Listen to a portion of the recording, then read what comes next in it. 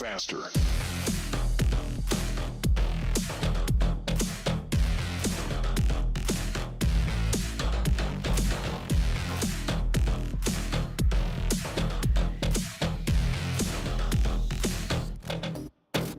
Go.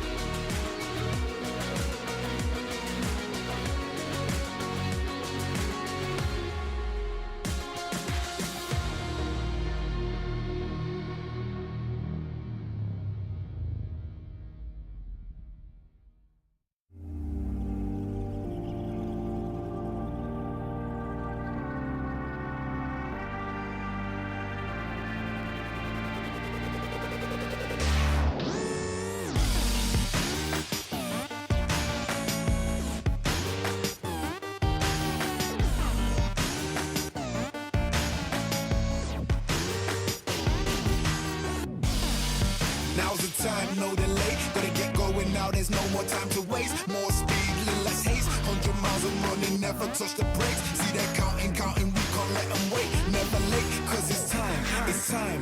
We eat the beat and heat the street. Gotta keep moving, zooming down that winning road, avoid defeat. Cause it's time, wanna move quick, gotta move faster. Wanna speed up, gonna move faster. Time is time, it has no master.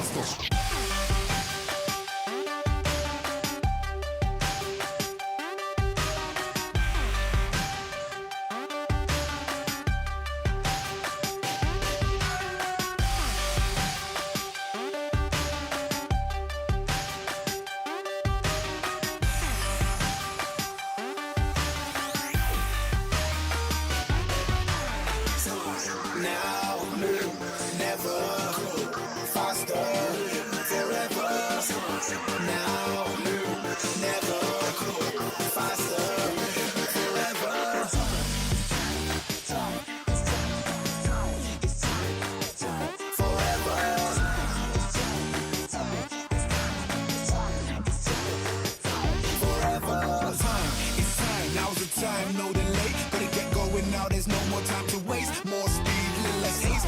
It's time, wanna move quick, gotta move faster. Wanna speed up, gotta move faster. Time is time, it has no mastery.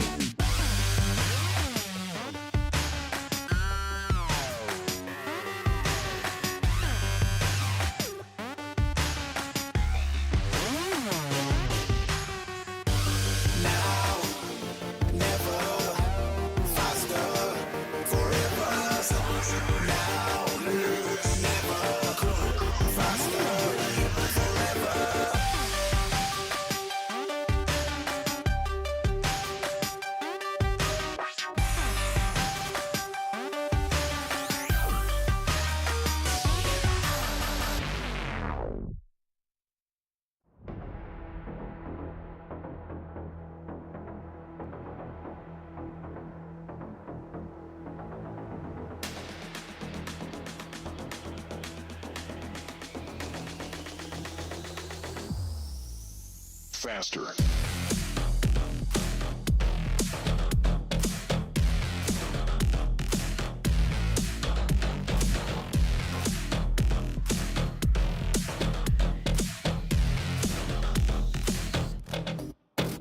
Go.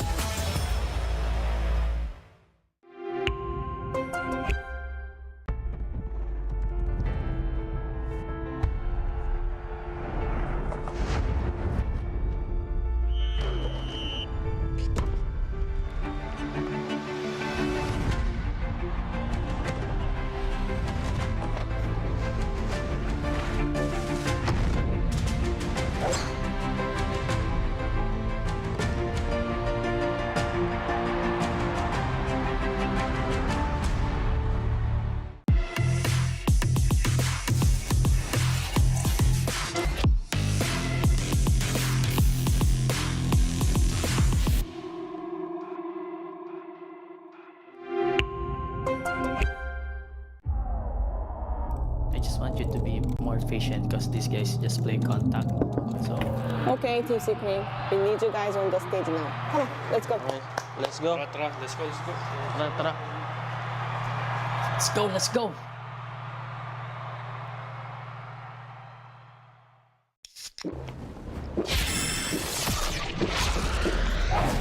Red Bull gives you wings.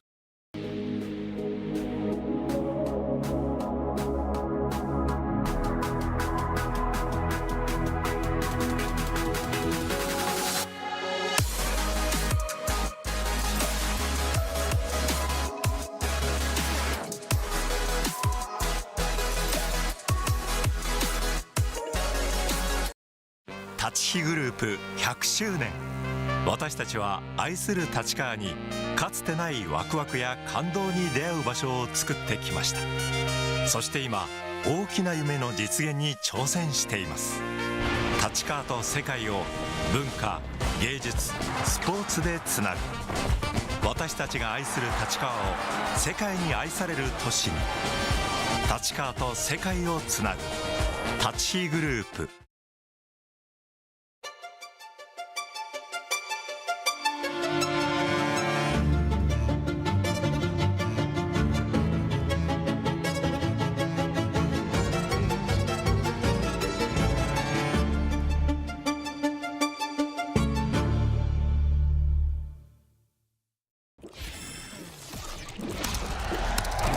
Red Bull gives you wings.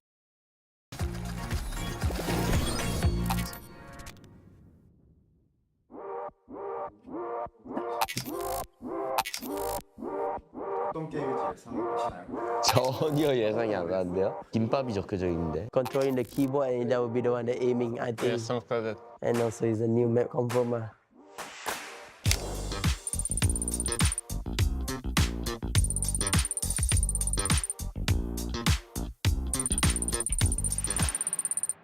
일단 이게 가장 어려울 것 같아. 양손잡이. 오른손으로밖에 마우스를 못 잡으니까. 뭐 제일 쉬울 것 같은 거는 김밥.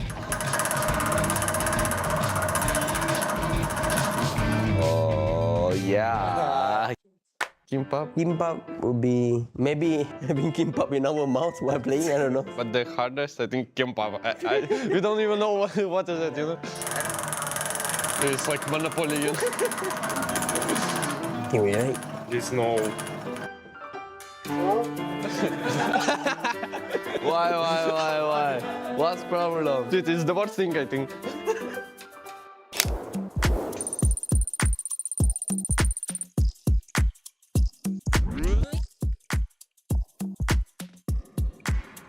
시야를 어떻게 김밥 형태로 변경해? 이렇게 된다는 건가? 여기 뭐 씌우는 건가? 그런가? 설마. 봐봐. 잘 어울려. 좋다. 오케이. 이거? 이게? 이지. 잘 안 보이네 살짝. 밝게 100으로 해. 되겠다. 밝게 100으로 해. Where are you? Where are you? Where? Coax. Correct. A side? Where is A side? There's no B and A. What the? Where is A site? Oh, behind you. Behind. Why? 어이 뭐해? Every time you get a kill, I will massage you. 뒤졌다.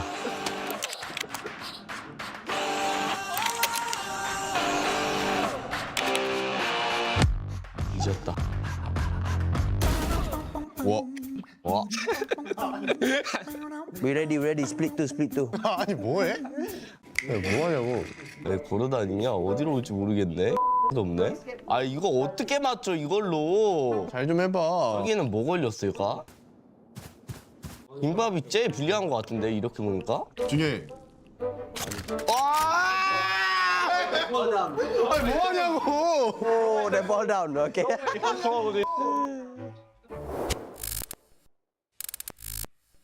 Next 2 kills, what I gonna do? We don't have to. We already qualified, bro. If you're playing this good, I think you can take the day off. As a coach, I will give you 2 weeks break, I think. 아 이걸로 어떻게 맞추지? 아, 그게 어렵냐? 이 가운데 조준선이 있다 생각하라고. 아니 조준선이 어딘데 어디? 아니 가운데 아니 야 봐봐 상대팀이 나오지 마주치지 쏴. 가운데로 해볼게. 그래. 그게 어렵냐? 그냥 조준선 없다 생각해. 그냥 we ready. You ready? Ready? Where are you? Give me key. I'm on CT spawn, I think. Yeah, thank you, bro. Thank you. Hey, have fun, bro. Have fun. Have fun. 내 생각에 걸어다닐 필요 없어. 야. We running, okay? Keep walking, keep walking. Just try. 왜 이렇게 잘 쏘냐고. 아니 이걸로 어떻게 쏘냐고.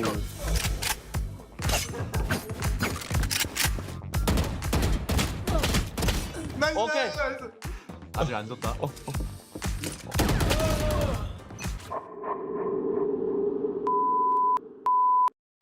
Five kills, that's it. The only thing that we can win, asset masters. Man. 저희 코치 무능해요. 예? 아니 선수가 이 디테일을 못 따라와줘요. 해볼래? 아니 그게 어렵냐? 아 나와봐. 아유 씨. Just a side game. Now we're gonna switch the roles. Go, go. Oh, I'm using 2 glasses, bro. 2 glasses, bro. He's close right, I think. Where? Beside. Yeah. Where? Wait. 쳤다. 잠깐만요. 와. 아 뭐하지? 피지컬. 안 되지.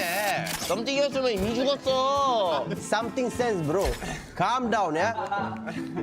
Never mind. Go A-side. Come A-side. A-side 오케이. 그럼 피지컬로 이기는 거야. Hey, this is not fair from behind. 아 뭐야? Oh, that's it,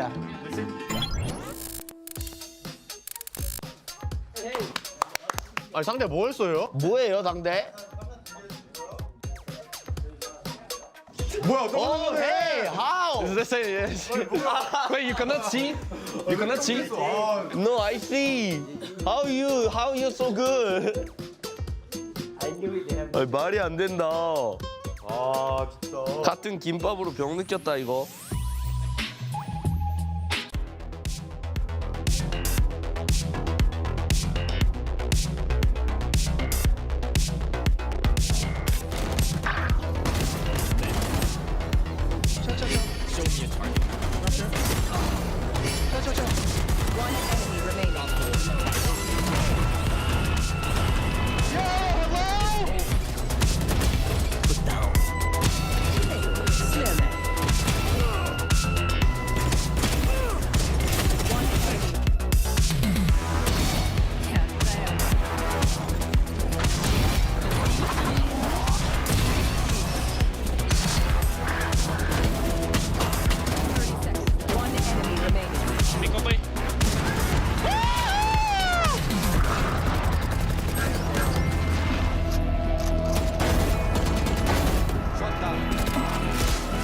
Last player standing.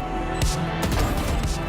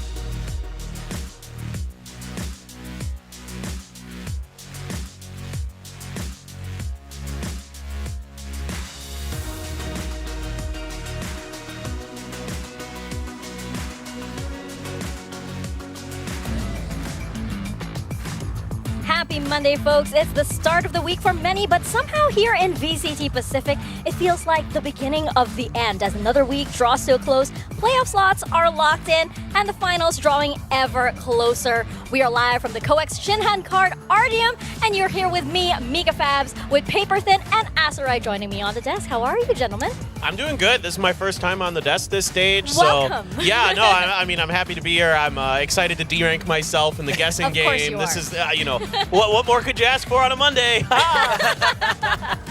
Gonna immediately drop down. I'm excited as well, taking a break from 2 days straight of intense casting just to kind of sit back, relax, and just analyze all of the, I think, sick matches that we're gonna have, for today. Well, I can't guarantee that it's going to be any less intense here on the desk. But speaking of intensity, by the way, I hear the finals tickets are just about sold out. It's getting pretty intense out there. For those of you trying to secure tickets, I believe they just went on sale just a few hours ago and they're like nearly gone. They probably will be all gone by the time I finish this The sentence. finals is gone. There's still semifinals tickets available. Oh, wow. Good Yeah. luck to everybody out there. XG also is coming over for the finals, so that's very exciting as well. We may get a live performance of Undefeated. Can't wait for that. For sure. Excited for that as well. Very, very excited because we got so many players that so many fans are waiting to see live, right? We had so many cracked performances throughout the stage 2, throughout this entire, actually, Pacific year, right? A lot of great plays, a lot of great highlight plays from like the duelists, of course, but a lot of these plays are coming also from the back line of the team, the sentinels of the team. So as we see, a lot of the star players are the anchors of these teams, Paperthin. Yeah, and we've seen how important this can be as somebody who can hold a flank for your team. They can really lurk very well, cover some of those positions that you need to make sure that the rest of your team can't be aware of because they're making an execute or they're defaulting somewhere else. So things like that need to come into play. Think about Meteor, players like that that are really, really good in these roles that have proved really valuable, not just here in Pacific, but globally as well. I think that, before we get into all of that, because you mentioned like Meteor, for example, just yesterday, Gen G locked in their slots for playoffs, right? And if we do bring up our standings, we can see that, it's pretty much set. We do have our 6 teams heading into playoffs right now. I feel like there was probably no surprise for these 6 teams. A lot of us have expected that these teams would pop off, but I think the saddest one, unfortunately, is that team at 7th place, which is T1, which unfortunately means that they cannot qualify for playoffs. Yeah, it is heartbreaking. I mean, after making Master Shanghai, you thought maybe they could come into this stage. It was going to be tough no matter what. It's really competitive around that middle of the pack spot in Pacific. They just didn't quite have enough, left in the tank to get through, so they made a few changes yesterday. Yeah, they got the win, but their destiny ended up being in Gen G's hand, who were able to take their match, take their win, and get themselves in playoffs. It was going to be a tough road no matter what, and it was going to have to take some things breaking their way to get there. But still, I mean, you got to think about it this way. For T1, you're looking for the next year, right? You're looking, okay, what pieces do we have in place? What do we think works? What doesn't? And then move forward from there.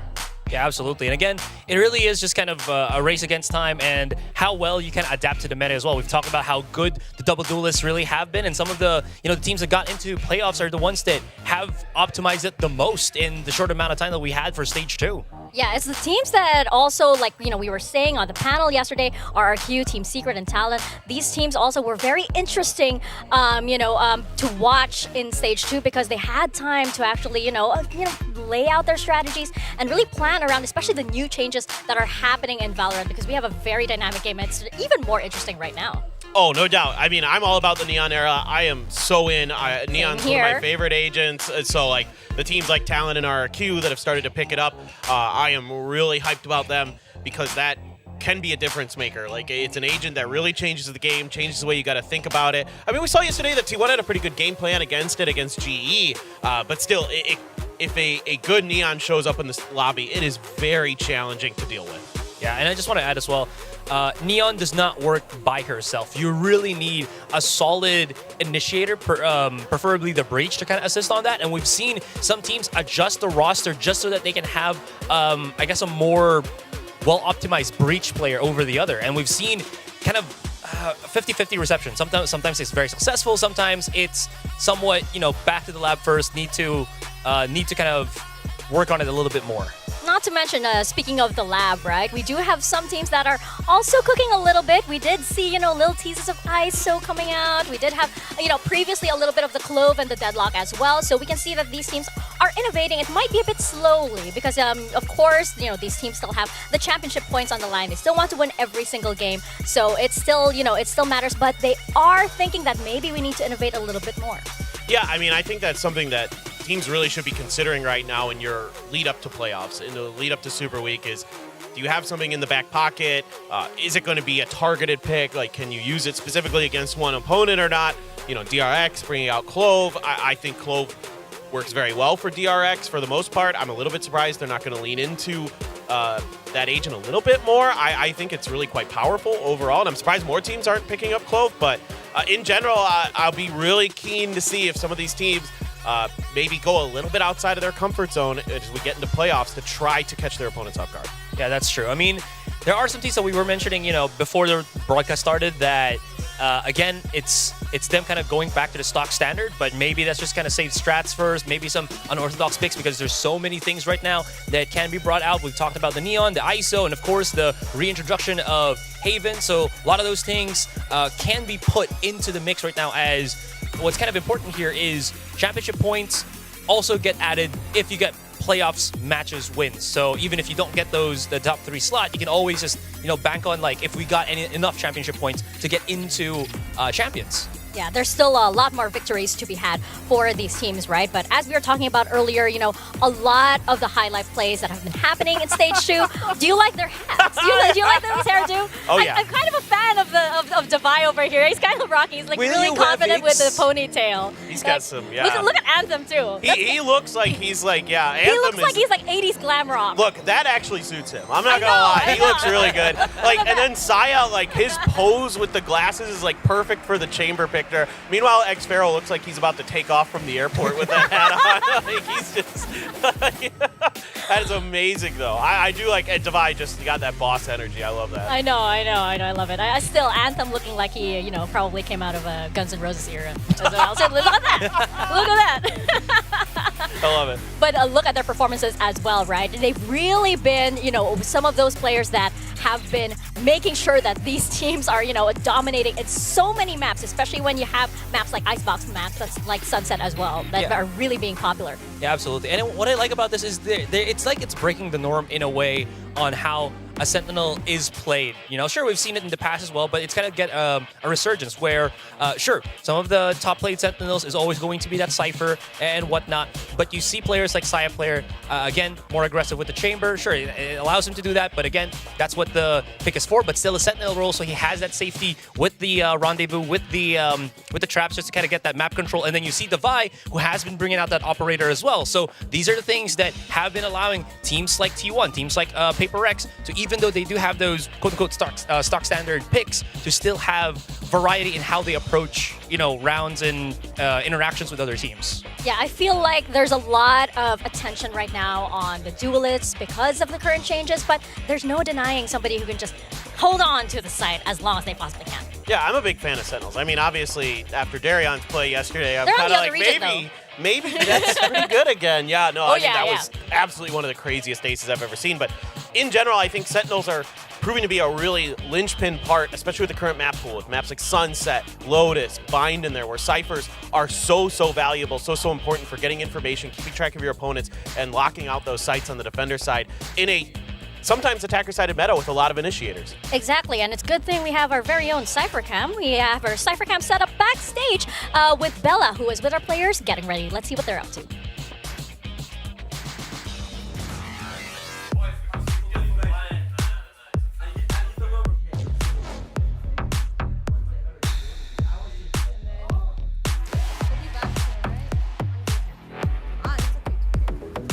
Hello, Devi. Hello.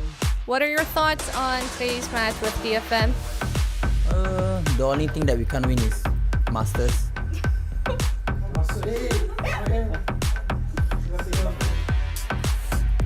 Yeah, I still stand by my word.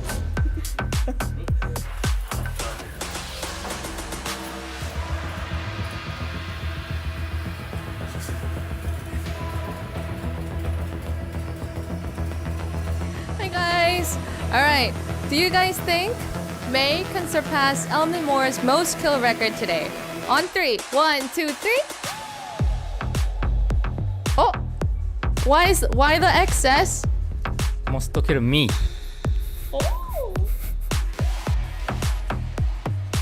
Oh, big promises, big words from both of our teams, but Davai, come on, man. I mean, everybody just kind of went, no, thanks you for the reminder, but yeah, the only thing that we can't win is Masters, is what Davai says. But no, I mean, I think that, you know, Paper X, of course, are still like one of the most dominant teams in Pacific. Their name is practically synonymous to this region, and I think that, you know, of course, with the current changes, it really does favor a team like them. So what can DFM possibly do to stand up to, you know, this team that's so well set up for success this time? Yeah, I mean, I think for DFM, obviously you're going to need the best performance out of all of your players. We know May's good, but, you know, we have seen glimpses from Sesu. We've seen glimpses from Medusa, Anthem. All the players on that team can step up. It's just they often don't. And the biggest concern for me with DFM, that we've been casting them, you know, together, and I watched them, I casted them with Zeta previously. Even though they got the win, I was very concerned about the utility usage and the ult cycling and the ult usage and some of the decision making, like on eco rounds with the ults and things like that, that I think need to be cleaned up so that they're winning that sort of war of attrition in the rounds with the utility usage. Yeah, and to kind of add to that as well, it feels like it's just a kind of byproduct of them switching around the roles, right? I was mentioning about how, again, it was Neth being put from Sentinel to Initiator that might have affected that kind of impact, or that might have impacted DFM. Even though it did look promising, it still needs to get worked on. Kind of wonder what a level like 2000 May is going to look like. It's going to be like right in your face. Well, yeah. Just the eyes, just staring his intently eyes, at you. Staring into your soul. And it's like, you know that meme of the cat, you blink and you turn away and it's closer and it's closer, it's closer. That's May. That's May, basically. Wherever I go, his eyes follow me around the room. I know. You lean over here and he's still looking at you. But that's exactly how he has to approach Paper Rex, right? There's a lot of pressure on this guy's shoulders, especially since you're dealing with one of the most aggressive teams. However, DFM did say that they feel like they got a primer for the aggression that Paper Rex is about to, you know, unleash on them, because they went up against TLN last time, which also did come with a lot of heavy aggression from Governor.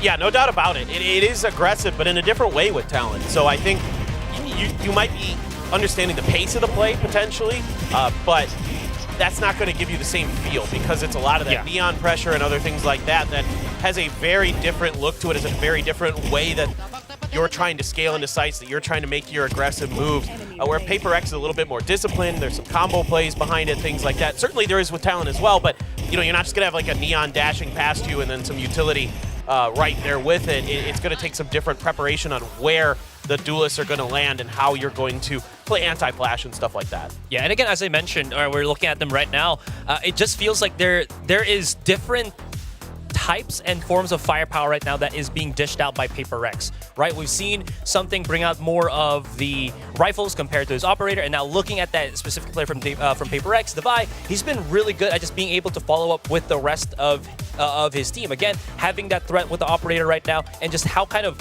calm he is in such stressful situations is great for Paper Rex, that once you have that battering ram already into the site, the follow from Davai is just so complementary to their style. There's very little actually for a DFM to lose in this match, right? Because they basically just have to go all in. For Paper Rex, though, you know, there is seeding that is at play here. There are championship points that are still at play here. And I feel like, you know, it's that battle for first that we saw earlier. DFM could actually have the final say here for them. Yeah, absolutely. I mean, Bleed almost played spoiler yesterday, so why not DFM? Exactly. Why not? I mean, I'm all about it. And I like that we're highlighting Davai and Medusa here, because when Medusa has been impactful for DFM, that's when they've had some of their best performances. When he's able to clutch out rounds, he's like 6-22 this stage in clutches. That's pretty darn good, especially for like a Cypher player, which is a lot of what he's been running. So he could definitely be a difference maker here. We've seen that sometimes Paper Rex in their post-plant scenarios and stuff have fumbled those a little bit. It seems cleaned up now, but maybe he's able to take advantage of that. Yeah, I think that, you know, of course, we are looking at the players like Davai, even players like Mindfreak, right? That, you know, you think Paper Rex and you don't automatically go to them, but they are there. They are that backline. They are that fail-safe for Paper Rex, right? Unfortunately for DFM, I don't feel that they have a lot of players like that. So going into our map veto, which we'll see in just a bit, I feel that DFM, they have to rely heavily on Mei, but if Mei cannot perform, what is the answer then, right? You mentioned all of the other players, that need to step up. The question is, can they at this point in time when there is so little time left remaining in this stage? I'm not sure. I mean, Nobody is. I have concerns. I have concerns. I'll put it that way. I wish that DFM show us continuing improving performances, but they always seem to have at least one map that looks messy, and that for sure needs to get cleaned up here. At the end of the year, it'd be great, and then again, you can reassess for the following year. How you want to, keep your players or not. What do you want to do with that? That kind of stuff. So, all right. So bans come through. What did we get rid of here? Yeah, it's Split and Ascent that was removed. But I was about to mention as well that DFM might want to reel the map veto towards these. You were mentioning about how it's a lot of firepower on Mei and the other teams kind of just still catching up to that. They might want to go for just more of these compressed type of maps. Ascent was one of the things that was kind of going in on my head, but Icebox not really looking too bad. I was also wondering if we might be seeing the Haven because both teams didn't really look as clean. Even they both lost it as well, so I'm curious. But for now, it is going to be that Icebox and Sunset. It's funny, right? Haven is such a classic map, but just because it's been reintroduced, we have a lot of teams that are actually avoiding it. Just like that final ban that we have here, the picking Lotus, or letting Lotus rather be the decider instead. Yeah, pretty curious about that. I mean, we saw the deadlock on Lotus for DFM the last time. It didn't look like the ideas were fully fleshed out. They had similar problems on Haven. It seems like the 3-site maps are a little troublesome for DFM in terms of their calling and their overall game strategy. But Icebox, I think Icebox Sunset just leans pretty well for Paper Rex. They've been really good on it throughout this year. They've kind of run with the old school, 2 years ago Icebox comp that everybody was running with the Sage and the Viper and stuff like that, but they make it look really, really good. Like you've been talking about Devi, using that operator sometimes has really been impactful. And for DFM on the other side, Mei on the Jet has been statistically his better agent so far this season. So yeah, his raise is kind of where he made his mark. We know he's got a really good raise, but his Jet may actually be even better. And here I thought we were going to get Haven again, so maybe we could get Jing back on ISO. Yeah, I was kind of open for it, but I know. But no, I feel like Icebox is also a lot of potential highlight plays are going to come out here, especially from of course you have the Paper X Duelist, but there's a lot again that Mei can potentially do here, especially when seeing, for example, Darion's performance from yesterday. Potentially you could be inspired by that. Yeah, absolutely. And again, they have been working pretty hard on how their initial plays are on Icebox. The last time that we saw them here was against RRQ, and it did go a little bit farther. I think RRQ still won the series, but it was very close, and that was I think testament to just how much time and how much improvement DFM has gotten from stage 1 coming back into stage 2, and that's what a lot of teams were trying to do. Now it's just trying to see how they kind of close this out, even though again they might not have a chance anymore for playoffs. They still have a chance to improve while the tournament or the stage 2 is still ongoing. Yeah, there's still there's still a statement to make, right? And of course, this is still Pacific, and this is still the best region in the world, by the way, ladies and gentlemen. Of course. And DFM, they just capture the hearts of everybody. Just because you have a lot of times where you have teams that are winning all the time, just like Paper Rex, and then you have this one team that was winless last year, managed to get that one win in stage 1, another win. It's slowly they're improving, and everybody's had those moments where you're just trying, and it doesn't seem like it's enough. One day it is. Is this still about DFM? Maybe not. But it's why they also have such a massive fan base. Yeah, no doubt. I mean, there's incredible players on this team. It's just the consistency hasn't been there. The game plans kind of seemingly crumble at times where they're not really able to keep up with what they wanted to do, or the other teams are able to quickly kind of tear apart the ideas that DFM had, and then they start having to rely on Mei to be incredible. Yeah, Mei's made his name throughout the world. Everybody's talking.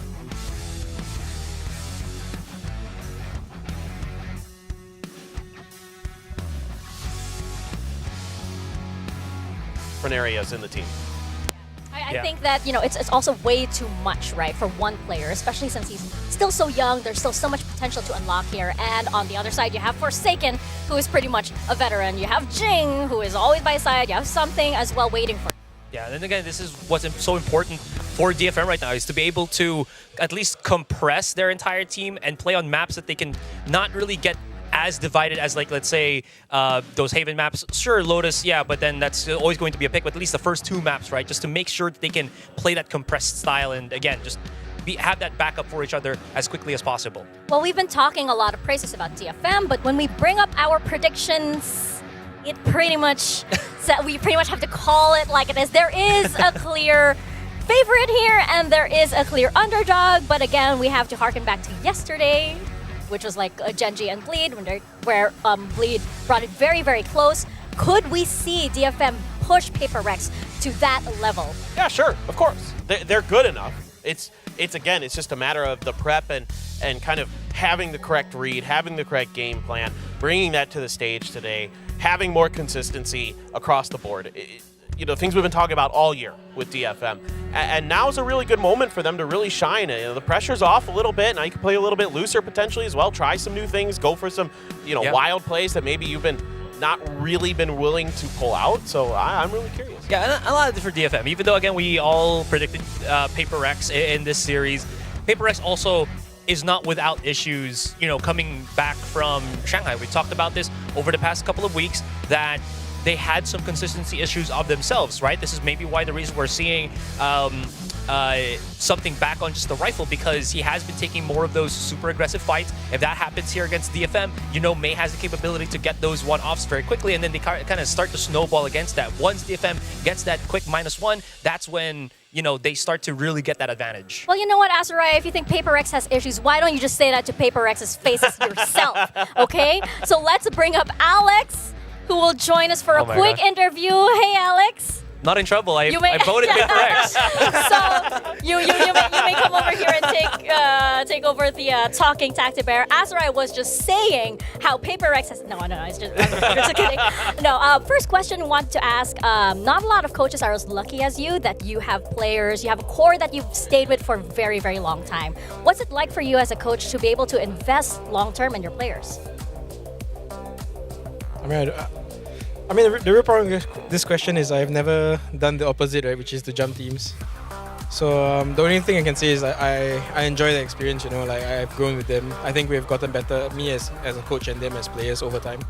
I have the opportunity to do self-reflection, I think, and get feedback immediately because I can see what's happening. And there's no pressure on me, like right now, as of right now, to like perform. You know, the boys are really, really good. So I think, I mean, yeah, it's a unique perspective, I guess, like experience I have. That's awesome. I want to ask a little bit about, in my mind, something I've been seeing, and you can disagree with me here. It seems like you guys, it seems like you guys have kind of gone to, on a lot of maps, more kind of stock standard agent compositions. You guys have been widely known, right, for being kind of innovative. You know, you guys bring All Arena, we saw the ISO and the Yoru on Haven, stuff like that. But like on Split, Icebox, maps like that, you're kind of in a zone. You found like the old school meta, and that seems to be working for you. Can you tell me like the thought process a bit behind that? Kind of, you know, I think a lot of fans kind of look at Paper Rex and go, oh my god, you guys are going to play this wild stuff, but now you're kind of back to sort of some level of normalcy. Yeah, I think after Shanghai, I think we looked at it and we're like, okay, maybe we're trying too hard, you know, and I think we need to go back to basics, and basics means the meta, you know. So I think we're trying to see and learn from it first before we try anything special. So yeah, we are going back to some standard stuff. But there's Abyss, you know, it's going to be a fun map. We'll see what happens. Okay. We've been That's what I like to hear, though. That's what I like to hear. Okay. It's already available. Oh my goodness. Okay, so just gotta add from what Paperthin was, you know, asking about the compositions and whatnot. You know, with all the consistent and consecutive tournaments, you know, with Masters and Stage 1, Stage 2, has that kind of affected, or has that affected the way that you guys train? Do you guys just focus on the fundamentals as a team? Do you try to branch out with strats with little time to kind of prepare for the next tournament? How do you guys approach this without, you know, revealing too much? Yeah, it's been like a super condensed season, you know, so yeah, it's hard.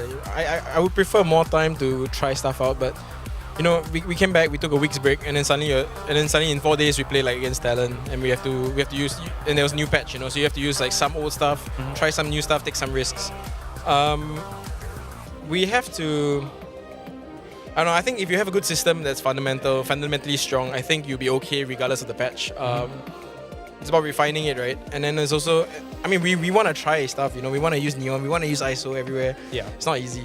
Like, there's so many things you have to unlearn when you play like a guy that cannot dive or two guys that can dive, and we only play with one now. Like, it can be very, very difficult. So our approach is basically just, I know we're lucky, we have a decent score on the table, you know, so we have time to experiment. Yeah. But I imagine that if we were doing a little bit worse, 0, like we would stock standard everywhere. Okay, fair. I have to bring it back to your earlier answer because I saw that big smile on your face when you said Abyss. Yeah. So I'm just curious what the team thinks about it. Maybe potentially for future stuff. I mean we like the map. I can tell you what. Why don't you guys guess who fell off first? JJ. Yeah, I was gonna say second to fall off. First was Jason. Jason. Okay. He hopped off. I knew it was one of the two. 1 second later, JJ followed. So we were like 5v1 in the scrim, and we wanted to kill the guy at like, I think it was B-main. And they both hopped around the corner and straight away died. Yeah, so the next scrim after that, Lish fell off. B-bomb side. He was standing there and the smoke got flashed, he just went straight down. So has everybody fallen off at this point? No, only those 3. Oh, okay. This new mechanic. So it's also mind freak and something like holding We're gonna fall off a lot. It's too risky. If you take too much risk. This is what we need right now in stage 2. That's why we love Abyss and can't wait for it. But I do think we have a question from our viewers. So let's bring it up onto your screens. The Curious Wingman asks, is it easier when you have an assistant coach with you, slamming the desk with you? I mean, now there's someone to talk to, you know. Usually I talk to myself, and then I stand there. So I haven't really reached on camera recently, which is, I think, a good thing. It's improvement.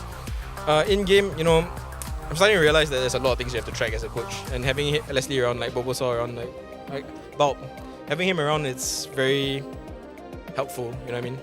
I think what we initially wanted him to do is come and work on our comms, because there's nothing to panic in the comms. And in the past, when I've worked with him before, he used to be that was his greatest strength. Like, he was very good at communicating, and also like he had a unique view in the game of another game, you know, where we work together.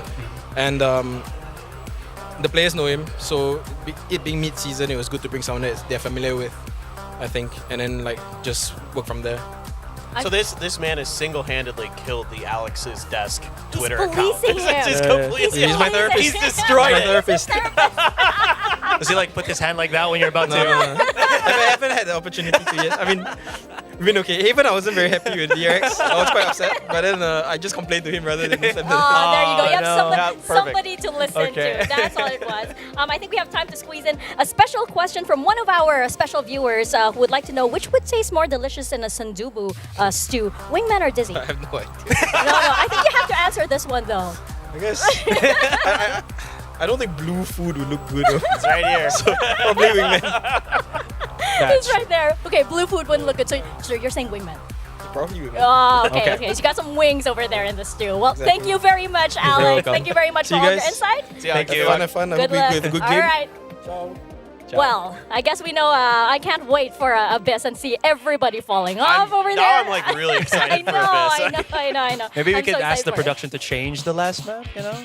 Yeah. Can we just get Abyss in now? Abyss is suddenly the decider for all maps, by the way. Rules be damned. Like, we're bringing Abyss in. No, but it's really insightful to see, you know, a different side of Paper X as well. It's really rare, I guess, for us to be able to see all of these teams like mature over time. Yeah. Paper X is one of those that we're lucky to see, you know, evolving as you know the years go by, because this team has just stuck together through thick and thin. Yeah, and I actually wanted to have a follow-up question to Alex, but he already answered it with how he was you know, portraying Bulb. I wanted to ask, like, does he have a different view from the team? He didn't specify, of course, because, you know, that's probably like a secret for them, but he did. So that means that there is at least extra stuff that someone else from different point of view, different set of eyes that can look into what Paper X is doing, try to maybe change that up a little bit. And maybe we're already seeing the effects of that in the previous matches that we've seen for Paper X. Yeah, it's always good to have an exchange of ideas. Yeah. It's always good to have somebody, you know, to listen to talk to. That's why I appreciate you guys. Aww. What is it? this? What is this? What is this panel? Well, we are about to get into our first series of the day, PRX versus DFM. Any quick and final thoughts before we toss it to the stage? Let's go. I'm excited. Ready? It should be really fun. Ready It to should be have fun. explosive. Ready to have fun. I feel like both of these teams, you know, they have nothing to lose. They can throw it all in. And I think now is the time, especially for that. We're excited to see all of our highlight plays. We're excited to see the duelists really kick it into high gear here. So let's throw it on over to our stage to get started with PRX versus DFM.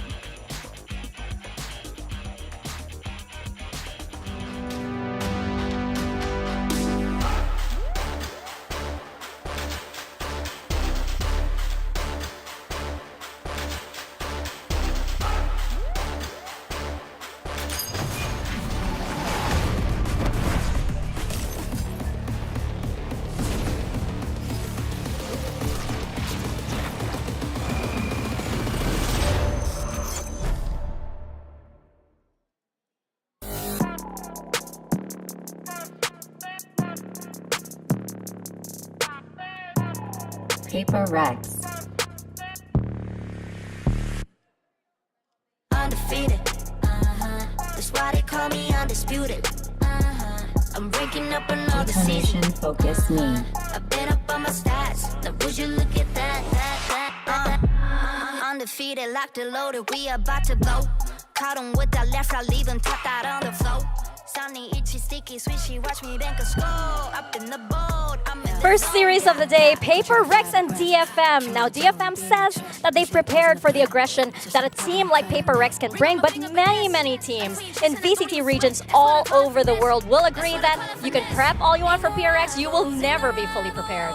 That is 100% true. There is no way you're ever fully prepared for this team until you played them a couple times. Then we've seen that some teams can get a handle on it, but I mean, I think DFM, look, they have a shot. They always do. It's just going up against the #1 team in Pacific right now, who look really comfortable so far this stage.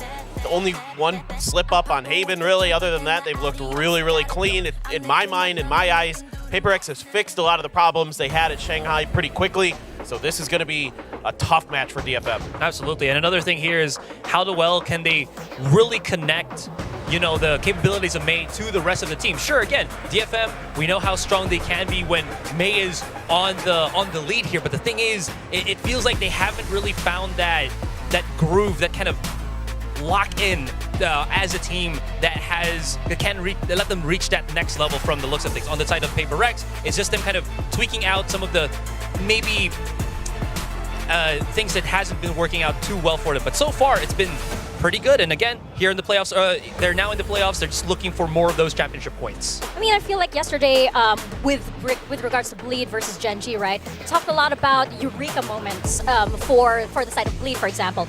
I feel like DFM have actually had those eureka moments already in the past, like as compared to Bleed, that we are still waiting for it. Probably had it yesterday, but DFM, they have had it already.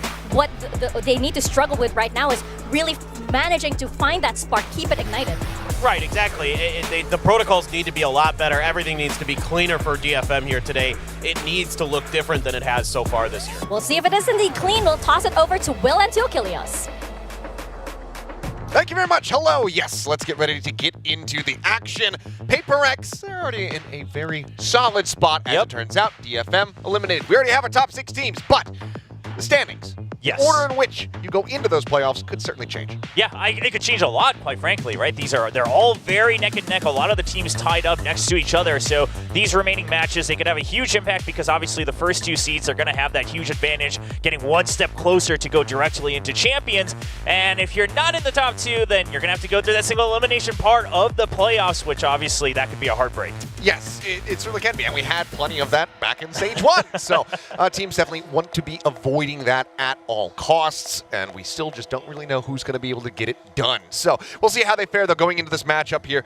Obviously, odds very much stacked against DFM. They have made waves. They have had some incredible performances, but Paper X, right now here in Stage 2, have been looking like a different beast. As Paper Thin was just saying, it seems like they very quickly have just fixed all of the issues that we were seeing from them over at Master Shanghai. Yeah, you know, the overconfidence, kind of the individual plays that started to creep up a little bit too much.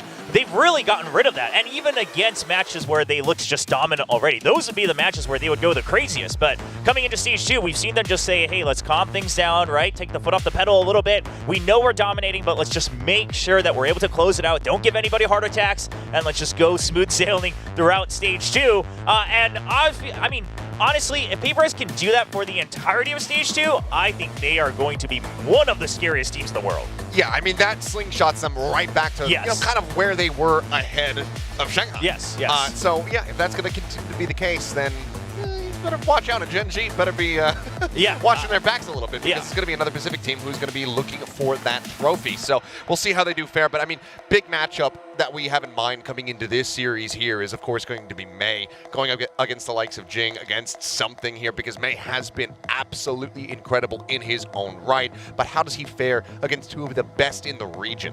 Yes, it has been very impressive that he's putting up very similar numbers that he's had, obviously, back in Challengers Japan, now here against the top dogs of Pacific.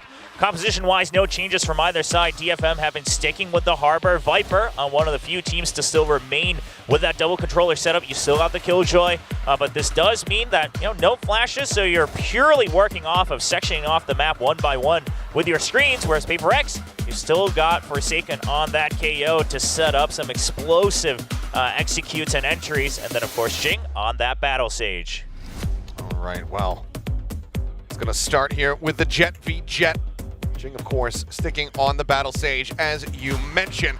Let's see, though, if Mei's firepower is going to be enough to go ahead and break through the ranks of PaperX. As we get ready to jump into the action here for our opening series of the day, last day of the week here in Week 3. DFM versus PaperX. Let's see if this Japanese squad can do some damage to the playoff standings of PaperX.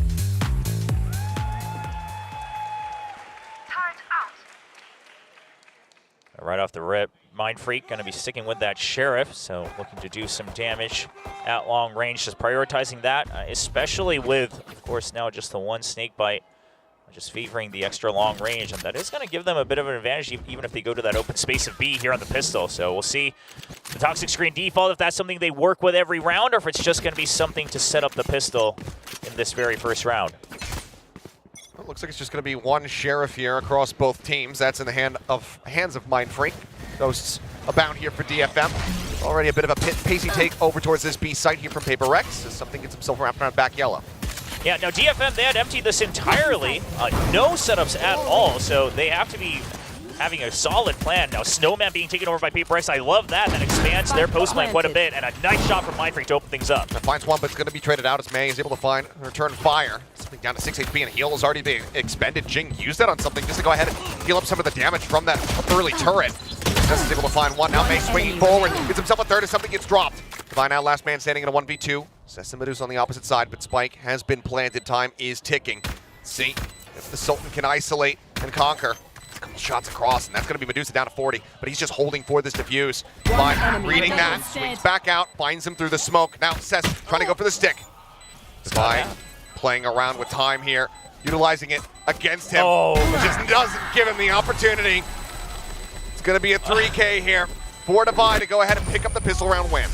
I mean, you have the half. This looked like such a doable round for DFM. Mei with a great swing around out from the site itself to wrap around Snowman as his teammates draw a lot of attention in the back of the site.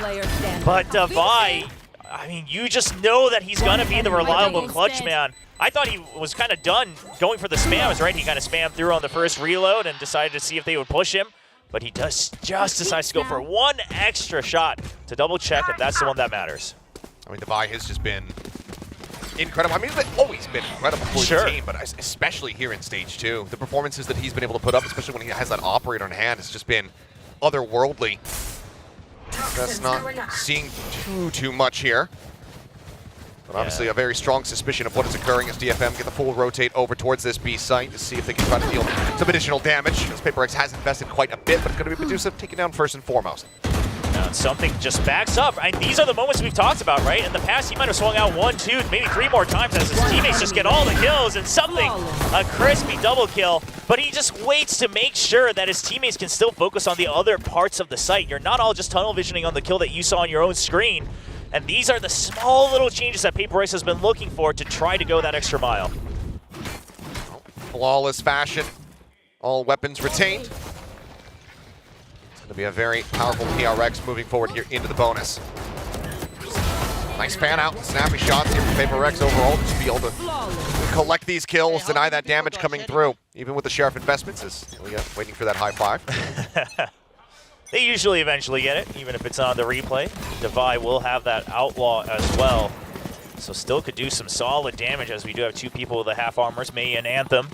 Some crucial members as well, right? The two that really have been trying to lead the team by example with their frags.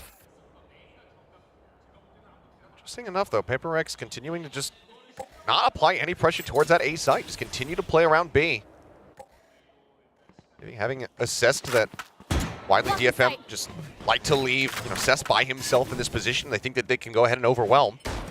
So the jiggle peek out. Yep, spots at least a couple players there. Slow orb going to be coming through. Flash connecting, but no one swinging. PaperX still biding their time with this. Means the DFM don't begin to rotate quite just yet. Medusa's position is very good, though.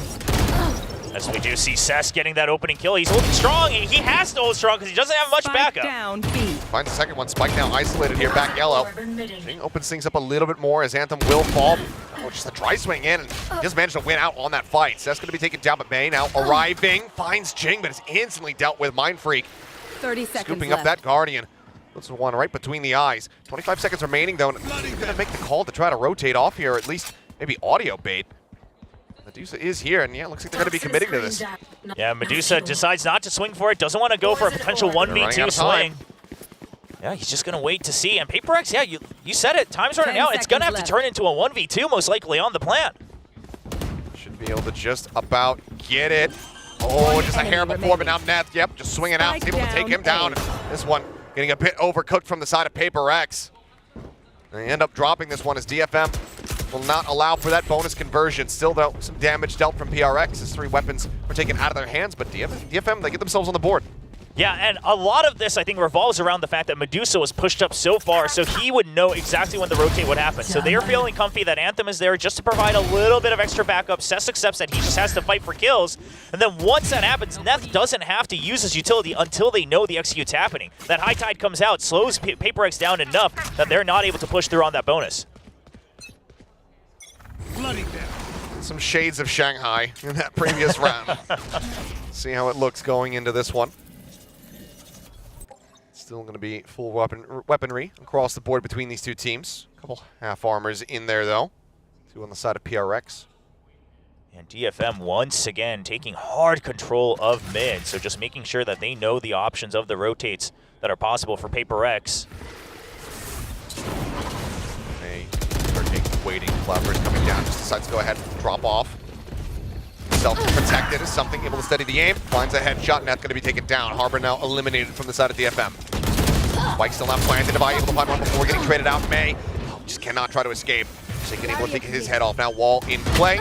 Anthem going to be noted with the 2v4. DFM may just have to make the brutal call to save. Yeah, I mean, you're spread out. You can't double team this, and your credits aren't looking great. Anthem's trying to make a move for it. Sure, if you get an early pick, maybe it's a 2v3. But PaperX is playing this so well. I mean, they're bunched up on the site. No one is overextending. They've all got each other covered, at the very least, to make sure they can get the trades. Yeah, that should be the signal for him to just say, all right, listen, they're not giving me an easy pick, and no one is coming out 1v1ing Cess either. Yeah, will just be the back away. Cess just pulling all the way towards that B garage, just in case. And that's going to be PaperX not allowing for DFM to string 2 together. Get themselves now up 3-1. Very clean stuff, just the trade's not really fully being able to come through for the side of DFM to make that a bit more of an even matchup. I have to just opt to hold on to the weaponry. Yeah, so DFM is playing with quite a bit of commitment on saying, hey, we're going to take control of mid so that when we do know the rotates come through, we can be ahead of them. But what if they just never rotate, right? I mean, you have to have that prepared. Maybe you're always going to have some good retakes, but you all have to be on the same page And that just did not happen here on the A site. So it might not even matter that PaperX never figures out that mid's getting, completely controlled by DFM, because they might just not care. There's been no lurks. There's just never been any sightline for PaperX into mid. I haven't really been paying attention to it. It looks like they will just full focus here on A. Knives pulled out from May. As that 0 point comes across, we'll have to go ahead and resheath them. PaperX just poking and prodding, getting the spot out, decide to rotate off. Well, Cess is quite far ahead on green. He's going to get first contact, but he's getting into a position where he has to watch too many angles. He's got to check everything just to get himself far forward, and then as he's doing that, something strikes. Headshot found. Medusa pulling off mid. As Devi hangs back on a lurk. Looks like he's not going to push up into that position. We'll just go ahead and rotate through green with the rest of the team. Reckoning at the ready, now going to be sent in. Neth, they're trying to open things up, but May is already taken down. Forsaken finds a headshot. That likely shatters DFM's opportunity to try to get a retake going here now in a 3v5.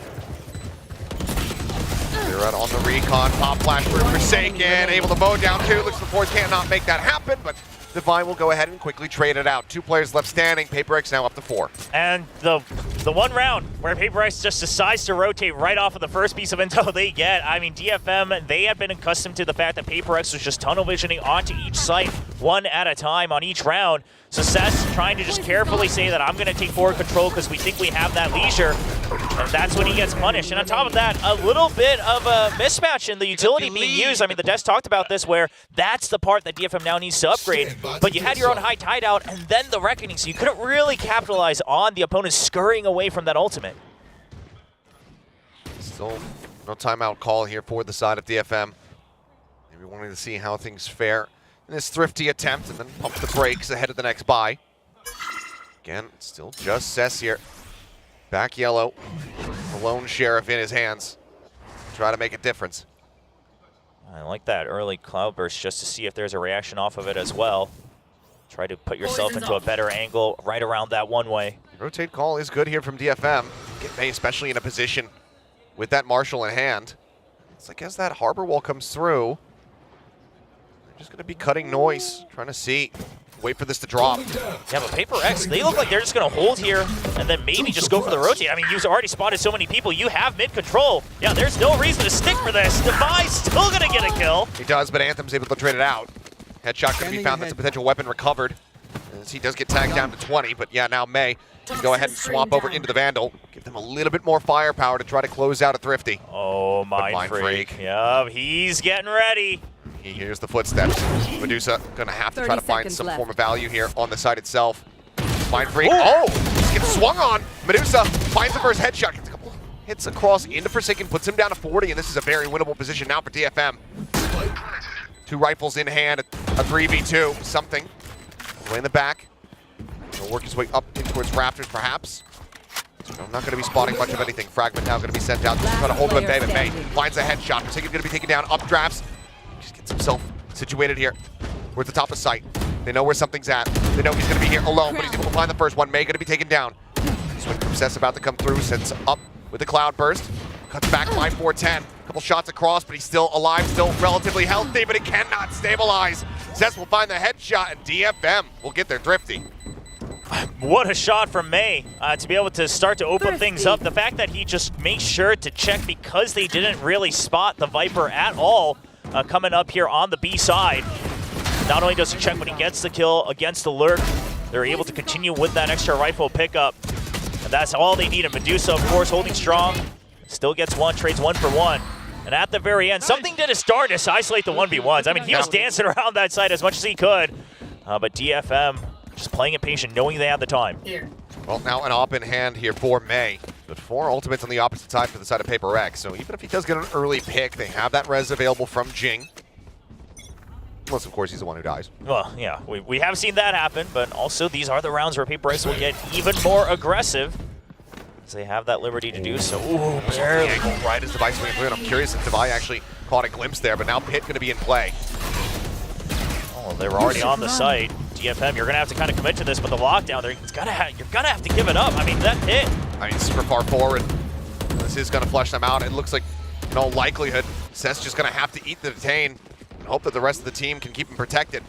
Oh, they're on the hunt again. So, I mean, something knows exactly what the game plan is. They even had a fragment at his feet, basically, so he was dead to rights. The pit now out of the equation. They're finding one. Something going to have to pull back on 410. Jing up over the top, finding Medusa now dropping down. You're going to try to slow up any further util, but Divine something both going to be eliminated here. Anthem at low HP though, snapping the headshot is Forsaken, takes him out, finds the follow-up, Neth will fall. 3 players still alive, Paper X not allowing for DFM to get 2 consecutive rounds. Yeah, I mean, those ultimates have been saved up one at a time, and they don't even need to use all of them, right? It's just a lockdown to counter out the pit. The advantages of Paper X just being so far ahead on the scoreboard, just with their frags, with their early calls, with the all-ins on each side. And once the pit goes away, right, you still have the operator. Sure, he trades it for a rifle, but you have to sacrifice it. I don't mind the call to stay in the pit, right? It's such a big commitment. Sure. But obviously, then you're accepting the potential of playing a 4v5. That or just hoping and praying that they will not find you. But I mean, listen, they did their best. They were trying to throw out a cascade as well, just to try to mask him a bit further. But Paper X got right ahead of it. As soon as they saw that tag that someone was detained, they know, all right, well, it's not the first floor because we're walking in, so it's got to be somewhere up on rafters. yeah, I mean, one of the biggest things you could have to really stave off that push is a flash, but you don't have any. Nope. That's the rough part. I mean, listen, this composition, it, quite frankly, yes, it kind of suits DFM, right? They want to play slow. They want to play very step-by-step. They want to be able to kind of go through these checkpoints. That's oftentimes when they look the best, and then May just turns on that switch right next to the finish line. But unfortunately, your opponents are that one team that just never respects any of that tempo against anybody. So we'll see DFM on the timeout. What's been discussed, because this isn't a round where you have a lot to work with. The Reckoning's come back from Neth, but they only have a Hunter's Fury as well as a lockdown to DFM, so not too far off. But obviously, you don't want to be in a position where you have to overcommit your ultimates just to get the round victory. There's a lot to potentially work through on the side of Paper X. Something creeping around. May down below. Does he miss the timing? No, he finds it. May going to be eliminated, and that's going to be the call to rotate back over here towards that ace set. But now, I mean, they have the pick of the litter, as Cess is also dead. yeah, I love the fact that Divine and Mindfreak were just staying stable, and now that they know they have the numbers advantage, Mindfreak's still going to stay over on B, right? See if maybe someone still pushes out on the lurk as something. Okay, not going to get that kill. With a classic, too. Solid from Medusa. Neth with a headshot. You will not kill Shuts out Forsaken. That's going to force out the res. And Jing brings something back into the fold. And they're going to start rotating their way out of A site. Yeah, but Anthem's still here with a Vandal. This could be a bit of a rude awakening. I do like that they're planting Mindfreak deeper into mid so that they have an extra option once again, because you still have 40 seconds. Lots of time to work with. Medusa working his way forward. Not ready for it. Anthem as well. Dropped that Vandal now. Just left on the floor. 30 Sold seconds down the left. Neth. Had a solid opening headshot to force this rotation out, but they are assessing his position. Devi, very aware, will go ahead and take him out, and that's going to be Paper X getting themselves now up to 6. Yeah, I mean, the multi-layer lurks here from Paper X, and once they know they have the numbers advantage, they go even deeper into the paint. You love to see it from Paper X. They play the maps when they need to. They start off with just all-inning on each site. That really throws off DFM's reads and their tempo. But now Paper X just staying ahead of the mind games to begin with. I mean, obviously, crispy shots help, but I think it's a little more than that, as you're always just going to have the comfort knowing that the main forces are strong enough to break through. And now, once again, looks to be a bit of an all-in setup. We'll see if Mindfreak eventually rotates back out towards mid. Turret set up. There's some KJ util here to try and slow things up, but there's an ult command pops already. Nanos having to be used just to try to dissuade. Ultimately, this site is going to be Paper X's. Yeah, they do have to hold, right here next to screens, though, because there's quite a few ultimates on the other side as well. Something's already spotted one. Reckoning coming through, though, and that's going to force something back, so he can't overstay and try to find the punish there on a Medusa. Shots across, Forsaken going to be tagged low by that Hunter's Fury, but kill cannot be found. Now the lockdown invested here from DFM. They look to try to flood their way out of the rafters, but Devi has other ideas. It's another 3K for him. I believe his third of the game so far. Now that Anthem able to find one apiece, bringing this back into a 2v3. They do have an operator, and there's just not enough time. Anthem likely going to have to just rotate out of here, go for the save here, as they both attempt it. Neth will be able to hold on to his weapon, takes out Jing. But ultimately, They're no closer to winning the round. Paper X now up to 7. 3 ultimates committed here for DFM on a full buy-to-buy round. I mean, quite frankly, Paper X kind of gave them that opportunity as well because they used the null command right off the rip. So you just say, okay, we're going to hang back. You use the Reckoning to push them back. You don't want to have to clear out every single corner. I don't mind that. I didn't mind up to the Hunter's Fury either. But after that, everyone's still so far behind that pushing people away, getting that one tag with the Hunter's Fury, it didn't actually mean much. So you still had to commit the lockdown, and then you're still trying to clear out the corners that never were checked. And it happens to be Uncle Devi, just comfy in his corner. Yep. He's going for this fist bump. Yep. Yep. That's another day of the office. That's a rough one. Looks like he's just clocking out. Yeah, he's just waiting to go on his fishing trip right after. That does sound like such a relaxing day. Yeah. First down, and okay, good straight shots there from Cess. Sort of something for a little bit more. Plant now going to be coming through behind the wall. Just going to be backing out. Devi might consider, if he's actually able to get the pick onto Anthem, Devi could become a menace in mid, just constantly drawing out a lot more attention. It's just, oh my God, he's just feeling it. I mean, just so poking, calm. prodding, playing around with Anthem, and then says, actually, for real though, I'm just going to wide swing. Takes it down, Mind Freak as well.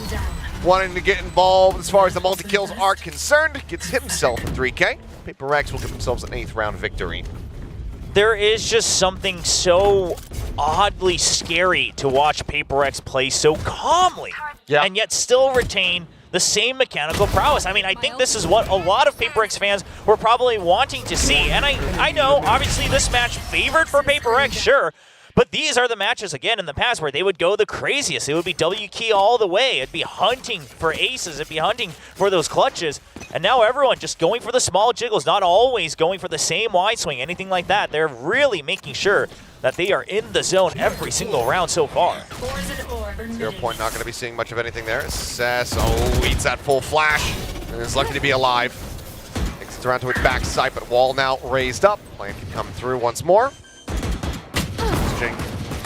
Not too far off, having a second res here of the half. Pit now going to be invested from Mind Freak just to really make things more difficult for DFM.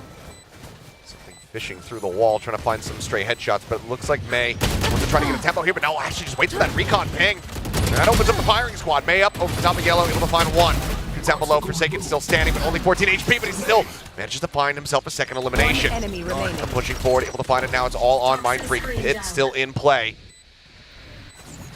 Been back to being the clutch king here for Paper X. Can he do it again? Finds the first, the bite to the line. Medusa steps back onto it, and now it's the 1v1. The swing out and Mind Freak, he does it again. Red Bull clutch, Paper X. No end in sight to this onslaught, now 9-2. I mean, this was planned out from the beginning, right? The spike is planted out on that wider angle so you can get an easy snake fight without having to have some crazy lineup from all the way back. And the alarm bot was set up to see if Mind Freak ever pushes out, but what a reaction on that swing out from Neth. I mean, Neth heard the snake fight. He thought he had a moment, but Mind Freak's quick to the trigger.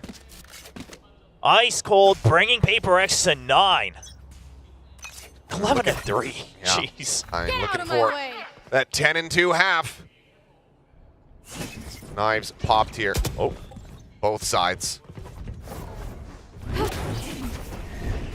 Something he wants to challenge.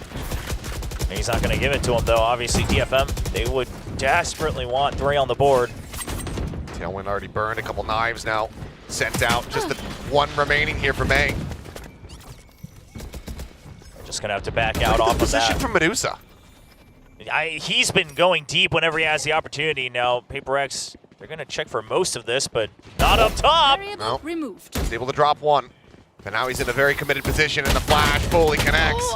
It's just going to be an easy trade out there as Avai picks up the kill. May pushing forward, trying to spot out whether or not they've rotated across, but a little bit late to the arrival, so it doesn't necessarily know whether they're over at Garage or not. I mean, you're hearing the KO, so May's going to get shifted over. He's trying to sell it, Forsaken, doing what he can to try to get them committed over to this B site, but DFM, they're still staying stagnant. 2 players with May lingering in mid. If May can get this, this is a good read. 30 seconds left. Forsaken similarly reading it, and he finds a headshot. Just not quite steady enough there from May. Interrupt on the plant, 20 seconds remaining. DFM trying to just run the clock down, and Anthem somehow comes away with that elimination. But Mind Freak over top of the box finds the first, spots out the feet, and Jing gets a finisher on the Neth. Plant now coming through, and it's all down to Cess to see whether or not they can get that 3K, but now he's put into a 1v4. Yeah, I mean, you know, he said they'll have to go through him, but right now it's him that has to go through the near entirety of Paper Rex.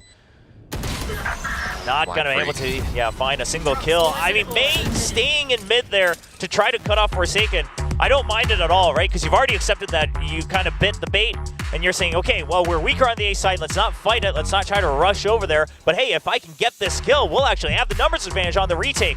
Unfortunately, over-adjust on his jiggle out to the left. And Forsaken's going to be quick on that reaction for a 10-2 half. Well, it's looking like a breezy day so far here for the side of Paper Rex. 84% projected victory here. Yeah, that previous fan sign said, even if you don't understand what Paper Rex is doing, just please consider it just cutesy play from Paper Rex and just accept it as it is. The thing is, there's been no ambiguity, no question, aside from the one round that rotate over to A where they're just running out of time. There hasn't really been anything explosive, questionable, surprising. They're just playing this straight up. It's like you said, it's weird to see how calm they're remaining. It's almost, everything about this is weird, right? The coach cam is still, the players are calm. Did everyone take like melatonin before this? Just feeling sleepy, just chilled out? Yeah. The performance de-hancing here for Paper Rex. But honestly, I mean, even when they push out to Snowman once they get the plant, they're not overextending. They're just trying to make sure that they have a variety of angles, and once they decide that it's disadvantageous, they'll back out. And these are the calls we used to not see consistently enough from Paper Rex. We'll see how it goes as they pick up 2 sheriffs this time, and both sides actually, DFM, in favor of the long-range firepower as well. All right, well, this needs to be an absolutely incredible attacking side from DFM, and it has to start with a pistol round win. Paper Rex were able to take the first one off the back of that Devi 3K clutch. See if DFM can get that first victory under their belt. DFM, once again, no flashes, and that recon, it has to get you so much value, so it's going to clear out pipes for now. It clears out both sides, but you're kind of stuck here for the time being.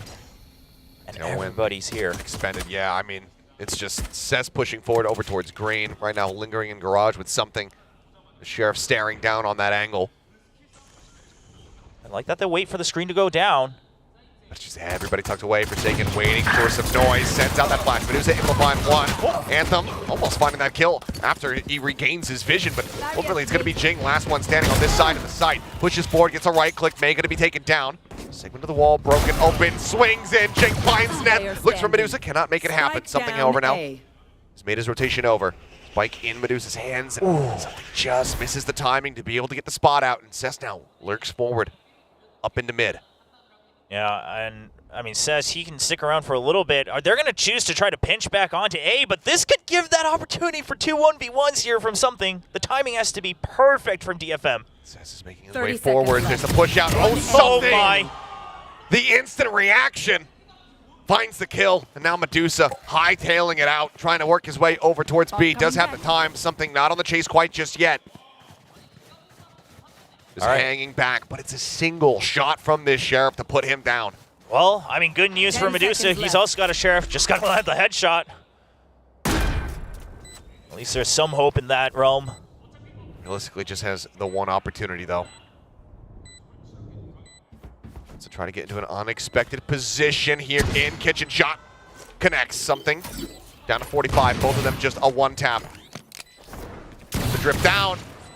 Shots exchanged, looking for the flick, cannot make it happen. A single bullet remaining there in the cylinder, something. Able to reload. Medusa opting to remain quiet, time ticking, spotted on the shoulder, and Medusa takes it down. A 4-piece here from DFM's Killjoy, and they get themselves that 3rd round win. Right through the corner of yellow as well on that container. Medusa played that so calmly. Knew that every time that something would go back for another peak, that he just had to keep repositioning and slowly back out. He's not actually playing for the kill the entire time, slowly backing out. But first of all, I mean, DFM being somewhat ready for that pop flash. That's where it all starts. Cut that noise, and Medusa, he's got to come up big on some of these rounds, and he does. He delivers on the first round of this half. I just doubled his kill count in that round alone. As well as getting halfway towards that opening lockdown. Something pushing forward, trying to get some damage in. Does put Anthem down to 70. Oh, he finishes the job, in fact. He's ignoring May down below, takes Anthem's head off. Well, that's the one guy who had a lot of utility to try to set you up for the execute. Yeah, how do you try to push up through these walls now? They just have it to backpedal here, but 3 swings, takes out Forsaken. Medusa also finds something at the same time, so now the man advantage is theirs. Sheriff scooped up by Mind Freak, Devi taking some space forward here. Just outside of Garage. Goes for the swing, spots out Cess, tries to go in for the challenge, but the Bulldog in hand, he will be able to take him out. Oh, and I love it. DFM just waits to see if they hear the audio of everyone rotating. Everyone from A just holds and says, okay, we heard some footsteps. We got the orb on green. We're good to regroup as 4 and make sure we have an advantage. Don't give away any further weapons. It's still a slow approach. The chances to do any kind of damage here very limited for Paper X. 30 seconds left. So gambling towards that B site. They're just going to have to rotate over, maybe try to get themselves in a position to die to the spike. I mean, you can tell how scared DFM is, though, right? That screen goes up, you have no other utility. You're like, well, I mean, it is Paper X. With this plant, though, Medusa now just one away from that lockdown. That's going to be a big tool to have, potentially going into a bonus as they look for a conversion. I mean, if they can carry over 3 of these rifles as well, which is another reason why they were playing so cautious, is that they have a long way to go. So they're still playing to try to win this map, which you love to see from DFM. Oh, I mean, yeah, you absolutely have to. It's not over till it's over. I mean, hell, look at the run back that nearly occurred just yesterday from Bleed. Right here on this map, too.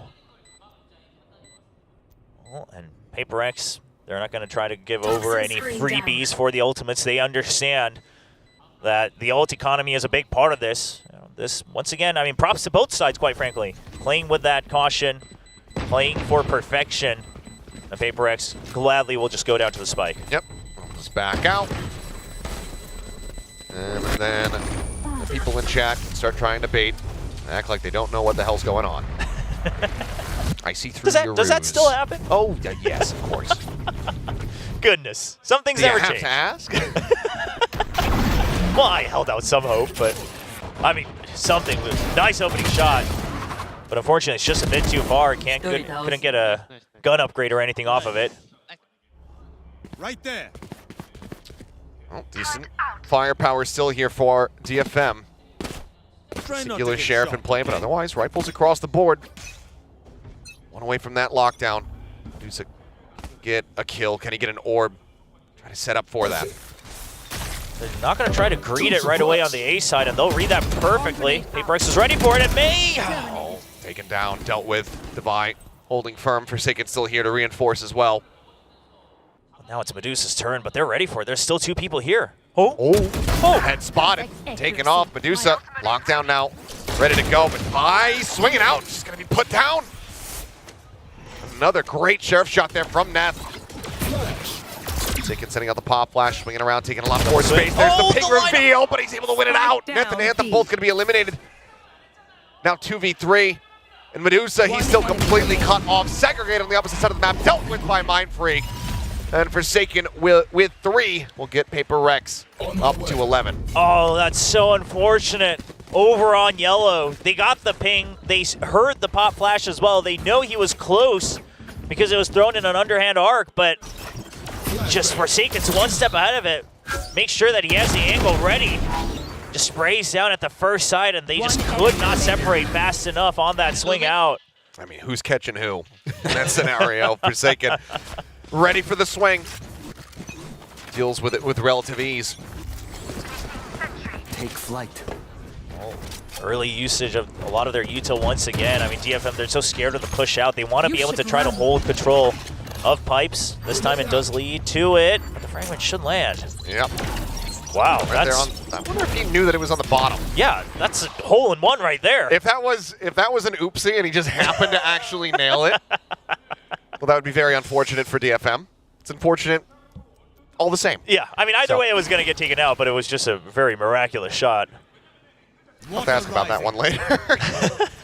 So now Walt coming up just to maybe try to So they're going to be trying to take some space forward here in this A site, but DFM very much have been forced to stagnate in their movements.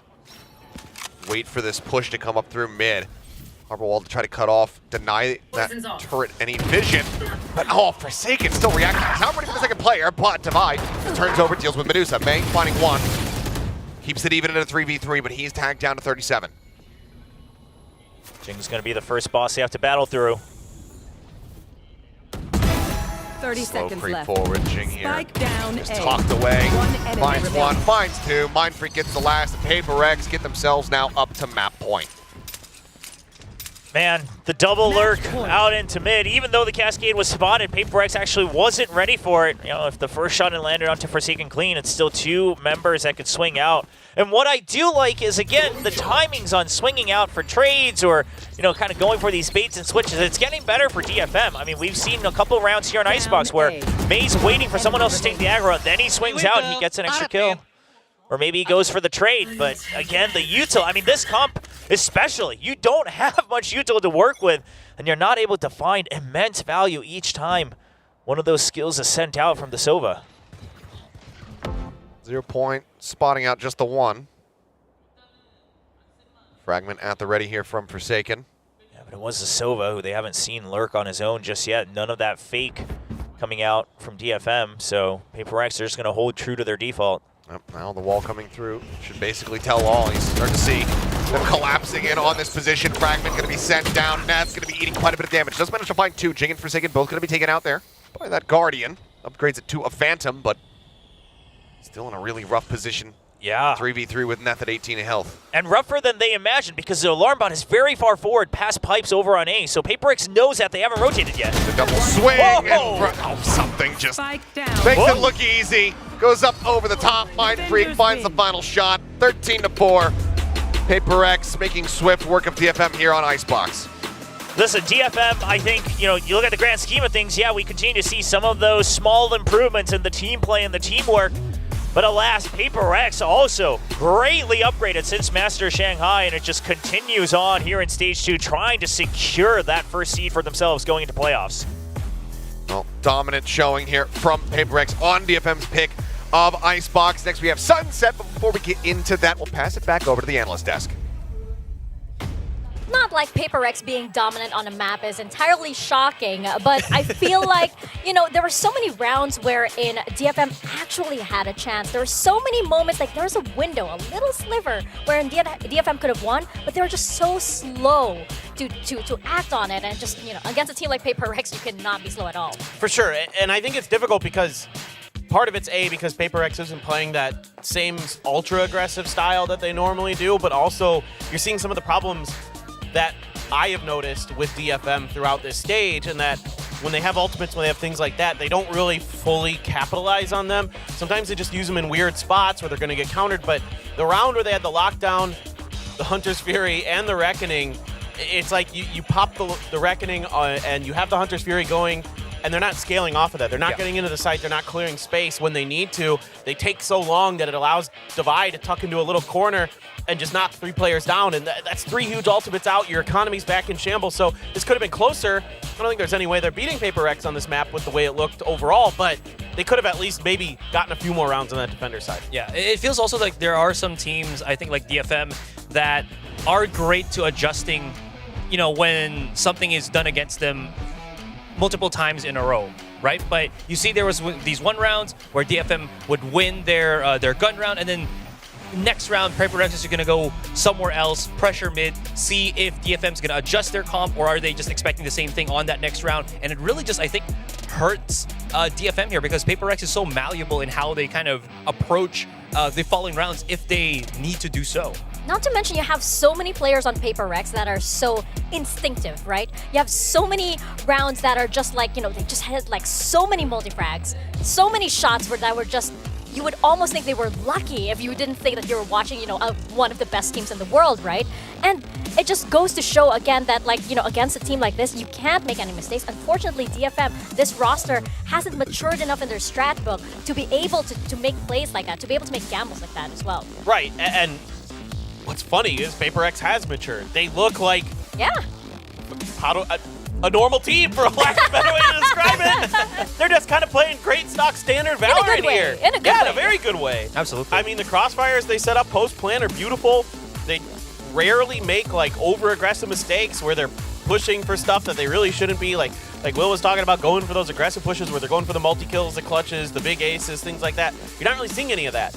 And that's scary as heck to go against, because you know that it's going to be in the back of their mind, and at some point they're going to do it to you when you're least expecting It's because of Alex's anger management. They're like, we need to overall be calmer as a team.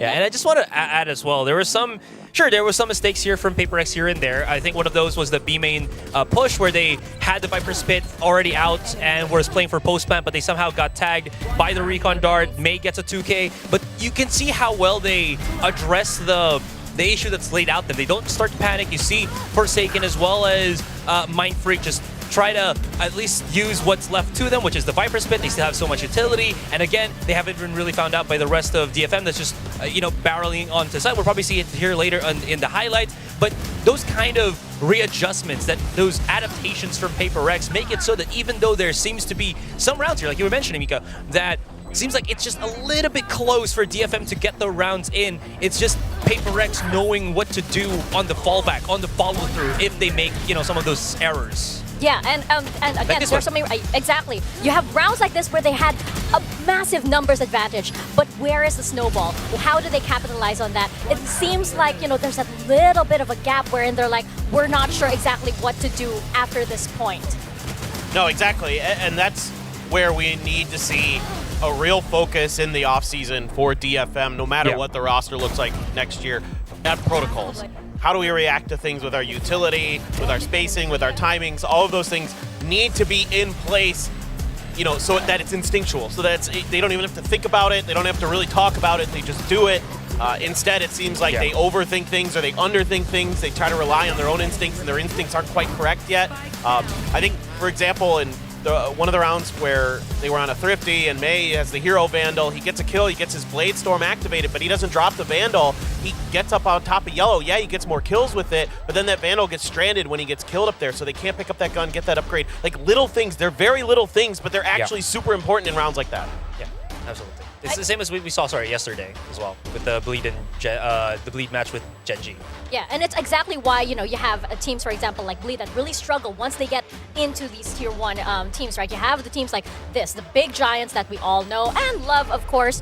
But again, it's like, what do you do afterwards, And I think that for a lot of teams here in Pacific, there is that true test, especially for rosters that have gone under a major shuffle. So I'm eager to see where DFM go from this and how they're able to reset once we go over to Sunset, especially since it's PaperX's map pick, and we all know that they're very, very comfortable on this map.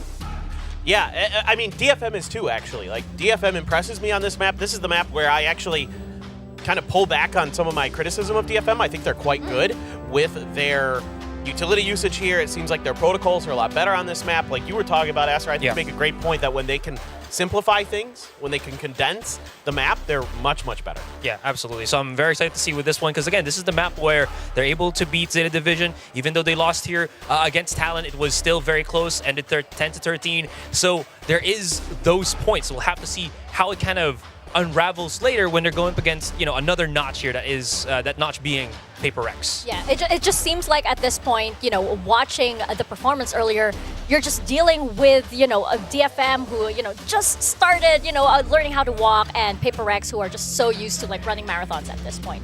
And that energy, that stability, all of the protocols in place for PaperX. You mentioned the luxury of having a team that barely even needs to communicate at this point, which is such a gift, because it's like you guys, 100% that you guys are all on the same page. Right. Well, and it's funny that you mentioned that, because Alex said in our pre-match interview that they've had to work on simplifying the communication because it started to get bad during Shanghai, right? But you can see that now that they're kind of more in tune with each other. They've really simplified the game for themselves. They don't need to do anything crazy. They've looked really, really good today. Well, and we're gonna make you do something crazy. We're gonna get into our guess endgame game. No, I can't anymore. I'm too old for that. We have our question for, yes, thank you for displaying our ranks in full glory over there. We love looking at it. Our question for this is, how good will May's average be on map 2? If you remember the May levels over there, we are going with that. And I feel like production is really, really making this difficult for us and putting us on the spot with this question and after that first map. But we have no choice. Ponder a little bit, gentlemen. Take out your boards. Oh no, my pen. I think we can just write down the level that you guys think May will be at. Give you a few seconds. I went a little bit nerdy on this one. I did some research. Last season, so if you remember last stage, I just picked the opposite of what I thought was going to happen. Yeah. Now I'm going to try and like serious mode in it and see how quick I can run myself down to wood rake by actually trying. This is... I see your goal. Yeah. This is very tricky because there's 4 options now. Yes. They're making it exorbitantly difficult for us. I just close my pen and I want to make sure I've got the right numbers. Bit of ASMR for the All right, viewers out there. All right, ready with your boards? Yep. Let's have it. Yeah. And okay. Ooh, we're both on level 10, and Azurai here thinking that May will reach level 50, which is 32 to 24 kills. All right.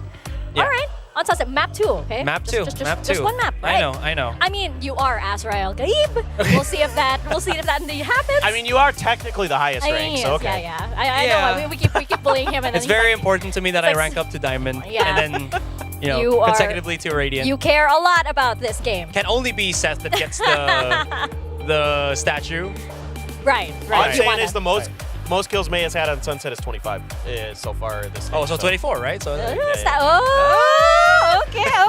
All right. Well, stepping into Sunset right now, we'll see if that comes true, especially since now we are seeing May on the race. Yeah, and again, he's a little bit more kind of in control generally on the race. He's not, at least this stage, hasn't been as explosive as he has with the Jet, but the Jet just got absolutely beat down by Paper X. So is he going to be able to perform a little bit better? I mean, he's so good on this map. He reacts so well to things. I mean, I think back to their last match where he's like pushed out alone towards mid, and Depp and I think it was Laz like swing a corner and he just turns and tap kills 2 instantly, like stuff like that he's capable of, but we didn't see much of that in that first map. So that's why I kind of downgraded him a bit below that level 50. I was thinking about that, but then after that first map, I'm like, ooh. Yeah. Fair enough. Me, I'm just taking the risk play here, but the thing is that they have to worry about from Paper X is how good Forsaken's utility support really has been on this breach. Yeah, on my end, it's Paper X. It's Paper X, and it's DFM on Sunset. We'll toss it over to William and Achilles. Thank you very much. Yes, let's go into this map, see if DFM can rally things back. Take down Paper X on their map pick, because no real changes when it comes down to the compositions. Paper X is going to be piloting the same old stuff. There's plenty of tape to be studied, but one of the big things that we were seeing quite lacking in that opening map of Icebox was just the firepower, realistically, for DFM. I mean, that really just comes down to it, right? You win a couple of those duels, it would have at least been a much, much closer map for sure, because DFM did have some correct calls. They had some good setups to make sure they got ahead of Paper X. We'll see if they can do the same starting on the attacking side. Now, Paper X, no Cypher, but they play the Sage, a little bit heavier on the post plants and the retakes, and then it does actually help you take some control of mid if you so choose once the buy rounds come out, so we'll have to keep an eye on that. Forsaken at the ready here with this fault line. Should he hear anything? For now, Spike still dropped back over towards the attacker's spawn. DFM not looking to commit to any one side of the map quite just yet, it would seem, but we'll start drifting towards A and poke and prod at least a little bit more and see if they can spot anything out.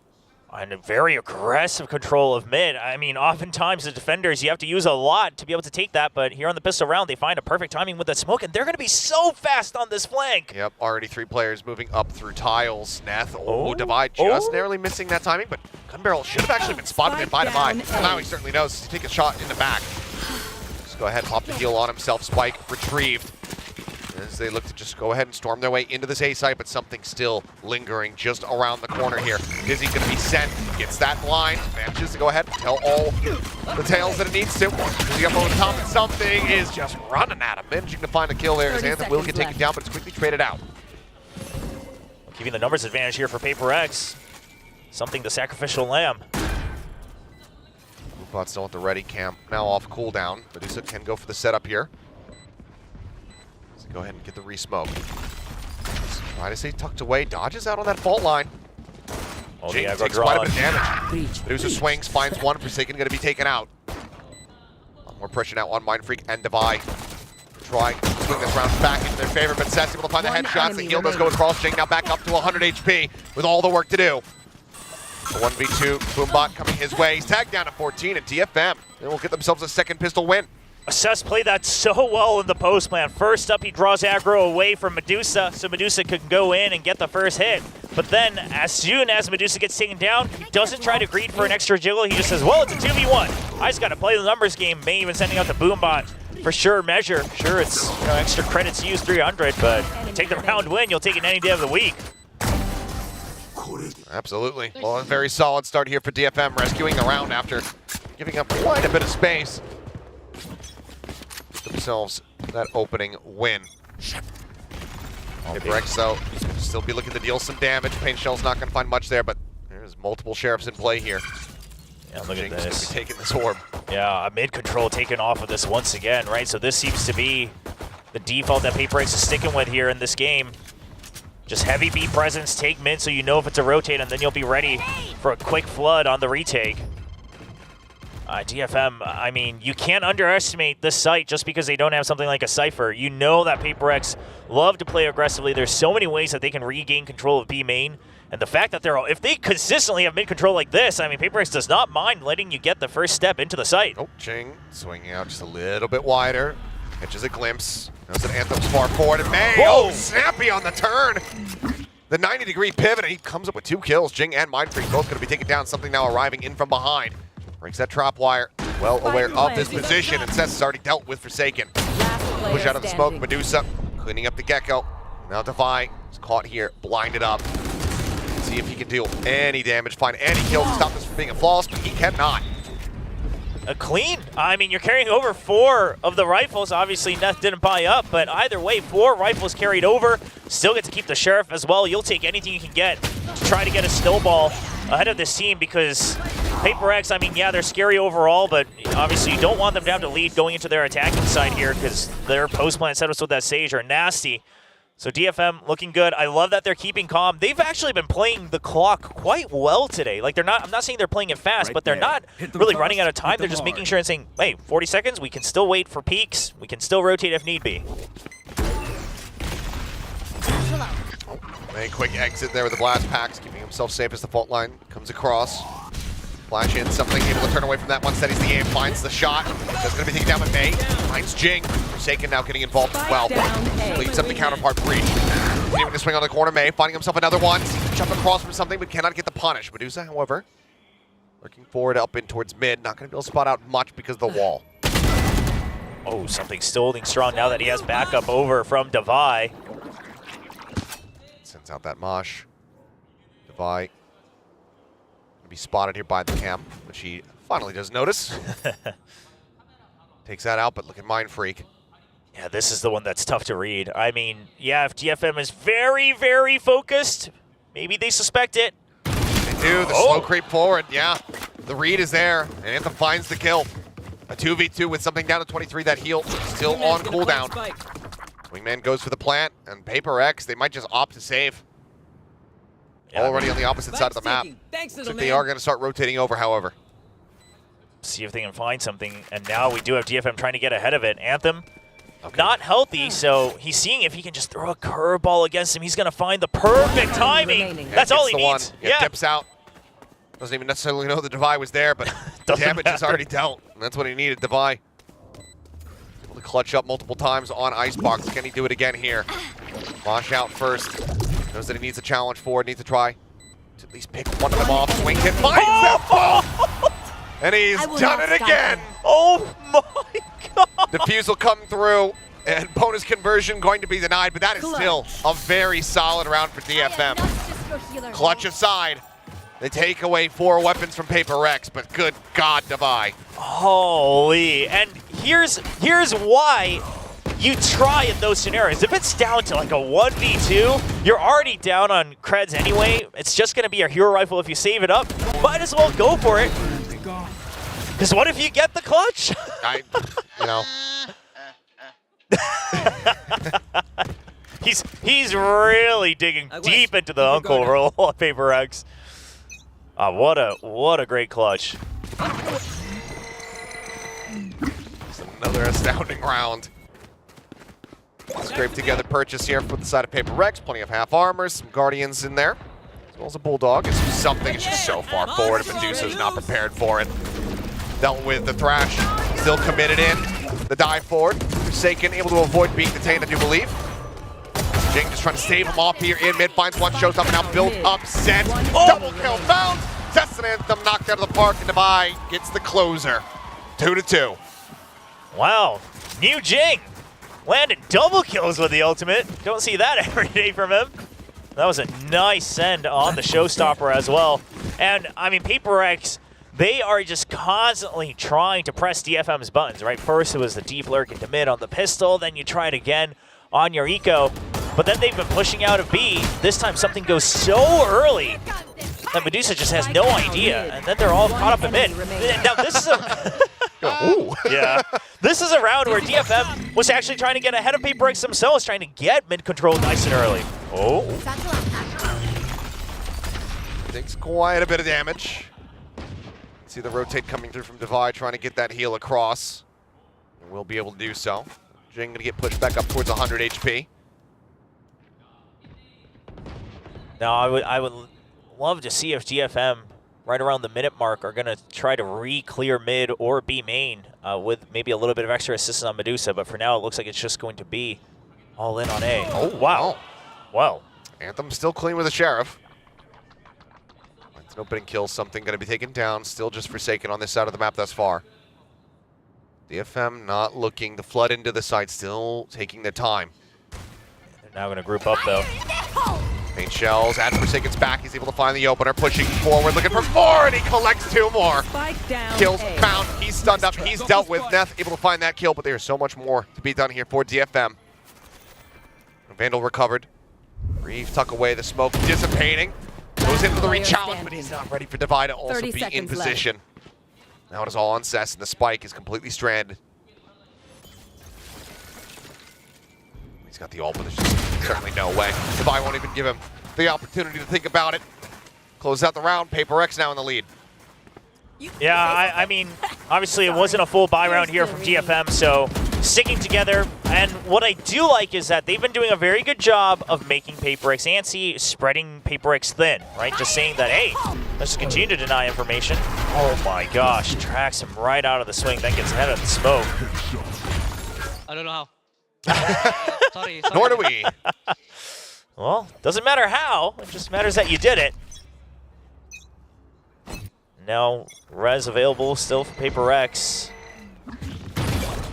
That clutch really spiraling him forward on that one.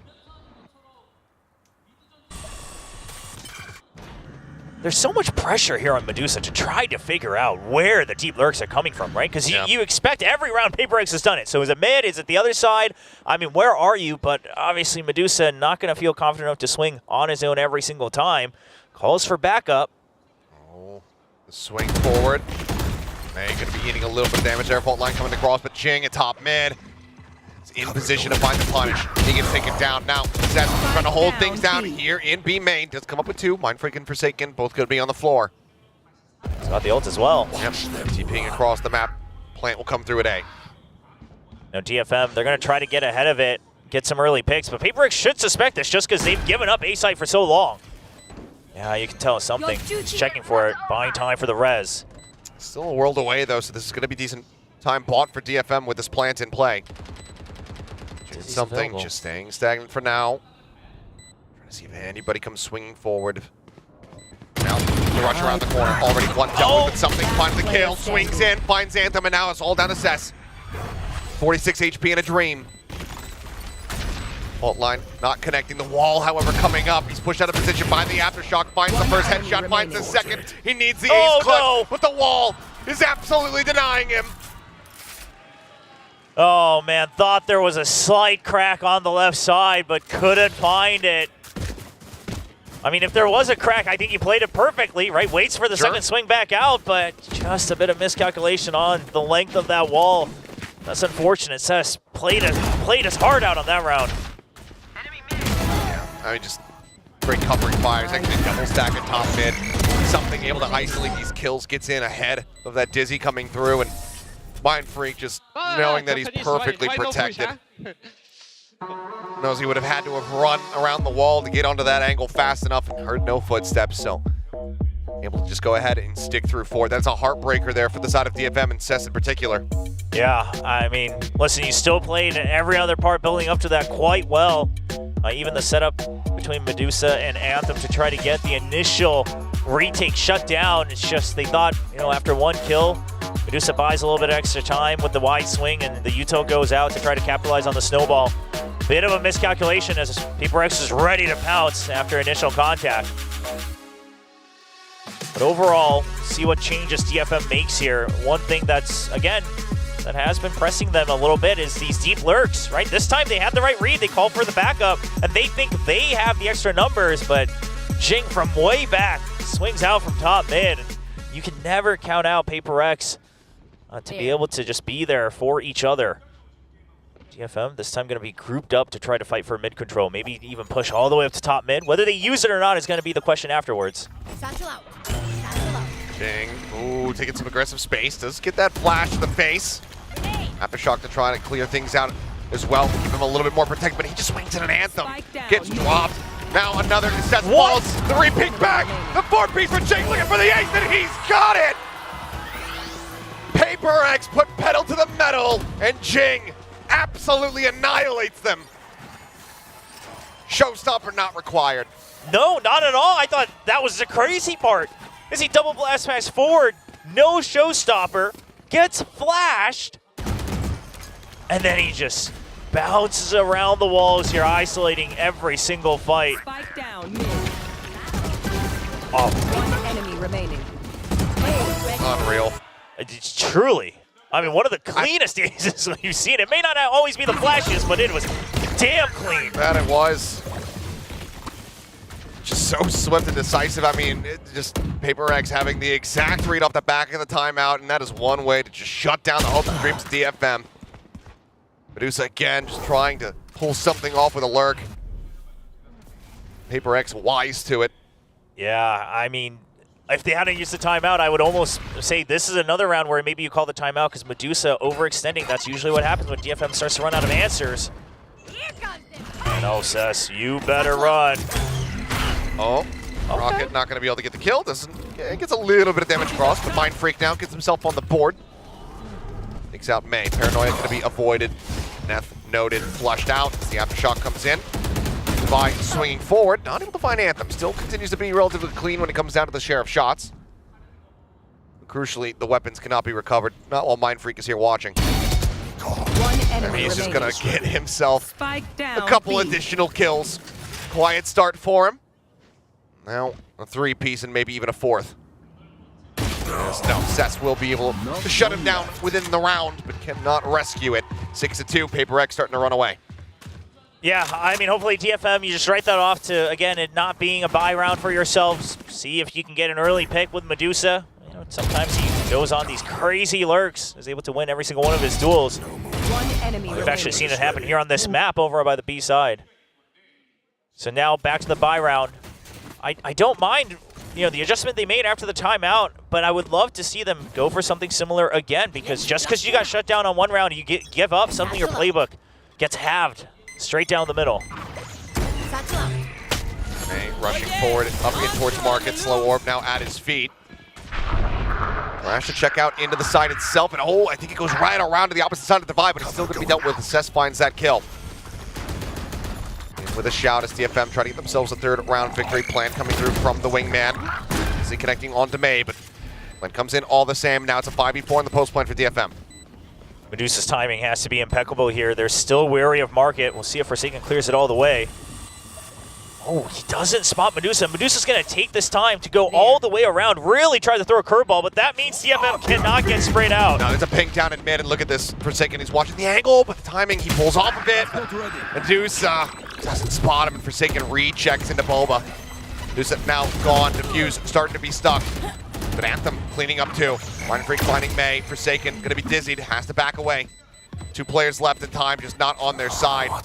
They have to be the full hold here as they try to drag them out from the shadows, but DFM will be able to stand firm. They will be able to come up with the necessary eliminations, but Cess cannot escape. 2 players will take their weapons. DFM will break this win streak from Paper X. Yeah, and I mean, Paper X, once they realized they didn't have enough time, just trying to make sure that they keep them all stuck here on B main, and you know, they'll get a little bit of further troubles, dropping Cess's weapon. But overall, I mean, sure, you had to use an ultimate, you had to go for that deep lurk, but whatever it takes, you get that round win. There's still a little bit of room to work with it as a method of conditioning. And we'll see. I mean, Medusa, that late lurk, that does help because that means one person from Paper X always has to be watching their back. Fault line just to make him think twice about pushing up here as Forsaken spotting out the legs of May, but was not ready for Anthem to be out a little bit wider. It's a good punish and start here the round for DFM. Yeah, Net actually still held on to his fault line as well. You know, and once they got that first contact, it was an instant kill, so he doesn't have to send it. So now they still have it for the entry into the site. That's huge. Mind Freak on the hunt. DFM's ready for it. They know. It's being watched. They want to just go ahead and make tiles completely unassailable, but it hasn't stopped Paper X in the past, but this time it will. Solid kill found something as well, going to be taken down, but A site resituated here from Paper X, so DFM will cut their way back across the B. And they'll just shut down the door as well. Spike taking the safe route all the way. Devi really trying to make things messy with that double kill over an elbow, but still numbers advantage. Fault line still available as well. One enemy remaining. There's the first, there's the second. DFM stringing another 2 rounds together. Themselves up to 4. Chance to rescue this half. Yeah, I mean, if they can make it a 6-6, it'd be incredible. As it looked like they were going to struggle to find, 2 rounds to string together here in the first half. But again, I like it. You go for the multi-man swing, then you still have the fault line at the ready to take control of elbow. And then you say, okay, hold, right? They're lower on numbers. They have to try to push out to get space. They don't have a hard sentinel, so they're going to have to push out at some point on the timing. And DFM, they're still getting the good map reads. Now if they can just continue to win a couple of these fights. Oh! Well, the op-in play hasn't really been brought forward here from Paper X thus far. Something now catching him off guard, is able to shut down May. Sent down the flash as well, flying. Forsaken sends the aftershot. Oh, no. The thrash goes forward. Kane and Cess dealt with. Spray across, nearly connecting on the net as well for the finisher. Something now just looking to peek in. Anthem will be able to fight back as Forsaken also gets dropped. 2 kills, but Jing in that flank position. Peek out. They know that they can came back in here towards elbow, and Jing is able to clean up too. Spike now drops. Medusa all on his lonesome. Not entirely sure if he would have made it out, as Jing had to exit just to regroup with his team. I mean, they're fully reading that he might just push up in towards the site. I mean, right, if you want to go all the way to B, so be it, right? It's going to be a 3v1. Oh, the one-way refresh. Looks like with 30 seconds remaining, he will make that decision. Left. Or at least the decision to drift away and try to save the weapon. Does have plenty of cash. Nobody on the side of Paper X particularly close to any ultimates, so it looks like, we'll just go ahead, try to play this one out. Close the door as well. You still have 1 extra trip. You've got the cam. You've got options. Know that they're coming in for market. That door going to be broken down. Big setup on the trap wire. Paranoia not going to connect. Medusa works his way in towards backside. Smoke on the main. Cam destroyed. Wingman to lead the charge to try to defuse, but that's going to be the kill here onto something. Still going for the stick. Jing picking up the operator, will be able to take him down. Paper X, what a hold here from something. I mean, that initial shot on the op, he survived for so long, and he used every piece of utility that he had on that Gecko. First up, it's the op shot, then he survives, throws the mosh to shut down one side as he's getting pressured with the paranoia. He draws out like every single flash available, uses the thrash in the middle of it all to secure an extra kill for Forsaken. I mean, a master of his craft. Nice. Back last year, I still remember when he first picked up the breach. It was fine, but it wasn't anything to write home about. But now he's still open. He's still using the util even better than ever. And App's just becoming this great flex player for Paper X. Now he pivots over, gets himself situated here on B. So we'll miss the opening shot, but clears up the cam all the same. Has to back away. Mosh going to be sent to try to delay. Mind Freak up over the top there in market. Does get shut down. May able to come away with that kill. I know exactly. Neural Depth now invested. Devi has to pull back off the angle as the plane gets ready to come through. Yeah, curious to see if it's going to be another wraparound from someone other than May, as May is weak. In health. One. Rolling Thunder will be online. I want to set for that. Satchel out. He's still holding for as long as possible. Spray in through. Medusa going to be taken down. Wingman now in for the defuse. May dealt with 4v3, the man advantage back here into the hands of Paper Rex. Forsaken goes pushing forward. He's got the Rolling Thunder online, and he's going to send it right at Anthem, who is absolutely screwed. A 3K for Jing. 8-4 on the half. Paper X out in front by 4 rounds. I mean, every time, both times, Medusa and then now this time May, they go for that deep lurk into Boba. They wait until first contact happens, and that just happens to me even the moment also where Paper X is waiting and says, well, you never know. We just check one more time. Devi's coming out of market, locks eyes with May, and Devi wins that fight. And at that point, you've already been pushed in over on B main. So it's a bit unfortunate as we do take a look at the live winning percentage based on their performances on each side in the past. And DFM, I mean, not the lowest we've seen, so there's still some shot here, but obviously the 8-4 scoreline. Ooh, wow. Okay. Well, this took some at-home effort. But how many hoops can he actually make? That's the real question. I would very much love to see them play basketball. Yeah. Yeah, a little 5-on-5 here in Pacific. I wouldn't mind that. Yeah. Well, devastating way to close out the half there for DFM. One that's 6-6, one that's 7-5. Not sure if it'll appear in the replay or if we'll be a bit kinder, but the miss on, yeah, we don't have it. The miss on the Mosh as well from Anthem. Yeah. Not allowing them to just further delay. But as soon as Forsaken got that one kill that he needed. Right there. Yeah, that was it. The Rolling Thunder. I mean, up close and personal as well. As we do look at both Omens sticking with that half armor. No sheriffs this time around. So understanding that it could get a little more chaotic. Now Paper X, you know, they've kind of favored both sides just depending on their opponent, depending on maybe what they want to set up for in the later part of the halves on the pistol here. So if it's the B side, you know, obviously you just wall up and walk in kind of for free. But this time saying, hey, we want to just fight him over on A. If we can win, then it's an easy post plan with that Sage Wall. For Asarai on the guess and gain. Gonna be praying that May goes absolutely nuclear here in this half.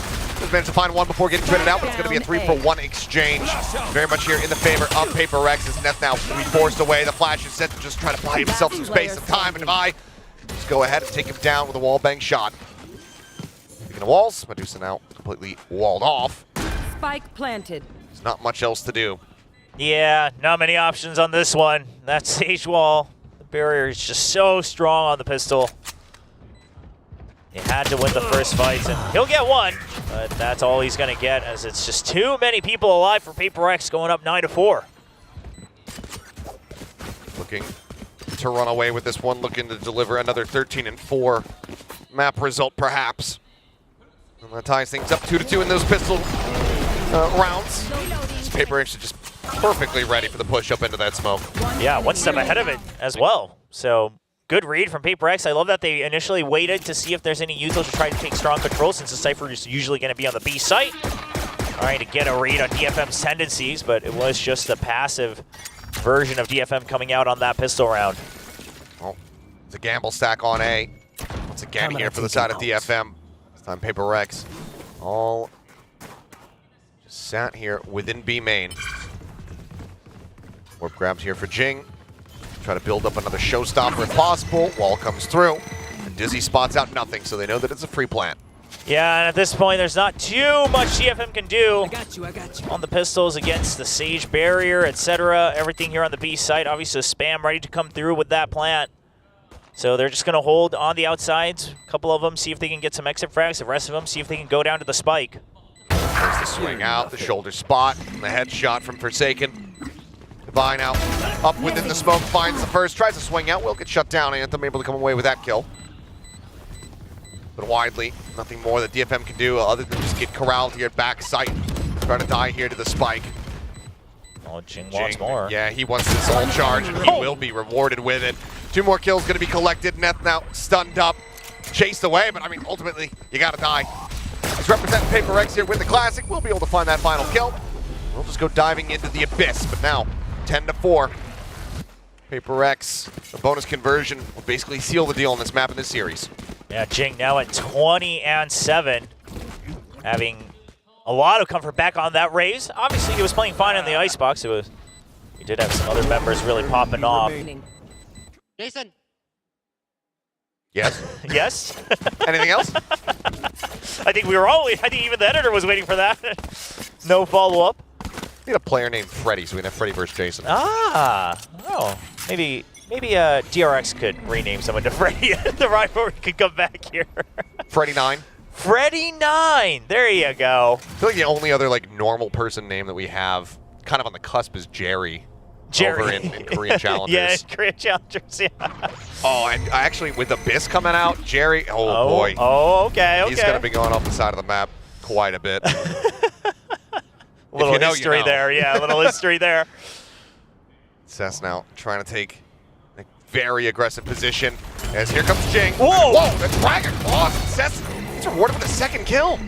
Steinfreak's keeping up on top of the box. She's going to have to be sat back, but man, what an opener from Cess. Oh, now they have the read on Forsaken as well, so they don't need to necessarily challenge him. They just have to make sure that he doesn't get any more space off of top mid.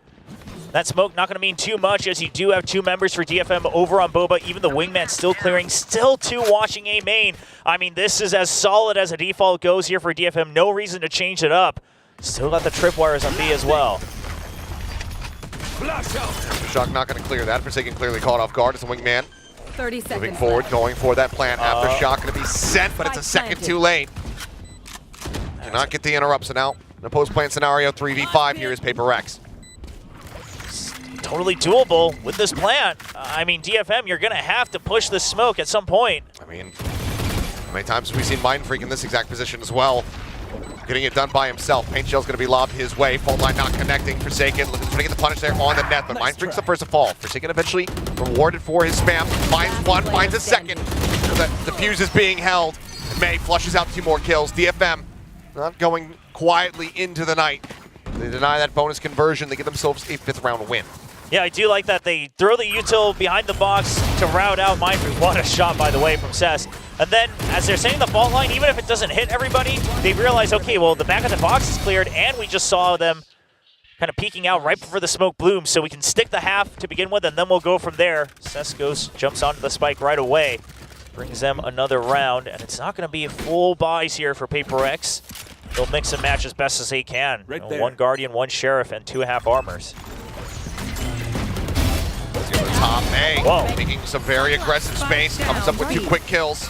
Aftershock pushing him back, but no one there on the swing to really find the punish, so will just be efforts to stave them off rather than actually turn things around and get the kills from Paper X. Spike is dropped. Not sure if DFM caught sight of that right before they had to exit away from all the chaos, but either way, yeah, they smoke it off.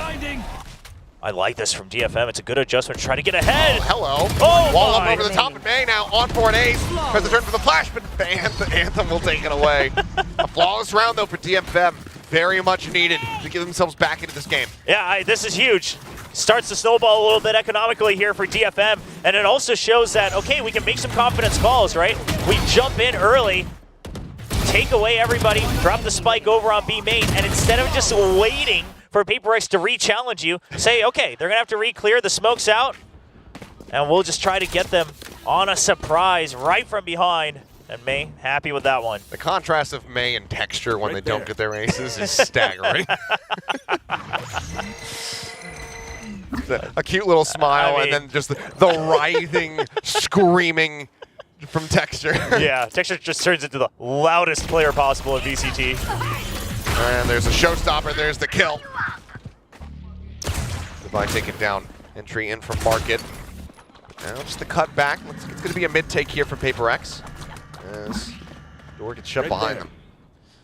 All right, so now that you have B main control, DFM just saying, all right, the map's flipped. That's fine. We're basically going to trap them in mid. But look at this. Paper X utilizing every piece of the map as best as they can. And Anthem, he has a bit of an inkling. The Spidey senses, they're coming online.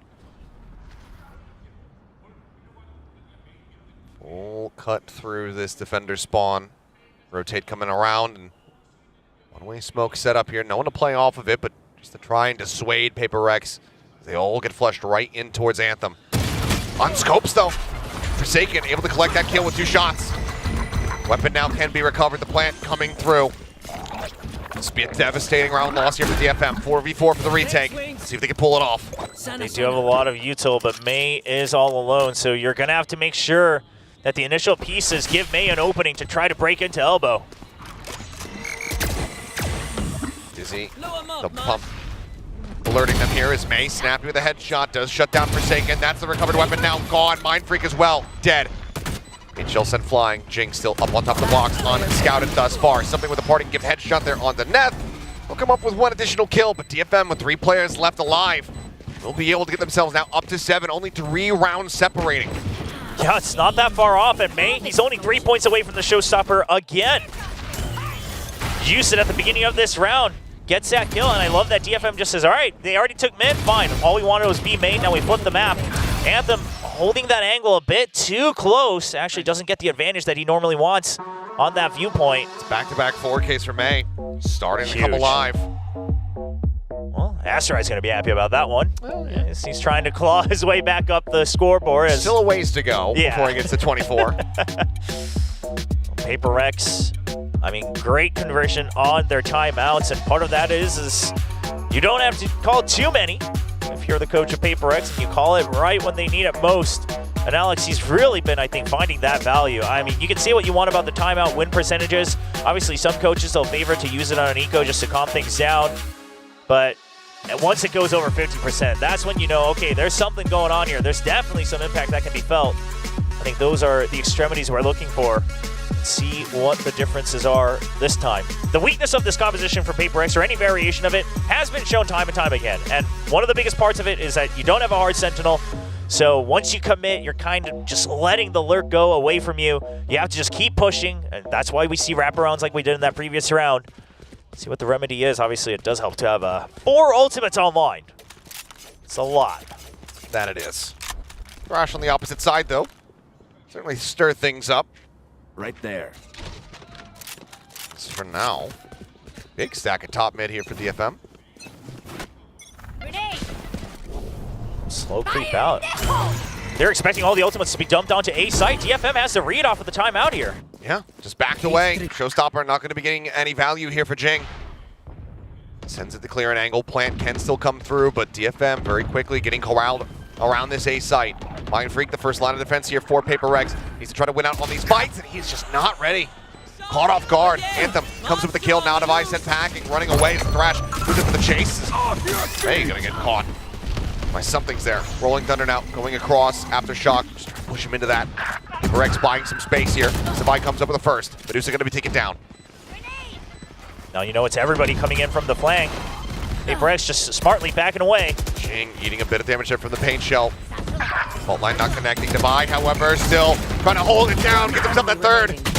The push forward, now it's all on to Anthem with 5 HP, and he cannot make it happen. Paper X, they call the timeout. They get their win. 2 rounds away from closing out this series. I mean, it might feel like an overinvestment, but quite frankly, if it gets you just 1 step away from that match point, you take it wherever you can. So Paper X, I love that they just dump everything as soon as they realize the majority is coming around on the flank. And then Devi, tasked with watching the, I guess, counter flank now coming in from top mid. Well done. I mean, getting that kill onto Medusa, that really makes things a lot easier here on the post plant. That final shot, kneecapping him there. 3 players over towards this A side. Mage is going.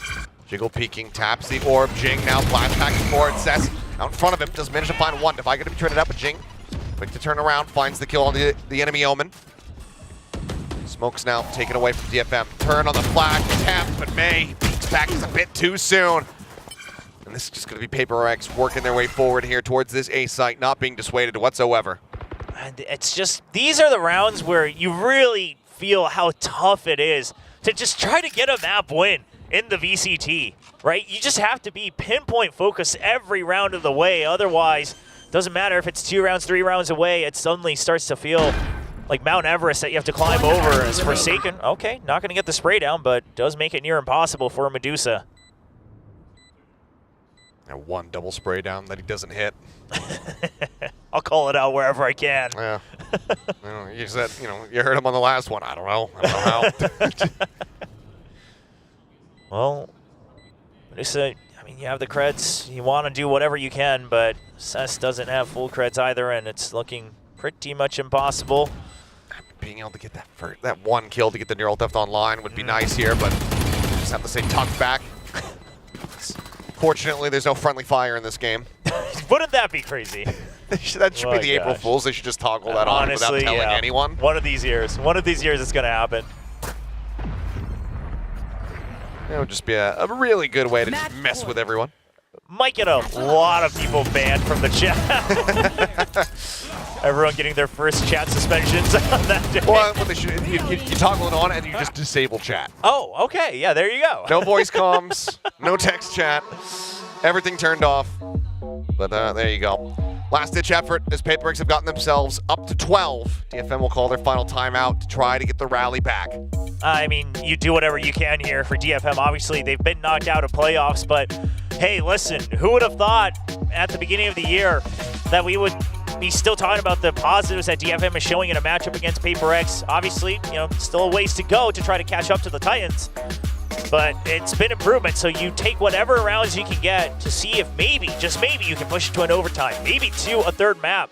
Show a little bit more of what you have to the fans, not just here, not just in Japan, but throughout the world, as they have been gaining a lot of momentum on that front. Well, it all comes down to this. 5 consecutive is what is necessary to take us into overtime. Can they make it happen? We've seen some very miraculous run backs, or at least the attempts at them here in the past. Yes, this should do. This goes. DFM themselves pull it off. 3 away from a Rolling Thunder, the Neural Theft, the showstopper, just 1 charge away. Forward. Just the res on the opposite side. Oh, and just first piece of util here from Divide to try to sort things out over on main. That's going to buy them the time they need to take control of it. I like this from PaperX. It's a good adjustment on not having that true Sentinel.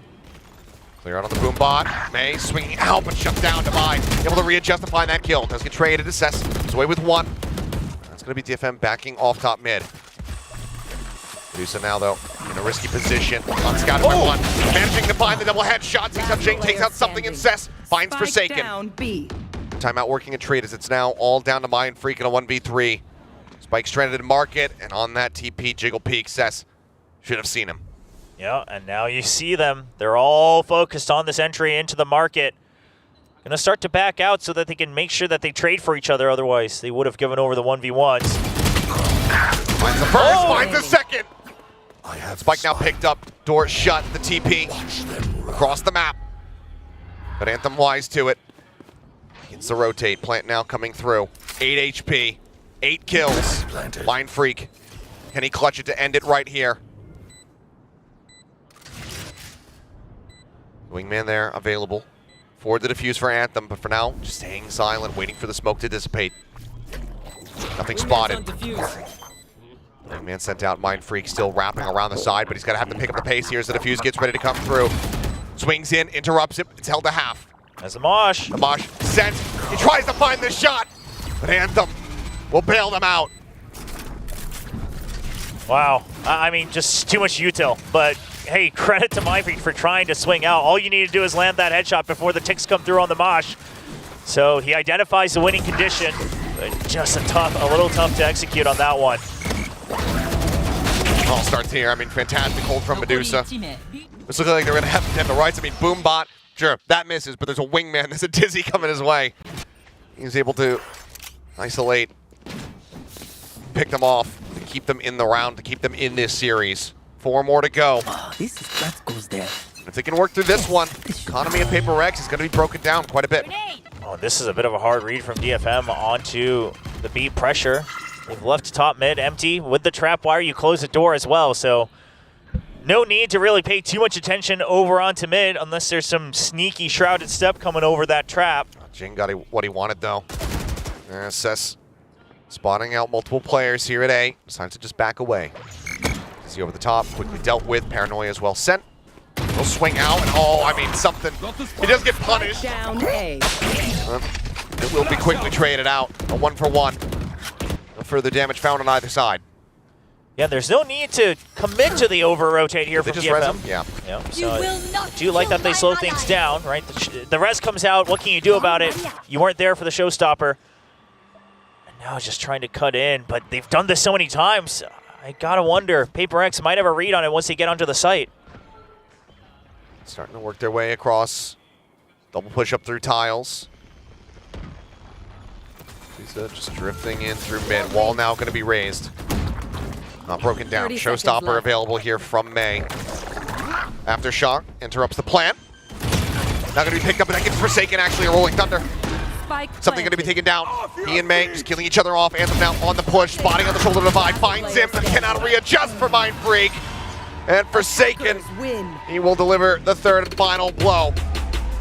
13-8. Paper Rex, they deal with DFM in 2-0 style. Listen, yeah, I mean, DFM, I think they continue to show some of the improvements that they've made throughout this year against the likes of Paper X, but, you know, Paper X just gets too strong coming into Stage 2, and on top of that, what do you do when you're just not able to win enough gunfights consistently? So that's something that they'll have to figure out, you know, the timing between utility and gunfights here for DFM. Yeah, I'd say a solid run back. Obviously, that Icebox, their map pick, not going their way at all, 13-4. But to be able to go into this Sunset, a map that, you know, they had a 50% win rate on, but one that Paper X had looked absolutely astounding on, and even pushed them to, you know, be able to pick up 8 rounds to themselves. I think it was a good rally back from DFM, from May in particular, who also had some really explosive rounds. But Paper X is Paper X. They have been looking renewed, reinvigorated after Master Shanghai here in Stage 2. And that does not stop here in this series. Yeah, and they should be fairly comfortable to try to get at least top 2. I don't believe it's guaranteed yet, but just given the remaining matchups from everybody, obviously this next match going to have a lot of implications there as well. So Paper X, they'll still be comfy with the 7 wins now on the board at the top. Well, they will. Looking to once again get themselves over into international competition, and they are on the right path to do so. But let's go ahead and pass things back over to the analyst just to break down the action from our first series of the day. Still the team to beat, still the team on top. It's no surprise indeed, because like as Achilles mentioned, Paper X is still Paper X at the end of the day, even with a much better showing from DFM on Sunset. Yeah, I mean, you're seeing a lot better like ideas from DFM. They work the map better on Sunset. They're really aware of what space is open and what's not, and sometimes how they can punish that. They do a pretty good job with some of their post plans and things like that. But overall, I really think that the casters nailed it. It's a firepower dip in a lot of ways. Like, you just have to deal with, you know, yeah, you've got May. He has those rounds. He's explosive. He's going to get those 4Ks. But you've got like 5 players on Paper X who can do that too. Yeah. And you have Jing. Look at just how confident this ace. Yeah, exactly. It's as simple as that. And again, we come back to what we've been talking about during an Icebox, where it just feels like the ability to cascade utilities is so much better for Paper X. You see some stuff like this, Thrash connecting, the follow-up with the punish on the Aftershock, everybody from DFN panics, and they start to run away. And then PRX, of course, reap the benefits of their play. But DFM, they haven't really gotten too many of those plays. Sure, there are from time to time, as we can see here, but it hasn't been as clear-cut as the Paper X's one has been. Not to mention, there's all of the contingencies that Paper X have, right? You know, you have this scenario, they have the play for this, and if that doesn't work out, Defy has something up his sleeve, Mind Freak has something up his sleeve, which is something that you don't see from a team like DFM just yet. You've mentioned it time and time again that their utility usage just isn't up to par against a team like Paper X. Yeah, and to make matters worse, like, even on the rounds where your utility's good and you do a lot of good things, you got to go up against one of these final bosses on Paper X that's going to Pick have your poison, right? Right, and they're going to have a crazy clutch, like Device clutch, you know, in B main, things like that. And some of these comps, like, are really punishing where even if you have an early advantage where you get the early pick, well, Paper X has a res sometimes, and they can change that on you, or they can get that extra man advantage to really put the dagger in around, things like that, that make it really, really difficult where you have to be so clean against Paper X. And look, very few can do it. They're 7-1 right now. Like, I'm not really trying to dog on DFM. Like, everybody's struggling against Paper X. No, it's a tall order, no matter what we say, right? And of course, you know, you have players on the side of DFM like May who can actually deliver, but the thing is he only reached level 10 in that round, which is going back to our guess and gain game over there. As you can see, level 10 was picked by myself and Paper Thin. Well, Azurai saying that he was going to reach level 50. Viewers actually going all the way up to level 1,000. The viewers are way off. With May and like up lost close the sauce. right there. So we're gonna head on over here. Okay. To our board. Okay. Here we go. Just we have was 5 kills away. I want you to watch this. I want you to watch this. Yeah. Shh, quiet. I'll take it. I'll take it.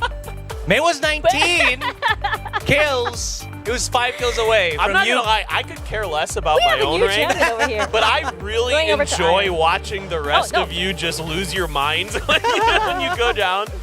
I put myself in iron. I wanted to walk on over to Vic and Quack over here Yeah, on Woodrat, which not actually today. look at this. This actually looks great. I Yeah. mean, if you're trying to deter me from going over to Woodrank, this is the wrong way to do it. You've got like, you know, nice rocks and landscaping and grass over here. They're having a great time. Well, they are touching grass now. Yeah, Yeah. look at that. It's like a spot. Yeah, It's beautiful over that's there. why they're not here today. Yeah, like why would you want to leave? That sends the wrong message to me. But going back to our match, right? I mean, Paper X looking like they're in top form, and not to mention it's a very, like you mentioned, a very calm Paper X, something that's a bit different, something that I do like to see, especially since it offers them a new level. You know, you're battling the Paper X at this level, and if you push it just a bit, you'll get the Paper X from just a few seasons back. Right, and I mean, this is like those of you down in Woodrake. You just hit a zen state, you know. It's just there's nowhere else to go.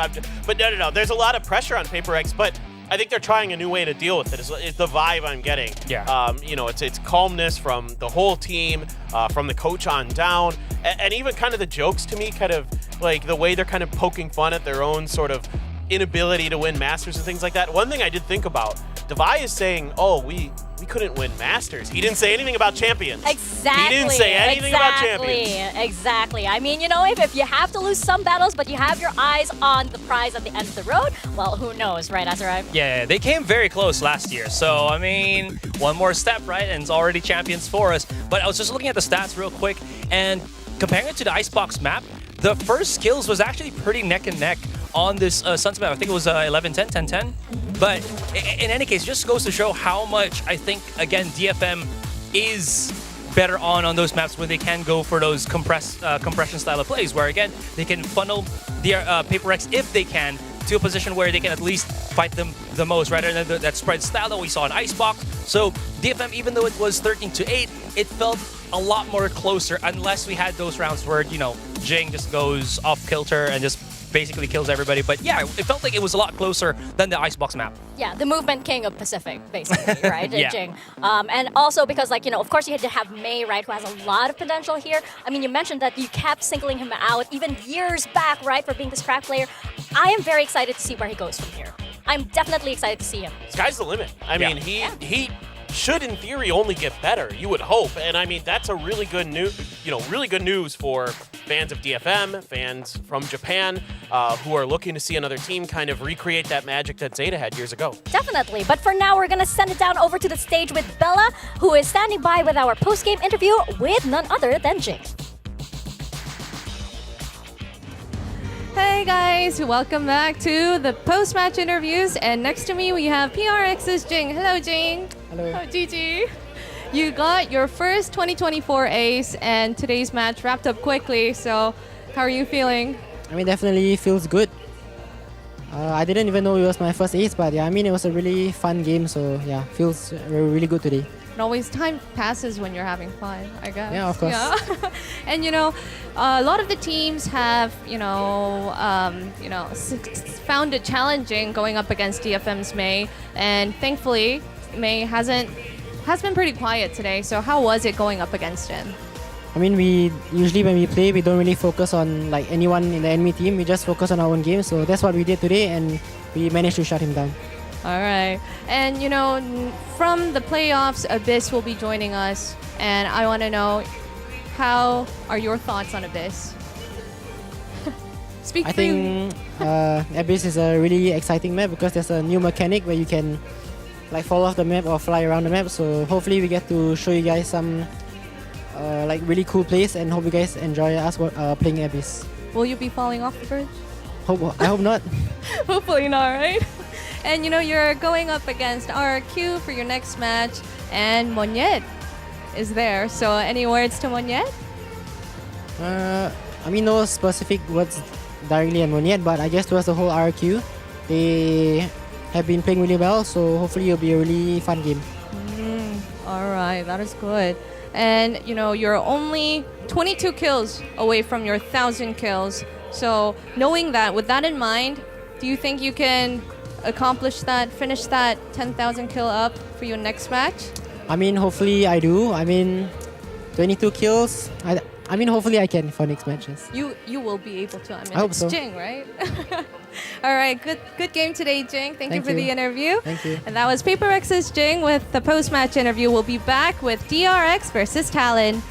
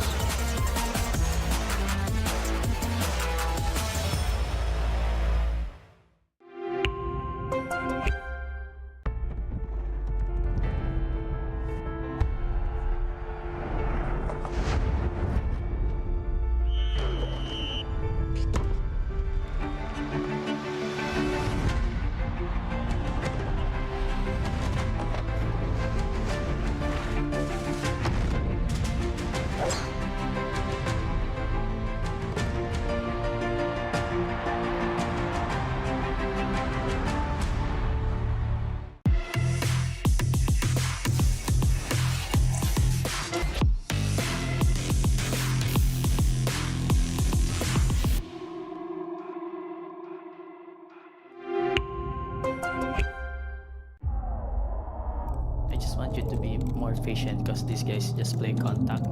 So Okay, Team Secret, we need you guys on the stage now. Come on, let's go. Let's go. Let's go. let's go.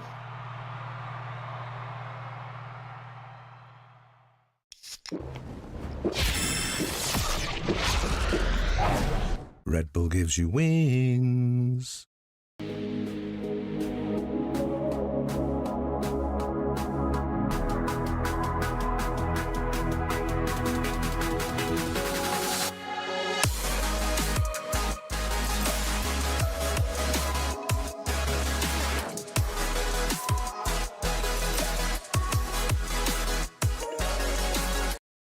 立ちグループ100周年。私たちは愛する立川にかつてないワクワクや感動に出会う場所を作ってきました。そして今大きな夢の実現に挑戦しています。立川と世界を文化、芸術、スポーツでつなぐ。私たちが愛する立川を世界に愛される都市に。立川と世界をつなぐ立ちグループ。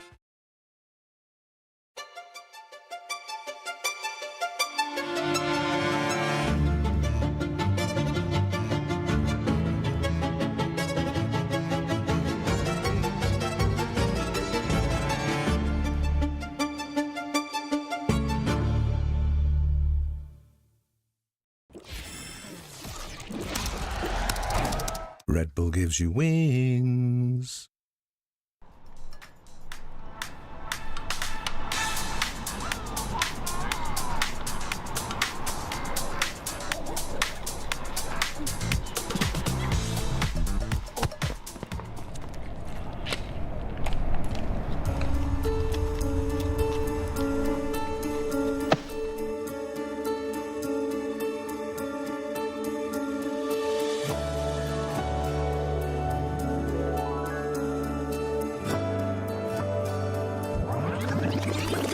Wait a minute. Buzz, is that you? Oh, Cruz, I didn't know you're into K-pop. Yeah, I really like the Seraphim. Do you want to make the own card, Cruz? What do you mean? Follow me. Let's go. Go looking at the sky, yeah, yeah. I wanna fall in with you, babe. Out of mind. 날 맞춰가자 하나 둘씩 매. Baby, you're the star. Can you come in with? 어딜 가든 데리고 갈게. You just have on my wings.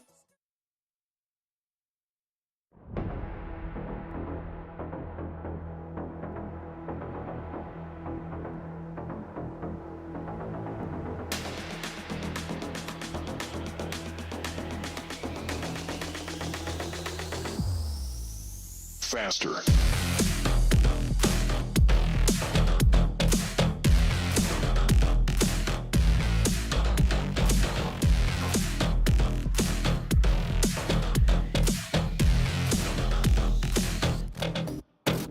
Go.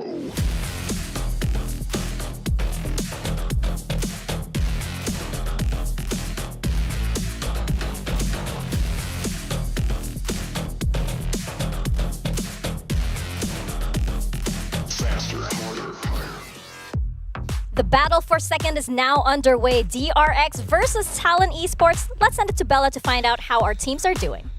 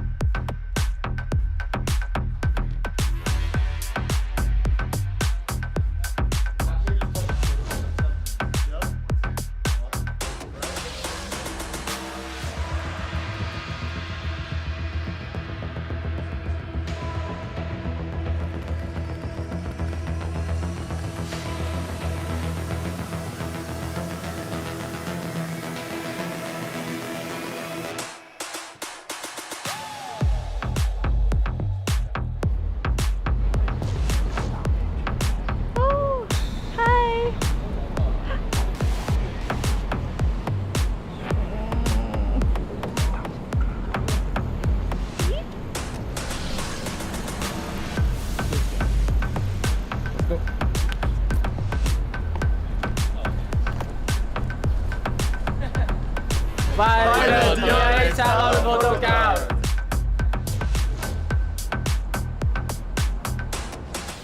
Aw, look at that. This isn't just a battle for second place, right? This is also the battle, like to call it the Battle of Bubblegum Sky, which is their recent collaboration. As you can see, they have photo cards available. You can see that this is a very amicable match. Oh yeah, well look, first of all, two things. One, this is why Pacific's the best region. Oh yeah. These collabs, Come on. they're amazing. This merch, Yeah, right? yeah. And America's EMEA, nah. Yeah. Us. We never needed a trophy to prove it. Yeah, now we just have it. We just now happen it's to have it, confirmed. right? Yeah. Now we just have it, and it's all the more better. Exactly. And the other thing is like Cruz and Buzz, like in that video, like I'm sold. That's all I need. Yeah, I'm yeah. swooning over I mean, here. how can you not, right? It's like, oh, Buzz, is that you? Oh, Cruz, I didn't know you were into K-pop. Please, banger lines. Gotta catch them all. Yeah. Yeah. Buzz, attack. You don't have to explain it. Yeah, It's I okay. know. It's okay. Anyway, going back into our match over here before Azurite derails us all. This is, yes, very, very friendly between both of these teams. They do have that collaboration together, but I would say that there are some very serious undertones here, especially coming from DRX and their previous match, right? I was actually stunned to hear Termi actually say during their press conference that it's a surprising quote, right? But he felt like he was watching a tier 2 team, and he's saying that about DRX. That's a very painful statement to make. No doubt, and I think, you know, they had a hot start against Zeta, right? You know, you have that 13-0 onto Icebox, and it seems like everything's roses. You're feeling great. Buzz is playing out of his mind. All those things, you know, even though you've got some player swaps, it's like the new players look like they're playing pretty well. Clove is going good. But then they kind of change up and they start going back towards kind of the old school style, and it feels like the fundamentals aren't quite there yet in that regard. So the real question for me with DRX right now is, what does Termi really want? Does he, you know, want to try to get them to champions? And what does that require? So certainly you want to do that, but how is he going to do that?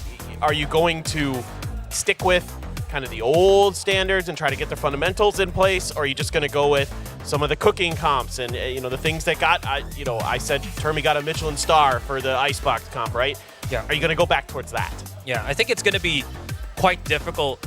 You know, even though we are looking at our key players here between Buzz and Governor that have been, you know, still stable even through all of the changes that both of the teams have. We have seen Governor that has got, you know, some of those graphics where we've seen him as the #1 Neon right now in Pacific. Buzz still doing Buzz things. But going back to what you were mentioning, Paper Thin, it just feels like, and we were talking about this in the previous panels, where DRX is not the same DRX anymore. We don't really have the same roster from like last year, 2 years ago, and now we have a lot of young guns. Flashback has his return. We have Bane right now, and the most successful time that we've seen this DRX roster perform was when they played a more aggressive style that was very different from the era where Stax was with this DRX roster.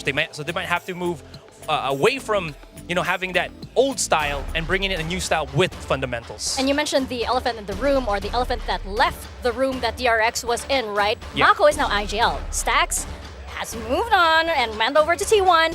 Mako is now IGL, and he has been very vocal about how this is a very challenging role for him. He's never picked this up, so he is a rookie IGL, and this is all very new for him. And as we go into our map veto, it's going to be, you know, a lot on his shoulders right now, especially when you're dealing with, you know, Talon, somebody like Cruz, who is so experienced in this.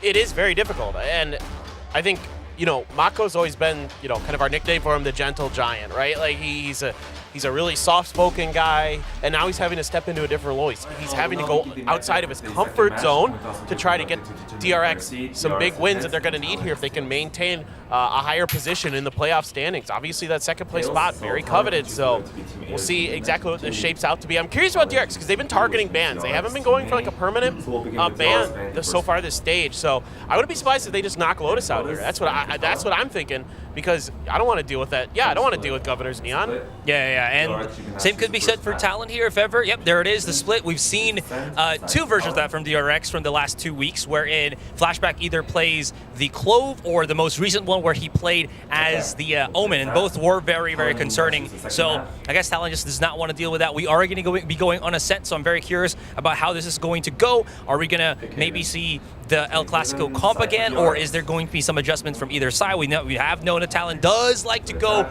for those, you know, out of nowhere comps, and I'm very excited to see that. And Haven, there's another possibility at this, and this is the map where, Haven specifically, where DRX was able to beat that Paper X that did bring out the ISO and the Yoru. Yeah. 1 billion% we're playing Neon on Haven. Like Talon is, like Fair, 1 billion%, I feel like. A set I'm curious about, we haven't seen DRX play at this stage, so I assume it's just the stock standard comp. We're going to end up on Icebox. Curious about what DRX wants to do there.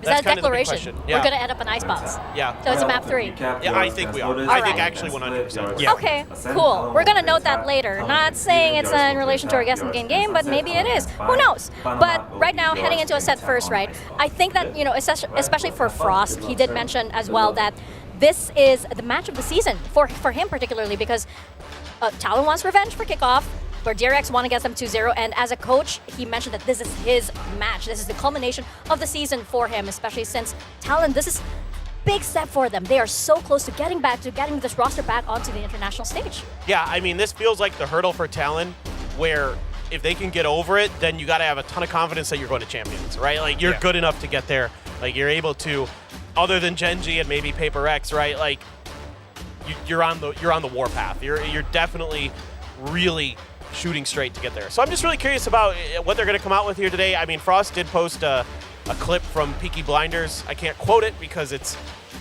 Peaky Blinders. Yep, it's Peaky Blinders. But he has a lot of confidence, and you know, you can see his attitude coming through. You know, if you got to check out his Twitter post. It is a very Frost thing.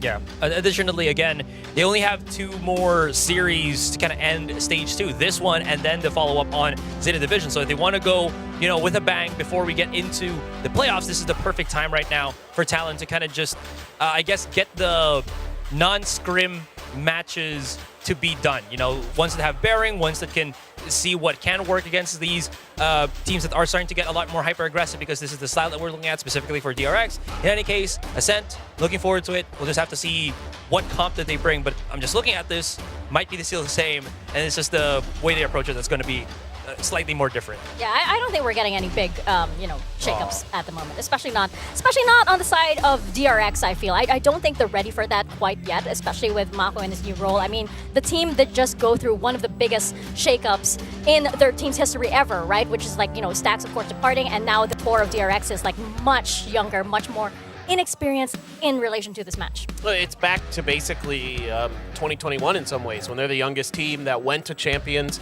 back then, and now you're back to that kind of same position. So can they have a similar level of success? Can Termi get them ready in time? Because, you know, in 2021 they had the whole year to kind of work through it. Now you're, you know, with like one stage, a couple weeks, that's all you got to do. So yep. It's almost back to zero in a way. It's tough. Yeah, especially with this roster.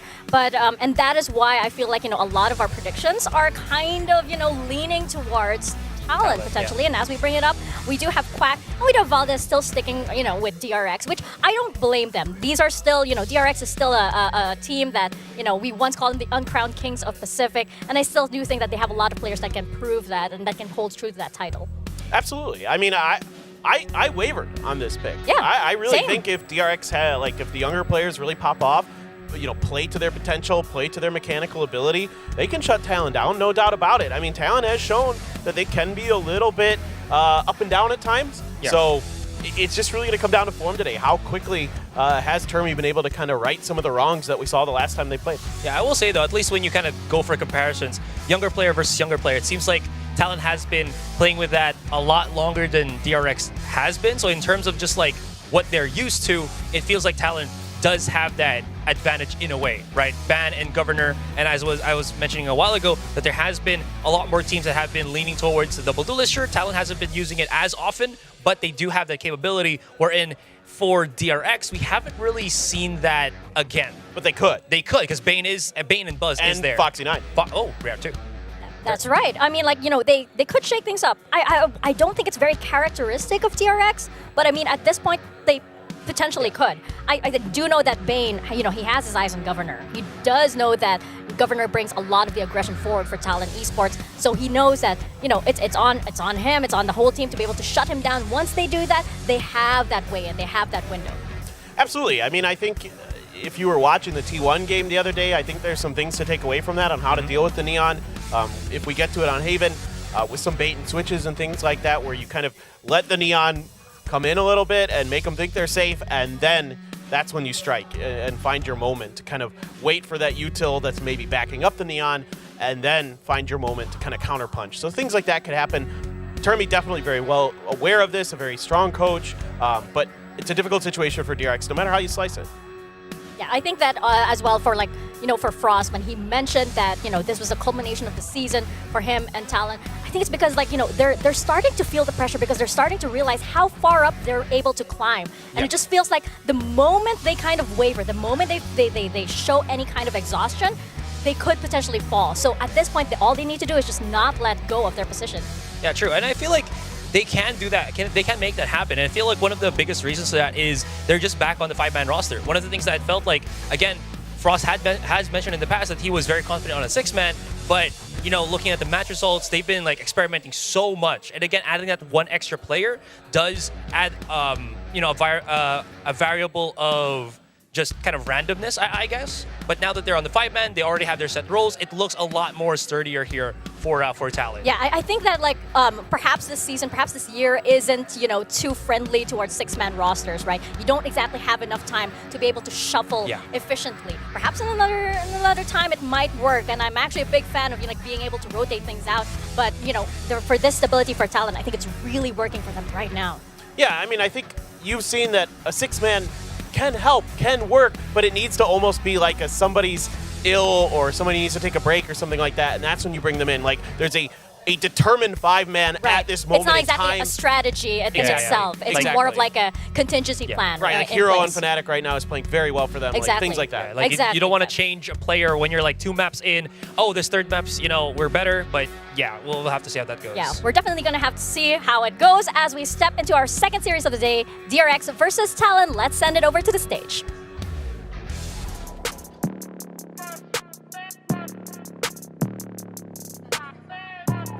DRX. Undefeated. That's why they call me undisputed. I'm breaking up in all the seasons. I've been up on my stats. Now would you look at that? Undefeated, locked and loaded. We about to blow. Caught him with that left, I leave him tapped out on the floor. Sounding itchy, sticky, swishy, watch me bank a score. Up in the boat, I'm in the zone, yeah. Second series of the day, DRX versus TLN. It's the battle of Bubblegum Sky right now, and do check out their wonderful photo cards over there. Promoting, I'll help you guys promote in just a little bit. But this match is also one that could give the once undefeated DRX that morale boost that they need. Or for TLN, it's the farthest yet that this team has gone. They have a potential to put this Thai roster back onto that global stage. I mean, I am really curious about this because I think it's a big gut check moment for both teams at where they're at going into playoffs. Obviously, it's so important for both of them. You can't stress it enough. You want to be that second place team. But beyond that, just, who is going to be maybe challenging for that champion spot and who's really got the form to be, that 3rd or 4th team. Or potentially, who knows, maybe even higher than that can go and represent Pacific in Seoul. Here, in Seoul, right here. Absolutely, and it's scary for, again, DRX because they haven't gone through the 2 Masters this entire year. And sure, they're in the playoffs, but it's going to be unclear if they can get that next seat at Champions. And the thing is, this is the uncharted waters for them moving forward. Sure, we've seen a little bit of this, but it hasn't really come clear into focus right now. But TLN, on the flip side, has been that team that has figured out what they need to do, what they are, what their roles will be, and it looks so much better compared from the previous parts of this year. And now look at this, they're absolutely hyped to get into this match. It's the battle of the red versus the blue. It's funny because you kind of see like TLN Esports really working the way up there and DRX as well. So let's jump into Ascent as we toss it on over to our casters, Achilles and William. Thank you very much. Yes, we had our hors d'oeuvre with our opening series of PaperX versus DFM. Now it's time for the main course, because this one should, in theory, be a bit closer. We've got 2 teams. We're seeing half of the teams that have already qualified into the playoffs here today, and these 2 are going to be squaring off. And obviously, every single match still important. It's all about that seeding spot, and this could be very big in determining who is higher up. Yeah, I mean, if TLN can get the win today, they are in a pretty good spot to at least try to contend in a tiebreaker situation for those top 2 seeds, try to get that bye, try to make sure they're into the double elimination, because that's where they got stopped in stage 1. And here what is this? Okay, so lots of changes on both sides. Obviously, much bigger changes on TLN. Yeah, no Killjoy here for DRX. Yeah, I mean, and it's Flashback, returning to the Sentinel as well. I mean, this is something that a lot of us were wondering, is that eventually where you have to go to just make sure that you have a bit more versatility. But TLN, I mean, they are currently setting up to just create so many 50-50 situations that they are advantageous in here with the Phoenix, with the Sage, and the Clove. Curious to see what kind of tempo they bring out with this one, because to me, they're shouting, all right, we're not going to try to play standard map control in a thing, because we know DRX is great at that, but what we are going to do is just overpower you and create extra angles every time that we're going through a choke point so that you do not win those duels. Yeah, I mean, we've seen talent. They have been cooking throughout the year. Yes. Sometimes it gets burnt a little bit. Sometimes it has been a delicious dish. Which one do we get here? We are about to find out whether it's going to be going into the dumpster or if it gets itself a Michelin star. Sage, Phoenix, the Clove, all in play here for the side of talent. Does it pay off? DRX rise to the occasion. Get themselves a win, reinstill some of that faith here in their fans, because it has been a rough road these last couple series. Yeah, I mean, this would be a statement match for DRX if they're able to get a clean score line just to say, hey, we're just working through it, but obviously, the baseline is still very high for us, and no better map to show that than on Ascent, right? Everyone has experience on it.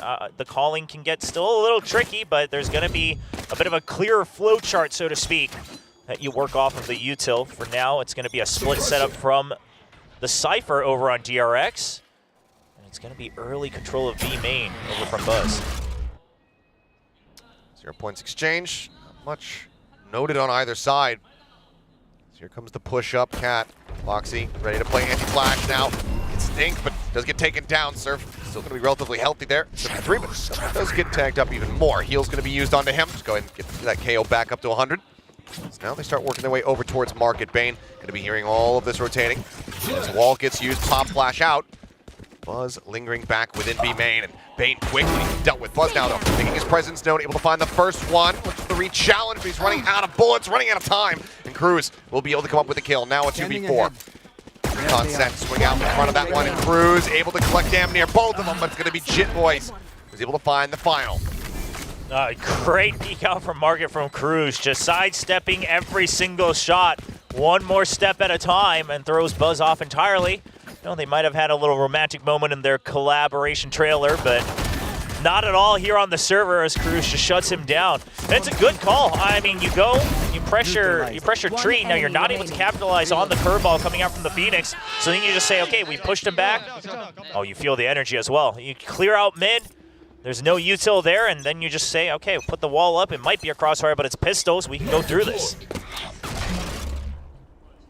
Buzz just going to be playing up aggressively here, shorty in hand. 0 point, not going to be connecting onto either of them. So do they end up falling into this trap? Because it is a heavy stack from DRX.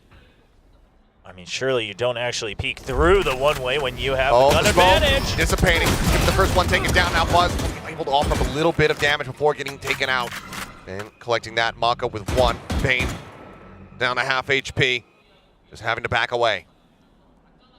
You know something else that's crazy is there are a lot of heals on Talon. Like, it's not just the 50-50s. There's a lot of healing to be done over on Talon. So as these rounds go by, DRX is going to want clean headshots. Flashback able to find another here. As much damage as they possibly can. But ultimately, Talon will get that 2-0 start. Phantom and Vandal both going to be carried over. Yeah, that's the big one. Obviously, you have the 3 rifles. You're able to carry those over, and there you'll have the firepower that you were gunning for. Just the 3-man buy, and then you can double up on the bonus. Try to match buy for buy. Really not a bonus anymore, quite frankly. 4 Vandals and Phantoms 5 on the board now, opting for the half armor. Because, hey, as long as you're not getting dinked right across with a Vandal, you're going to be able to try to heal back up. Revealing area. Every presence alongside A here once more. So Buzz maybe thinking about going on a bit of a walkabout and challenging into B main here. Obviously, there's not a Killjoy on the opposite side. No Cypher, so you don't have to clear a cam, a turret, etc. That's just going to be Surf hanging out. All right, but no further follow-up, right? No Jet pushing out, etc. So Talon feeling pretty comfy about a pinch in from Market, but here is that cam that the Cyphers love to use. We'll get cleared out. And that's nice and early clear of util in mid, right? They check that there's no trip. They're able to take out the cam as well before the minute mark. Still a lot of room to play with. Surf pinged out there, but no shots ringing through from Bane. Just staying silent. Playing off that trip there. 0 point, only spotting out Foxy 9. Again, it's going to be a Market cut in here from the side of Talon. As a flame wall goes up. Getting off towards main. Flashback here at Alley. Waiting for the first, and he's able to find it. Finds the second. Jit Boys and Band both going to be taken down. Cyber Cage now raised up as Governor just works his way down into the site where the plant can come through. You're still going to have Cruz coming up, pulling up from behind. We'll be able to make sure that there is no flank coming through B main. Like the wall up, but it's a big greedy. Surf still wins that against Flashback. Yeah, he's just up over the top, and Flashback not registering that quickly enough. Now the 3v3. Full approach here from Market. Pop Flash sent out. Governor on the swing, able to find one as Foxy 9 gets taken down. Recon pings out 2. Governor is anticipating the swing. Takes Buzz's head off, and even if Mako could clutch this out, there's already so much damage dealt. Spots 1. Shots down onto Surf. Put him at 4 HP, but he just cannot finish the job. Talon getting themselves now Up to a 3-0 start as the bonus will be converted. Push out, Mako with a decent timing. We'll just get one of those additional weapons out of their hands. Looks for a little bit more. See if anybody rotates into mid, but not gonna find anything there. Yeah, I mean, just given the timer, obviously, you know, I talked about it earlier, 1v2, maybe you go for it because your econ's broken anyway, but the timer was too far down. It's still a 1v3. But right here, Surf just creating more openings, and this is what this team can do. You've got, I mean, the Blaze Wall from the Phoenix, you've got the barrier. A little bit of that jingle here. With the Sage, I mean, so many extra angles that DRX now has to take into account. And again, if you're not flicking right onto the head, Talon will keep going. Now no command online as well. So DRX, they've got flashback far back to try to utilize that util. Flashbang. This time a little bit more assistance for Surf. Van making his presence known, takes that dart. Buzz still suspecting that there's going to be another player, but Surf just goes for the quick ADS. It shuts him down. Yeah, it is going to be the rifle still recovered, though, so Bane going to keep some semblance of firepower for DRX. But Talon is punishing DRX right now. I mean, they're actually playing so lax with the timer. They can wait passively for the initial pushes here on the, on an eco, and then they're still able to make use of every single second on the clock in the past rounds. And once again, they're still at the entrance of a site by the 50-second mark. Worst case, they could still rotate if they needed to, but it's not going to look like it on this one. Oh, and Drone's going to get the tag here on the Bane. He's got no choice but the fight. He's able to come away with one before getting taken down. Boys finding that elimination. It's clear of the trap.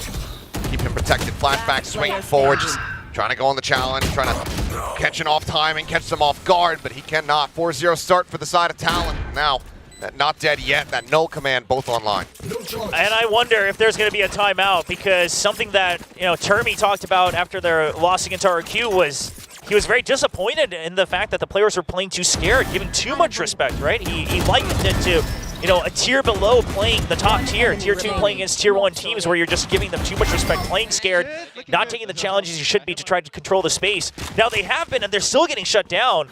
And DRX, if they're not able to really anchor down here with the operator on round 5, things are going to start to slip away. Already 4 here. While on the defense, giving up these rounds. Hurting quite a bit. There's the drone to check. Buzz just drifting back. Trying to keep that op out of their sight, but now null command started up. And here comes the push from Market once again. Talon is continuing to push this angle. The first opening op shot from Buzz does not ring true. Bane back ramp, trying to drag across, but Jit Boys just keep plus forwarding. Buzz into the final one, but there's the ult coming into play. Van going to be taking down the push forward. Buzz coming up with a third, just desperately trying to keep them in this game, but now Jit Boys with that elimination is right back into it. A 1v3 once more here for Mako. Spike planted. Push out of the smoke, spots one, but Cruz hangs back, has the headshot. And the devastation continues. Now 5-0 for Talon. It's just too many targets. I mean, Buzz does everything he possibly could. What more can you ask from this guy? Holding, stuck in the back of sight with an operator, and he still just finds the timings to peek out. One enemy remaining. But it's just too many targets that the rest of his teammates have to try to battle through. I mean, Talon, and let's talk about the macro game as well. 3 different looks of a default setup on the B site, 3 rounds in a row. I mean, DRX has no idea what's hitting him. And now another eco attempt here. Blades are available for Buzz. Yeah, they were waiting for the push out, ready to try to snipe him out as he tries to jump onto that wall on A main. I mean, Talon is prepared for everything so far. No attempt at any kind of crunch here from the side of DRX. And I mean, you had the not dead yet the previous round. Now you have the run it back. I mean, you have heals. You have extra. This comp, the more I think about it, it's disgusting. I mean, this is a ranked comp, but they're playing it very cleanly so far. Yes, I mean, there's a lot of team play involved in the way they're playing it, and personally, I love this style of play, but it is gross. Yeah. I'll just say it. My gosh.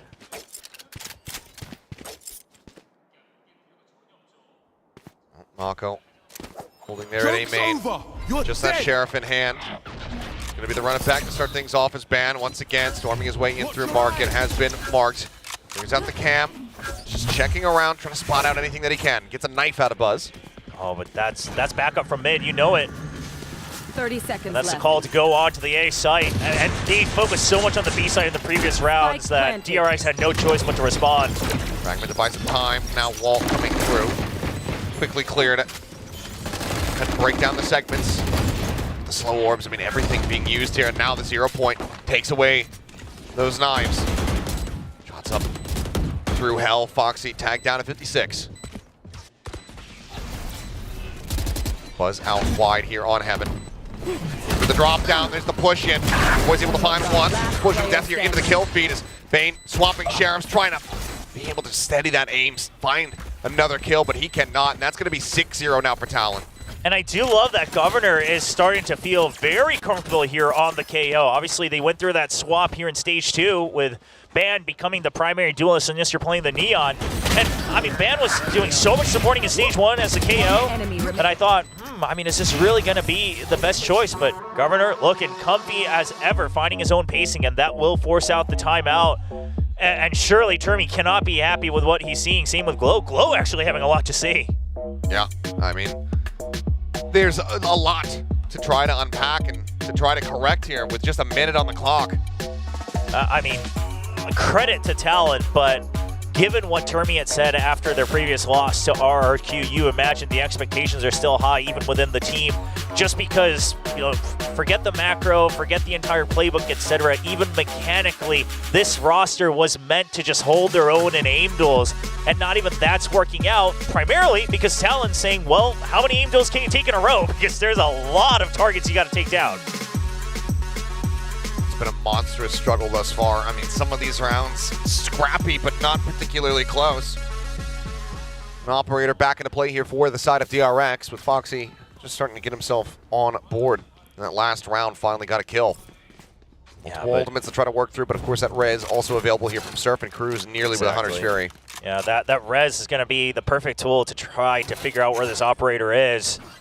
We'll see how Talon maneuvers this one. Already took down the operator once. If you take it down twice and you're leading 7-0, the first half is all but over.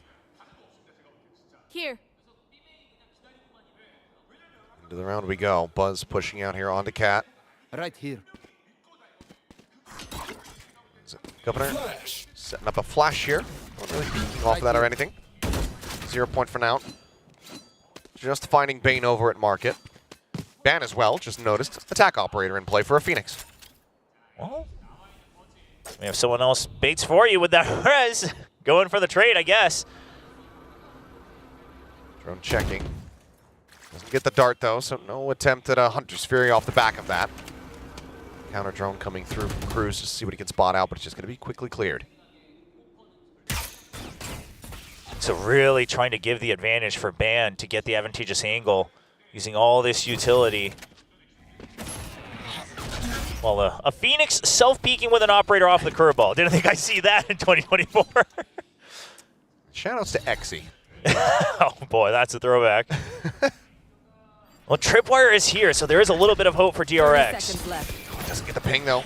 Buzz flashed out, forced back. It's the cloud burst, the swing out, the shot, it whiffs. The Chip Boys does not. Collects the kill, the op once again dead on the floor. Vulnerable thrown into hell just in case there's anyone there. Couple shots up through the floorboards, just trying to make a connection. Surf, I thought he was blind, but he still comes up with the kill. Flashback, take it down, man. The op, it pays off, finds one now. Once again, it is Mako on its lonesome, this time in a 1v4. I mean, you have to. It's 0-6. Okay.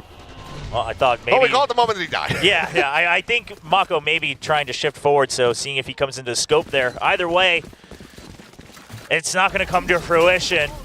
And, I mean, listen, even if Chip Boy's eyes there, then there's the wall. Buzz still has to figure out which way they're going to peek out. Most likely both. I'm not going to get the op anymore. Calm down, everybody. I mean, hey, you made use of it. You do what you want. I mean, you have so much money. You do what you want, Gonna be cash capped after this one, so is I mean, Surf just about, you know. Wow. Listen, I predicted Talon. I think they've been looking better and better each week throughout this whole year. I love that they have neat ideas. I love that they're playing to their own strengths, finding their own color. And yes, DRX, they've got to figure things out from the ground up again. But this, did not expect this. Not the comp, not the scoreline. Yeah, no, certainly not. I don't think any of us did. Well, ult's online for DRX, but not much you can do with it here on the Sheriffs. Just that one stinger. And I don't mind the stinger buys, right? You know, whether it's judges, stingers, depending on your econ, especially against the comp like Talon, because you know it's going to be scrappy fights. You know they're going to try to double, triple swing you, but even then, the stinger, how many targets can it really get before you run out of ammo? And then you still have the res. Camping one, Buzz just jiggle peeking there in mid, trying to see if he spots anything. Ban. He's going to send the second curveball. Looks like he opts to hold on to it. Could be useful on an entry. As Cruz taking a timing, getting the catch, Buzz. Oh, that's huge. I mean, eliminated. Yeah, that's the call to go to B. 30 seconds. Start rushing their way forward. Drop wire. Be cleared out. Ping onto one. Flashback here at Lumber. Only able to find the single kill as Surf will fall. Bane now tucked away back in boats. Push forward. Foxy dead. Left on the floor. Out to dry. No one there to try to res him. As once again, Mako watches as his team falls around him. Gun picked up, but not put to use. Cruz will shut him down. 8-0. Devastating. There's no other way to put it for DRX. I mean, we'll see. Valorant map's not over till it's over, but so far we're not seeing any signs of life here, other than that one, attempt at heroics from Buzz in the back of sight here on B. And a big part of this, I think, is Talon also Good job, Cruz. just reading DRX's tendencies to always want to start with a safe default. I mean, they always do this no matter the map, and that sometimes gets them. It used to get them on Haven. It's getting them right now on Ascent, because this comp from Talon, they're not going to respect that. They're going to play the numbers game. Look, they just know exactly when the operator's going to be in play for Buzz. Like, he picks up another one. Ban says, okay, I'm going to spend down some of the cash that I have. Opts, to go for the operator himself.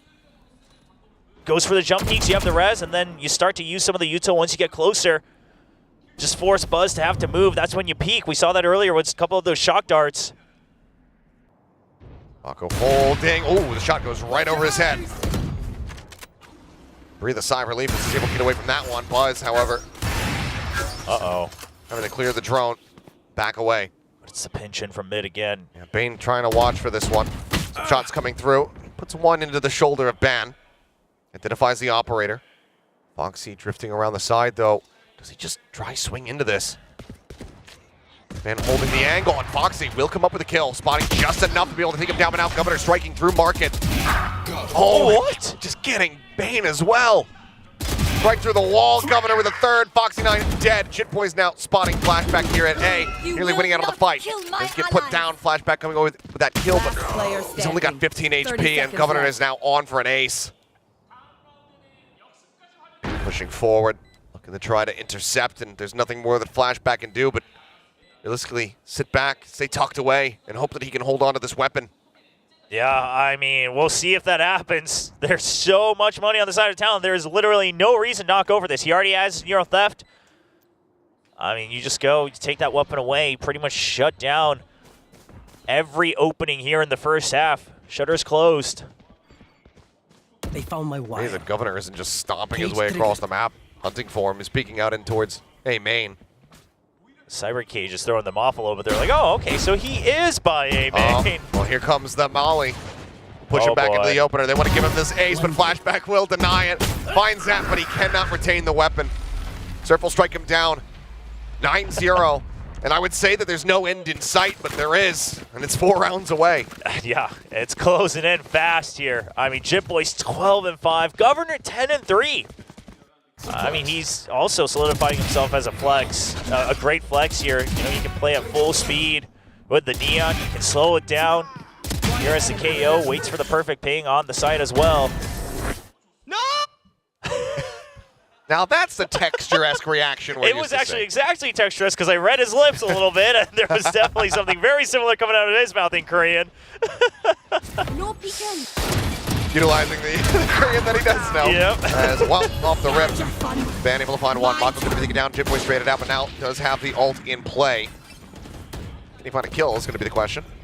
Kind of backpedaling away. Foxy holding here within the site. And that is going to be Jitboy's bleeding out. Yeah, but so much space taken off of it, right? So instead of them greeting, oh, and then here's another life coming in with run it back. It just doesn't stop. Storming his way up in towards heaven. Snappy with a headshot at the same time. Flashback finding Governor. Real Theft now going to be invested here. Pings out the remaining players. Surprise, surprise. They're around mid, getting ready to work their way through market. Gonna take a lot to break through that wall. Looking for a pump fake, actually. But now, with Van trying to take it down to the back end, it slows them up. It looks like Cruz considering moving his way back over in towards A. Surf, challenging, going to be taken down. Buzz able to find that kill. So now Cruz, last man standing. The IGL try to clutch it out in a 1v3.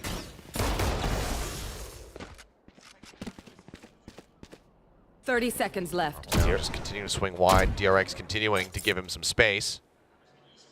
5 seconds remaining. Looks like he's gonna back it towards market, but He's just just for the gonna save save. it up, yeah. He doesn't want to give him the extra ult orbs. Doesn't want to give him the extra money. Oh, he's waiting for the wall to try to take some extra guns away from them. And they're not reading this. There's the first one. Was now swinging around. Cruz able to find the shots, but he just cannot get this plants. The round will go the way of DRX. They will get themselves on the board, but still fairly catastrophic fashion. There's 4 players left dead on the floor, but it's going to be a thrifty. And he's still taking the extra creds here, despite the cred situation here for Talon, really making use of every tool he's been given. I mean, you love it. Sure, the round's already gone their way. I mean, this was Talon definitely getting a bit over-eager with the ultimates in hand. I didn't mind the not dead yet. You know, just use it as a scouting tool rather than greeting to try to keep the Clove alive. But after that, the run it back, a little bit of an overextension. But nice shots from Cruz. Yeah, very clean. Just been hearing that wall go down, not really giving any credence to a potential wrap back through that market position. Buzz again, op and play, this time Ban not having it in his hands to try to match things up. Still got that Hunter's Fury on from Bane as well, both sides actually, so we'll see Bane's positioning if it does come to the A site. Is he going to be able to get that angle right through the switch to try to shut down the plant? Double trap wire set up there on that A main position, but looks like Talon not wanting to walk into that trap. Suspecting that there's going to be something waiting for them there on that A site, so instead turning over towards B once again. This time just straight up through B main, however. No presence in mid whatsoever. Yeah, but because they've used mid so much, look at the pings coming in from DRX already. Yeah. They're going to be watching for mid, and that makes things all the easier here for Talon. All command coming through. Hunter's Fury opened up the flashback. Able to find one as Surf gets taken down. Flashback finding a second. Governor now on the floor. Flashback with a third. Jitboy's taken down. Banning here towards market door. Noted, dealt with. Mako able to find the kill. 30 seconds right left. now, DRX looking to get their second round of this half in flawless fashion. Enemy remaining. Here's once again, last man standing. Massive round from Flashback. I mean, right when they needed him, turns on the switch. Still don't want to give him 1v1s. Oh, well, they're doing just that. Time not on his side, but damage can still be dealt, and they want to be able to recover that operator, which is in a bad spot. Oh, he's going to shut it down. Oh, swinging around the back, and Mako will be wise to it. Finds that elimination. DRX, they get themselves a second round win. Okay, keeping hope alive. It's still looking very daunting, but listen, you switch sides a little bit. You imagine Talon, they're going to have to play a bit aggressively here with the Sage. Obviously, those have to have some very good timing reads with that. This is not a true Sentinel, just to anchor down on one side. Same thing with the Clove, quite frankly. You don't have that paranoia to delay as much. So DRX, if they can get this round, get the pistol, suddenly, you know, you can really start to see a bare shimmer of a light at the end of the tunnel. Shutting them down. Last round of the half. I got the spike. Neural Theft, Hunter's Fury available here for DRX. No ults to speak with, and none really in sight here for Talon. Unless Ban can pick up a couple of orbs and get a kill. I had that op for an early op duel, but now is going to try to hold things close with the Vandal. Smoke up into mid. But it's just going to be pulling away from that angle. Rotates over to try to reinforce Tree. So one of the things that DRX has been utilizing well in the past couple rounds and the rounds that they've won is the fact that if the Cypher utility is still up, we can start to trust that past the 1 minute mark. It's a huge kill as well. Able to cut him in half, finds the shot. Boy's taken down, now Ban dealt with as well. Two big components here for the side of Talon eliminated, but Mako moving on the swing out off the back of the tripwire. Governor wins out that fight, wins out the follow-up. His flashback also getting taken down now. Suddenly we're in a 3v3. Hunter's Fury in response. The plan coming through was, would have been the flick of his life, but it's going to be Bane action with the Hunter's Fury able to collect that kill. The swing out, Cruz unprepared for Foxy to be on that left side flank. And now it's all on Surf. He needs to try to recover the spike here in sight. Back Gen slowed up, but Buzz swings out of hell. Finds the pick, and it's going to be DRX getting themselves up to 3.5. Again, it's a big score gap, but man, this is the most hope that DRX could have had because they were down to, the 7-0, just giving away that streak all the way through. And so DRX now just got to say, okay, while yes, the map generally tends to trend toward that defensive side, you look at their comp, they're going to be wanting to play for those orbs, right? For anybody, quite frankly, usually for the Phoenix, of course, just because you can cycle it so much. And they're going to try to fight aggressively for that main control. See what we can do about it, right? There's no util that they can set up in mid. Someone's always going to have to be watching mid. See what DRX's read is off of that, as the live percentages based on their past performance not looking too great for the Korean squad. Definitely not. For DRX fans right now in the audience, praying that curses are real. The Talon with another pistol win. One step closer to just shutting them down in, more dominant fashion than we could have ever anticipated on their map pick. Yeah, and it seems like what seems like a read on the map pick itself as well, right? Given that Talon, this was the map that they dropped against RRQ. Come out with a new comp. We always hear Coach Frost talking about having multiple comps ready for the occasion. And I did wonder, coming into this one, they're going to want to take down DRX. Do you have multiple things prepared? Because it was a double whammy for Talon, and boy, they did. See if they can continue and close it out, though. Well, it all comes down to this. DRX, granted, several iterations ago last year, been through the ringer, have had some incredible comebacks in the past. It's just a creep forward. Was going to be noted, but not spotting anything. Wall now coming through, and Surf riding it up to the top. Was ready for that, but cannot connect the shots, so Surf is able to back away. Meantime, Foxy9 putting quite a bit of damage across here on multiple players on the side of Talon. Fadeaway shot on the Ban. Strike him down, looks for Jit Boys, but just softens him up, and the pop flash comes through. And that was a spike. So the main forces of DRX on the other side, they can't actually do anything about trying to go through B. The spike drop being heard, Talon, everybody rotates over, and now they are going to stick together. You're waiting for that heal to come out from Surf. Everyone pretty much at full health, going for the wraparound. And this way, if they came for the spike, they're now going to be trapped in A main. It's going to be flashback here to take contact, and he's instantly taken down. Gets one shot there. The chest of Cruz puts him at 45. He'll still obviously on cooldown. It's Bane and Buzz now. To try to break through, get this pistol. Buzz swing out, finds the first headshot. Puts up a second, has a dash away. 29 health remaining. The reload. One shot would take out the enemy Sova. Plant now coming through. It looks like it's just going to be a reroute for Poison Cruz. Wow, wrapping all the way around to heaven, really trying to keep Buzz guessing, force him to get antsy, and Buzz is trying to get ahead of it. You know that it's going to be a double team. Recon available, 2 shock darts as well. Cruz, they know that Buzz is low. He could use these just to flush out angles. Without his mobility, Buzz is very much at risk of being taken down. They suspect that he's here within the cloud. Oh my God! They do not. Buzz is able to collect a 4K to get DRX a 4th round win. 3 HP! Decides to use their own smoke against him. Talon overcooked on that one. Thought Buzz would be playing it safe. Throw all these smokes the one way on Jen, and then the smoke on the spike, make it look like they're going to be sneaking into it, force Buzz to come out of hiding, but He was right under their noses the entire time. I love that he doesn't dash out after the first kill there either, because you know you'd have to get more to have a chance of this round. And you can see it there, Angry Buzz. Trying to come online here, trying to activate, get his team back into this one. He's obviously been a player with an immense amount of drive, competitively. He's been chasing a trophy for many a year. His last several series have not been the situation that he wants to be in. It's not the performance that he knows that he's capable of. So now Fragment just to try to slow up any approach here. It's a quick flank in from Flashback though. Governor's going to get trapped. And one forward, Buzz not spotting anything on the entry. Governor looking for a timing, tries to get in on top of Bane, but Bane's able to win that one out. Flashback lurking over a tree, comes in with a kill, shutting down Ban. Finds one before getting taken out, only hands over a Sheriff, which Jit Boys will happily take.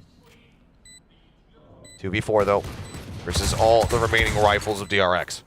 I mean, Talon, I wouldn't mind them just going down to the spike. You have a fair number of rounds still to work with. Buzz very close to his Blade Storm. That gives them a lot of options. And also, again, it's DRX. Sure, it's a new roster, etc., but they're still playing the age-old Ascent comp just with a Cypher. You don't want them to get closer to the ultimates if you can help it. Your ults are cycled pretty quickly. You don't have to greed for it. Looks like it will just be Spike Death ultimately coming through. As Recon will just go ahead and think that they're all out. They can safely die to said Spike. So DRX back 2 in a row here. And now they're going to be looking for a bonus conversion to try to make the comeback actually real. They have the weaponry to make it happen. 5 rifles carried over the 4 that they bought on the previous round. Governor bumping shoulders with Bane a little bit on that one. And Flashback, I mean, getting ahead, getting 2 kills on the flank. And it's just the Sheriff as well. And Foxy also trying to keep up the atmosphere, just saying, hey, that was a clean round before they go into this bonus. Oh, Odin now in play for Cruz. Back angle here, sees that cam get set up. But has to give up that the Odin's in play just to be able to clear that one out. Surf again, just setting up the wall. Full segment's going to be broken down immediately. Slow orb going to be sent in. Trying to swing that push from coming through. Time fan out over towards A. Nothing being spotted, and Buzz taking quite a bit of damage, and Cruz is able to realign that headshot in time. Swing out from Surf, doesn't end up falling, but Cruz collects himself a second. Gets tucked away here on the site. Shock Dart not connecting, 24 bullets remaining. Now just 15. Spike Foxy down, will be able to B. put an end to it. That's still so much damage dealt. Here on the 0 point, then there's going to be 2 over towards Alley. Mako still watching in towards Market. String 0 point, not going to be spotting too much there other than Foxy down on the site. Big wall coming up, Mako needing to get a kill, but cannot. Leaves it now to Foxy9 to see if he can try to clutch this one out, 1v3. Healthy on all players, and Governor over towards backside is able to find the headshot. Bonus conversion not available to them. Talon will get up to double digits. Oh, great hold from Cruz with the Odin. I mean, tries to bait out any sort of peek as he goes for the initial spam, just repositions and punish Buzz, and is constantly ready for the next swing. Even gets another nice one here, hiding behind the boxes. You don't quite expect that. You imagine he's trying to run back to Boathouse to hold for as long as possible. But I will say, DRX, they did what they started to need to do against the Sage, right? It's just draw out that wall. It doesn't matter if you're giving up that you have 2-3 people there. Just break it down, force out the slowers, just cycle through this util as much as possible to now make it a fair fight, and then you'll have the info util to go for the execute. Well, now into the proper full rifle round here between these squads. Point cleared.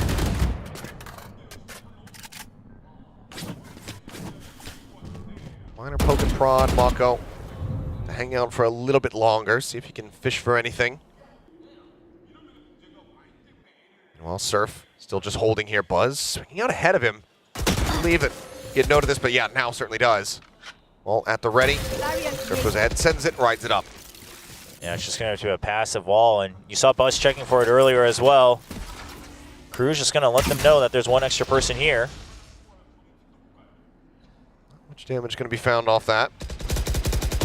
Cage sent over towards Market. Slow Orb now going to be coming through. Buzz dashing forward, taking some space, and Foxy able to find Surf. This time the Odin not going to be set up here. Cruz gets taken out. Buzz further opens up the site. Cam setup is found. Talon looking like they're going to make the call to save. Yeah, I mean, it's a 3v5. You're already so far away, and you have no idea who has control of mid right now. So Talon, it's just a cold call to save 3 rifles. You can still buy up into the next round. No peeking. See if you can, you just have to close out 3 rounds. It doesn't matter if DRX still has econ or not. Oh, and Mako. Oh, but Mako's already on. Take everything away from them. 3 swings. Jip Boys will be able to shut that one down, but still further damage dealt. DRX, ones with the healthier economy going into round 17. Yeah, I mean, for DRX, you risk that 1 rifle. You can still make sure that you're buying up next round, obviously with the round win, and then the snowball really comes back in your favor. So I don't mind it. The rest of them going to be holding. Foxy 9 just hiding right out in that corner, seeing if anyone tries to sneak in the last second. Let's make a play, then execute. From 9-0 to now 10-6. DRX certainly making them fight for the remainder of these rounds here. Gonna claw their way back in. Overall, just solid opener here. Foxy just playing around this tiny little gap in the wall. Be able to take out Surf and Buzz, not wanting to go down to that Odin again. Yeah, good reads from DRX on the tendencies of Surf right now and identifying that he's going to be the weak spot, not because Surf is a weak player, but because as a Sage, there isn't that much more you can do once the wall goes up. Just taking out the armor plates there at B. No one wanting to play around that one. Cruz is constantly changing position up a little bit here, trying to catch them off guard. And Mako having gone ahead forward into A main, though, that's huge. So now you know that people aren't going to be sneaking in. That smoke comes out. Oh, and Foxy just swinging out in front. Damage still going to be found here as he continues to spray across. I mean, Bane down to 31. Now the ping up close. Buzz does get dinked, but does manage to find the headshot on the opposite side. Dash at the ready. Mako things around here over towards main. Spots out Governor there on Heaven. Is Buzz now trying to make his approach. Goes up on top of Chen. The flash coming through. Jit Boys able to flush him out. Finds that kill. Bane going to be caught jumping up. Jit Boys continues to hold the line, looking for the third, and he will have it. Talon, they get up to 11. TRX a bit out of sync on that. And the spike gets dropped. That's when you see, just even on the minimap, the panic starts to settle in. They start to file in through that choke point one by one. And Talon just bait and switch non-stop with the 2 members on the site. I love that Governor drops behind that smoke because he was already spotted in Heaven. Makes things a little bit trickier for DRX to try to overtake this A site. Yeah, man. I told you, man. Klopp. What'd he tell him? I don't know. The Jit Boys having a whale of a game. Big performance from him on that Clove. There's a second timeout call used here from DRX. See what they can pull out of the hat, as if you give up this next round, then that's map point for Talon. Governor having a good laugh, bit more relaxed right now. It does feel like Talon generally just pretty happy that they're able to showcase whatever game plan that they came into the stage with, regardless of even if, maybe not every round is as clean as they would want it to be. So DRX, we'll see. I mean, I love that they identified, hey, let's pressure the Sage early, force the util out, and if that happens and there's no other follow-up util, then that's where we push. But on this one, obviously trying to play the map a bit wider, and they get punished for it. Full stack here outside of A over at Gelato for DRX. Buzz going to be pulling the knives, has a Bucky as a backup.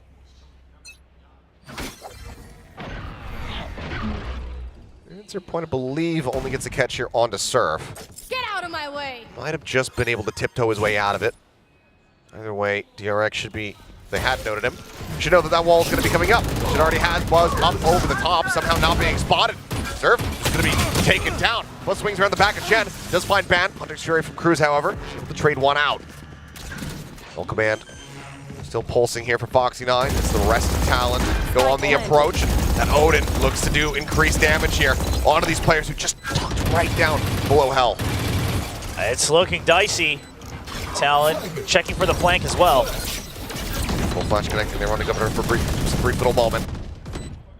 Odin shots still ringing out. Bane trying to remain elusive. Here's Governor missing. Just that pixel out of place. It was Foxy9's head.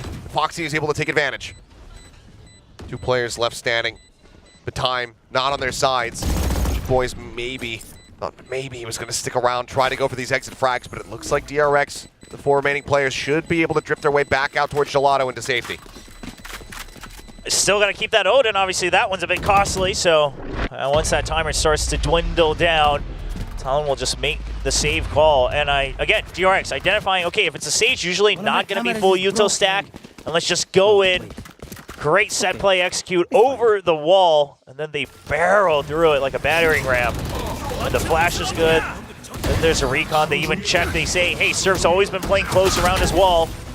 That's the thing. You strike immediately after that wall comes up. As soon as you go on the side, if Buzz doesn't see anybody out in the open, backpedaling, then you know that he's just going to be tucked away behind that. Now, with that round given over, it's going to be Talon calling their own timeout for the first time. Now, we haven't seen Talon push out too aggressively, right? I think that's probably something that you expect will happen at some point with this composition. It can't be too far because they don't have mobility like a Jett or a Raze, but they could try to set a trap play on either side of the map and then go for an orb. So after this timeout, curious to see which one DRX expects. Do they just play full far back and then regain control one by one? Frost getting involved, wanting to just make sure that they can cleanly close out these last few rounds. As you were saying, yes, it's a very different looking DRX, but it's still DRX all the same. They've been known to make comebacks on this map in particular. Yes, I mean, there's definitely some DNA in there. And I mean, we saw, again, that set play in that previous round. Nice and clean, very explosive. But how many of those do you have in your back pocket is the real question with this new squad now. DRX, they're not going to back away too far out. They're not going to shy away from potential aggression. They're actually going to try to counter this timeout by just taking full main control themselves. Flashback, though, took a brunt of damage over on the B side to the Odin. Strike getting ready to come through, and Buzz is playing distraction there as Jit Boys cannot line him up. Governor now pushing up into the site, taken down over by Door. And that is going to be very swiftly dealt with here. The Talon ranks by DRX. Flashback still wanting to go on this lurk. Says, yep, I've got money. I've got my ult, but I want blood. Yeah, I mean, you take that Odin down, things start to get pricey here for Talon. You heard him going for the save nice and early. Surf going to be the first target. Pixel, yeah. Oh. Well, caught a headshot now. Finds him. Oh. Cam destroyed, and oh boy, here come the Sharks circling in the water. Cruz. 71 bullets loaded up and ready to go to try to deal with these players to try to keep himself alive. He finds the first. A little bit of minor spray through the wall here. Buzz on the swing should be dead, but here comes the approach from the side. It's going to be Foxy9 with the headshot to take him down. DRX will get themselves 8-round wins, and Mako will get himself 1,000 kills. Something to celebrate for Mako. The map's not over yet, and boy, I mean, he's talked about it himself. A lot of pressure on his shoulders, despite still being a very young gun himself. But that 1,000 kills just goes to show why there's a lot of expectations, why he's considered a veteran out here in Pacific, as he's trying to lead this squad as a new IGL. And I love what they did in this round as well. 2 rounds in a row, they're using the Jett just to create space, right? Not trying to go in for the entry kill, but just saying, hey, if they have a lot of targets, let's create a lot of targets by using the Jett dash, the mobility that they do not have on the Talon side. Double suppression going to be found there. Governor backing away from A main. Drone to lead through. Door shut, broken. As there's the reveal. There's the attempt at jumping forward there from Jit Boys. Buzz just escapes into his own cloud burst as Governor falls. I mean, this is, if you want to learn how to play Jett or why Jett is such a good entry in a duelist, this is why. I mean, the util usage from Buzz right now to create space, to stay alive, to get info is massive. That's always been his playstyle. Yes. The info-seeking Jett, and if he gets the kills, that's, you know, just a cherry on top for him. Judge tucked away around the corner there in Ban's hands, hoping and praying that somebody comes pushing his angle. Oh, well, both Flashback. of them. Yeah, it does have the shorty around the corner, but remaining. Cruz, he'll do damage, but cannot find that elimination. For now, DRX on for that flawless, but there's the first kill. Foxy, however, right there behind him, takes him down, and now suddenly the gap is just 2 rounds. Yeah, Talon starting to shake in their boots a little bit. And again, I mean, I imagine they would be weaker on the defensive side, but you also didn't imagine DRX would start to get this crisp. I mean, just, oh my gosh. Is that just attack side? And now I feel like we've been seeing more and more teams just kind of flop the defense, but always look good on the attack. To be fair, it's probably going to be a bit of a seesaw as well, just because the playbooks, you're starting to run out of ideas, right, on a sense. So, but not ultimates. No, definitely not ultimates on the side of Talon. Surf is going to be opping now. I mean, hey, used to be a Jet himself. Yeah. He played Jet 2 weeks ago. Yeah. Well, there's the swing out. Jit Boys noted over here at line. Fragment landing. Will not find that elimination, but pops the ult, trying to get out. Now Cruz swinging through, able to find one, and Jit Boys with the kill on Amako. He's right back into play. Man advantage now here for the side of Talon. Up over the top, however, Foxy9 putting Jit Boys right back down into the grave. And now it's a 3v3, so DRX going to choose to group up and make sure they have the man advantage whenever they go onto the site. Because you don't imagine that Talon will start to rotate everybody over for the full stack, especially when you know that there were extra members here on the A side. Do they read that there's an op in play here? The wall Yeah, now that's the big one. has dissipated. Surf set up an alley. There's the swing out. He finds the first. Now they're well aware. Looking for the re-peek. Tries to get the shot. Goes right over the shoulder. Does have that heal. Himself back up towards 100 HP. The slow orbs continue to try to lock them in place. Cage set up, and now everybody rotating over here towards the site. Foxy9, he's escaped. He's gotten himself into position to be able to get this plant down, but the run it back is even coming his way. Finds a headshot. Be able to go ahead and shut down that Phoenix first and foremost. Tries to challenge in on the fight. Finds another. Flash connecting, however, and Ban will be able to shut it down. The defuse will come through, and Talon, they will get themselves up to map point. It took a lot, but they were so far ahead in the first half. Just needed that one extra round with all these ultimates, and the not dead yet worked out so well for Talon. DRX getting a bit overeager to try to shut down that ultimate, knowing that he was trapped there, but not accounting for an Odin to come to support. They expected somebody, just didn't expect so many bullets. Nice. A decent attempt from Foxy to try to instill some hope there at the very end, but like you said, fairly costly. Two ultimates committed into the last round there from Talon, but they still have the op in Surf's hands. 4 ults on the other side here for DRX. They need 3 rounds consecutively to go into an overtime here on Ascent. Here. Peek out. Buzz. Expecting the swing. He's rewarded for it. Surf shut down that op out of play. Yeah, getting ahead of that slow orb puts Buzz in a good position for that kill. Swap over on the weapons. Ban, I think, spotted on that peek out now. Not sure which way to look. Buzz, however, has taken him down. Cruz dead within the smoke. Mako is playing off the Odin Tracers. Comes up with the kills, and the remaining 2 players here on Talon have to go for the save. And now, do we go for another hunt here? Try to shut down any hope from Talon. Oh, they should. Governor already has the ult. Yeah, I mean, you have a lot of credits on the side of DRX, so probably going to run down the clock a little bit. Flashback will try to get ahead just to eliminate the possibilities. As long as you don't give Jib Boys 3 kills. Yeah, that would be a little, that'd be a little worrisome. The slow peek out, and Jib Boys does collect the first. No peeking. They're going to be noted now, as that's going to be Governor taken down. The hunt now continuing. It's Foxy9 up in hand. Getting ready to maybe swing out towards this attacker spawn, but here's the approach here from behind. And looking for the lineup, but will only just get Mako. Bane finishes them off. They take away all of the weaponry once again. And it's 2 rounds separating. Still have the power ultimates as well. The Null Command and the Hunter's Fury to go for the finishing blow if need be to cross that finish line over to OT. Does look like we're going to have a bit of a timeout. I mean, Buzz, I love it. I love that he says, hey, Surf has been peeking off the slow orb every time, so I'm just going to get ahead of it. Don't need to move. Then the slow's not going to affect me. Nice! A little bit of a fadeaway there from Mako. Just hitting the switch, spraying back, killing Cruz. Final timeout call here. As Talon wanting to be able to just put an end to this one. Avoid that overtime. Cruz trying to download everything that the coaching staff is delivering over to him. It's been a bit of a headache in the second half. force Buzz a headache of his own to just really stay strong for the team. Lead by example. Mako, the new IGL, but Buzz, the other member who is, has a lot of that experience from overseas. So he's going to have to carry that onto the stage here on Pacific. Can they pull off this comeback? I mean, at that point, maybe it's just Termi on Ascent, right? Somehow he just manages to make it happen every single time. This map is responsible for a lot of heart attacks for DRX fans, but it does always deliver.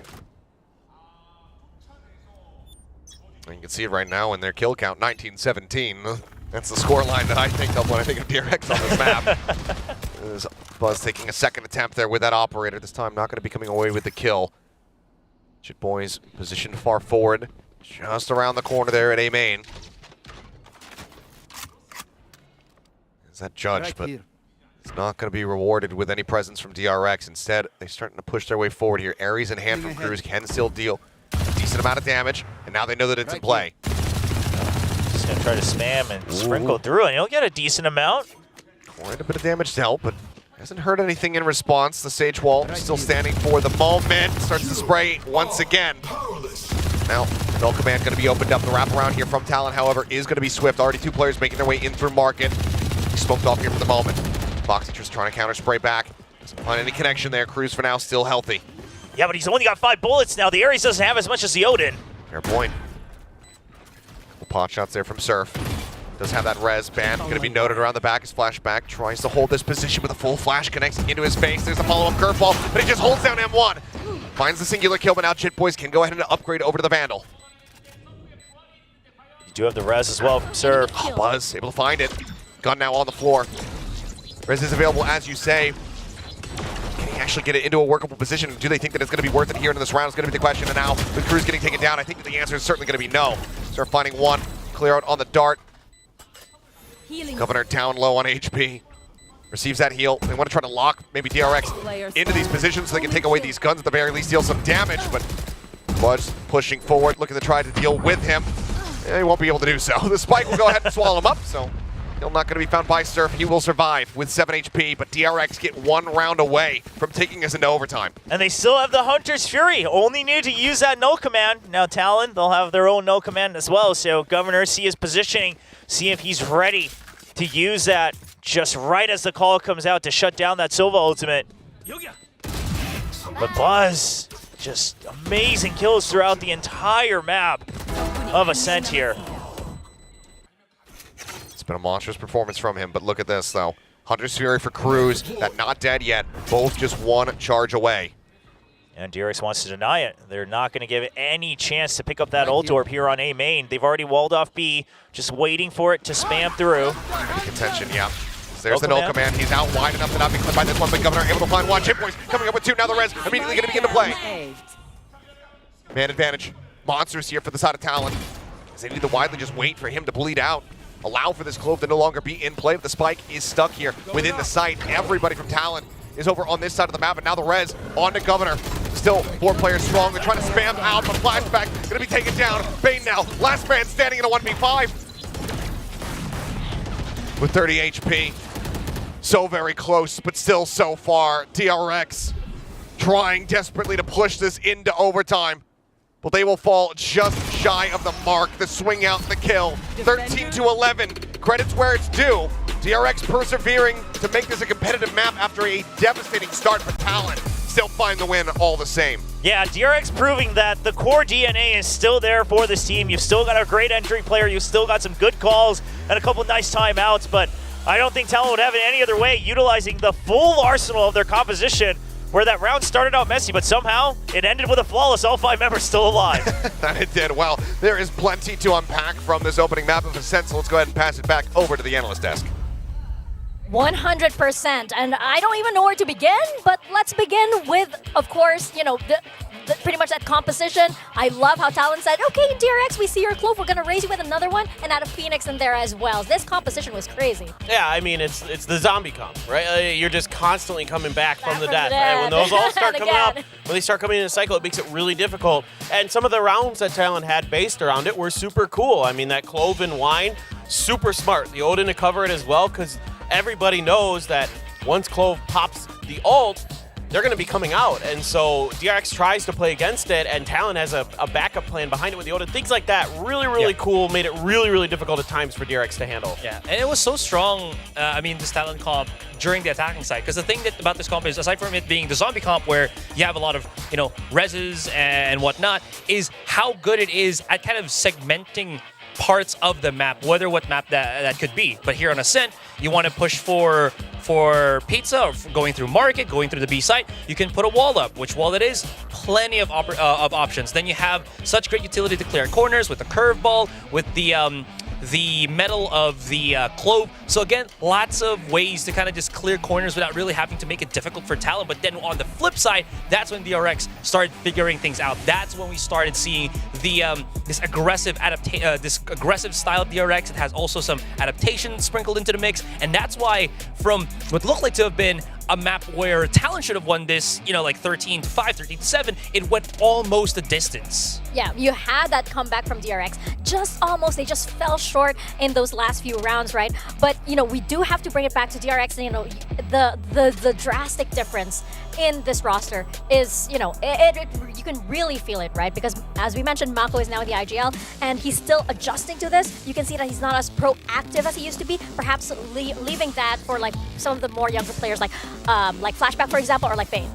Yeah, it's a good timing for Talon to bring out a comp like this against DRX because of what you're just talking about, right? Like, Mako doesn't have a ton of experience as an IGL, so for him to probably load into the lobby and be like, okay, like, they're really gonna try this? Like, I thought this was just like rank game stuff, and try to figure it out on the fly is very difficult.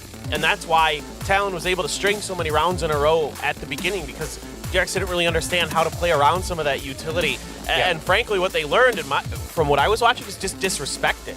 Because some of those combos, like the metal into the mollies or the the fragments, those kind of things, they were just getting past them. And then Buzz was really starting to do some damage, starting to heat himself up. That smoke on the pistol round, the second pistol round that you and I were not so thrilled about, but Buzz played it to perfection, used it against them, things like that really turned DRX around when they started getting that confidence to just ignore the utility, just go at them. Absolutely, and it seems like Talon never really let go of the gas here as we came into that second half, and they might have needed to do so, because you saw there was a lot of rounds, I think, particularly on A main, where somebody from Talon, I think it was primarily Jet Boys, that would just peek, die to Buzz that was holding an operator, and then the A side control is kaput now. There's not really much that you can really do with that, and then DRX kind of just replicated this over and over again as to how we kind of saw plenty of these rounds come in. So, with that being said, DRX, as you mentioned, were adjusting. It just took them a while, but it almost put them across that finish line to maybe go for that OT. But I almost wonder if that then, is kind of like a puzzle piece for Talon as we head into the next map, right? Does that mean that, they have to even push it faster in order for DRX not be able to download all of that information, because they know that this new roster is adjusting. So they just felt that, okay, they were definitely pushing it here, but perhaps they just ran out of time and DRX was able to fully download what they were doing. If they want to end the next map a lot sooner and maybe prevent that comeback, perhaps what they should do.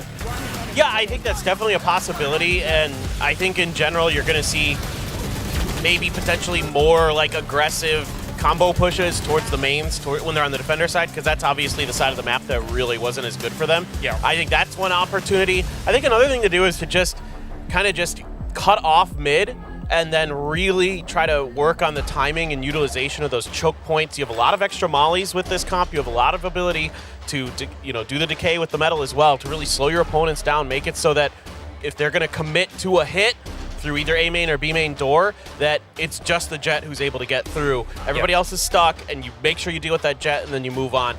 Things like that just need to be tweaked and tuned on that defender side. Yeah, and again, something I also, it looked like, I think Talon kind of forgot just ever so slightly on that second half, was they had more flashes than DRX did. And again, DRX didn't really have too much, I feel like, site control, whether it was on the defending or attacking, because of how their comp was kind of established, especially with, Flashback playing on his Cypher compared to usually what we'd see with the Killjoy. Any case, it did go as close as it can. Now we're just moving forward into that, the next map. And speaking of which, we are going into Haven, and it really makes me wonder if, we did have the Clove on the side of DRX previously on Haven. Now we know that Talon has one of their own. Are we going to see it again? Or are we going to see something else entirely from Talon? Because it feels like they're a little bit playful today. Yeah, I don't think the Clove synergizes with the Neon as well, in my mind. I mean, I could be completely wrong, and I'm happy to be proven wrong. But I would suspect it's probably not that if they are running the Neon. It might just be the Omen. You could convince me that a Brimstone would work here on Haven, potentially with the Neon, because you got the ability to get some of those deeper smokes, set up the stim, things like that. But most likely, maybe just an Omen or something like that. I'd say Astra, maybe. Astra, absolutely. Yeah. And with that, actually, going into Haven, is it possible that we are seeing a 2-0 from this, or are we heading into a map number 3? That is going to be our guess and gain question for this. So let's see if Paperthin can keep this lead, or if, Asarai, for some reason, really cares so much about his rank over here. Please give me a yes or a no, gentlemen, for what you guys think. If we're going to go to a map 3. If we're going to be going into a map number 3, Okay, is this going to be match point? No, will this be match point? Will this be match point? Yes, if you think this is the last map. Oh, okay. Okay, thank you. We got a little pen ASMR for our viewers as I fumble with my mic. All right, you guys ready? Wait. I'm very bad with my handwriting right now. You don't need to write so much. I see so many things on your board, Asarai. I'm just making sure that the production knows what I'm writing down. Reveal! Reveal! Are we going to map? Sure. Yes. Neon map good. 2. Sure. Neon good. It looks as though we're seeing, DRX. They did struggle quite a bit. Yeah. They could struggle even more here on Haven, and this could be a 2-0 for Talon. A very, very powerful statement. But again, I did see shades of that comeback. That was very, very exciting for DRX. I mean, I think if this DRX squad had a few more weeks underneath their belts, it could have been a very different ascent. Yeah. I agree totally, especially since, as we mentioned, right, Mako has been very, very vocal about him struggling as an IGL, right? I do think that, he could potentially be very, very good, especially since he has such a good roster here. But now we are, surprise, surprise, you called it. We do have the Astra, and we have an ISO as well. I was about to say Izu, just because it's Sounds like it. We have an Izu. Yeah. I will say though, this comp that Talon is bringing out, DRX, are somewhat already versed by it, because this was the comp similar to what PRX did bring out on their Haven match. So at least they have some gist of how the playstyle will be. Yeah, and you can see that there's a little bit of change here for DRX as well. The breach in there, I think that's absolutely like an anti-Neon kind of thing. Gives you a little bit more ability to control some of that space that the Neon's going to try to take. The Cypher as well, absolutely going to be part of that equation, I assume. It's going to be a lot harder for a Talon to clear that Cypher utility than it would be to get around to Killjoy. I am all for it. Let's step into Haven. We'll toss it back over to William and Achilles. Thank you very much. Yep, some compositional changes, to say the least, here from Talon. But as the desk was pointing out, they're, kind of got to play against this a little bit versus PRX. But with the Neon in the fold as well, this is going to be some hard-hitting, quick action coming out from Talon. Yeah, this is much more committed from Talon compared to, of course, Paper Ice's composition, which had the Euro and it also had the Fade instead of the Breach. So Talon is just saying, hey, we are here to fight. And the Neon's either creating space or getting kills, but either way, then there's the ISO that you still have to deal with a shield on. We'll see. Obviously, I think it's also going to make it a bit easier to decide when to pop that double tap shield, because you just use it on the entry. Jitboy's going to be taking a little bit of damage there on the jump peak. Governor already, however, in position, as is Ban on this ISO to try to go for the retake. Full line across, Jitboy is lurking here within the Nebula smoke, and Governor able to find that first blood as Bane's going to be taken down. Buzz quick to reply, however, takes him down off of Plat, but now flashback, Foxy9, both eliminated. Mako trades one out. He and Buzz. Bane stays. Oh my good God! I was going to say to try to turn this round on its head, but Jitboy's clicks both of them in a rapid-fire succession as Talon will take another pistol. And that's just a big reminder of why it was always kind of getting split between Astra and Omen here on Haven, is that the Astra hold of backside of C is just so strong. You can do so much by refreshing that smoke, setting up a gravity well, anything like that. And we see it come to fruition. They're all right on the pistol. It's going to be a Bucky buy. I mean, yeah, full armor Bucky. I love it. Governor about to get very, very aggressive. Yeah, then there's the Phantom to back him up from behind, so it's perfect. Cuts through the Guardian, just painting a bit of an outline there around Mako. Connections not found. Buzz gonna look to try to get on top of this Astra as quickly as possible. Come out. Get that Guardian to themselves. Relay Bolt now going to be coming through. It's going to be Shorty out doing the button there for a moment. Buzz recovers that weapon. Does manage to put that ban. But Jit Boys holding firm here. Backside bails out as Cruz arrives. Cleans up a second kill. Minor damage dealt, but the important weapons retained. Talon move up 2-0. Yeah, I mean, you dropped a Bucky, right? And one of the pistols, so it's not the end of the world here for Talon. I mean, Jit Boys correctly also just distancing himself after the first kill around the confusion of the smokes in the fast lane. Well, you see that awareness in Cruz showing up just in time. It's another quick one, but now DRX. He started to try to pressure that C site a little bit. See if that conditioning does anything for you. Quite frankly, I don't think it will, because Talon will just continue with the Killjoy Astra default. There's the vulnerable across in towards a lobby. As Governor takes some space. Playing up close. Had the Marshal in hand for a brief little moment. Swap back over to the Bucky. I was going to say, I don't play Neon much. I'm not sure. Can you scope in while you're sliding? No. Okay. I was going to say, get the 100% accuracy on the slide. with the off? And just sliding scope headshot somebody. I mean, already the body shots are pretty good. So. I mean, with anything, yeah. Maybe with a Guardian as well. Drone checking out, making sure that everything over at A main is cleared. But this damage on the Buzz is already fairly devastating. And being at 5 HP takes away all that big opening power you're used to from him. So instead, it's going to be him going on a bit of a lurk while the rest of DRX start working their way up A. But look at the read from Talon. I mean, yeah, they're not moving at all. They say, okay, if you want to go into B, so be it. We're going to flank around from A. They have the correct spotted. read. 30 Rotate seconds back. left. Message boys. Gets stunned up a bit. Fault line going to be going through. Mako TPing into hell. Man, sussing that out. Does manage to find one, but Fox is quick to trade it out. Now he's going to be full flashed, however, and cannot recover his aim. He gets taken down. Buzz striking, managing to find one. Flashback as well on the lurk. The time working against them. The Bucky, even at that range, is still going to be good for the kill. And now it's all on Flashback as they are scattered. Here in towards main. He tries to find the shot, but Surf says no. And Talon will convert the opening bonus once again. With a Bucky! He's 5 health.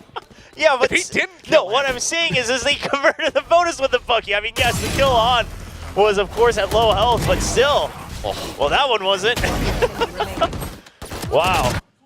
I mean, yeah, well, that's a big smile on Governor's face for sure.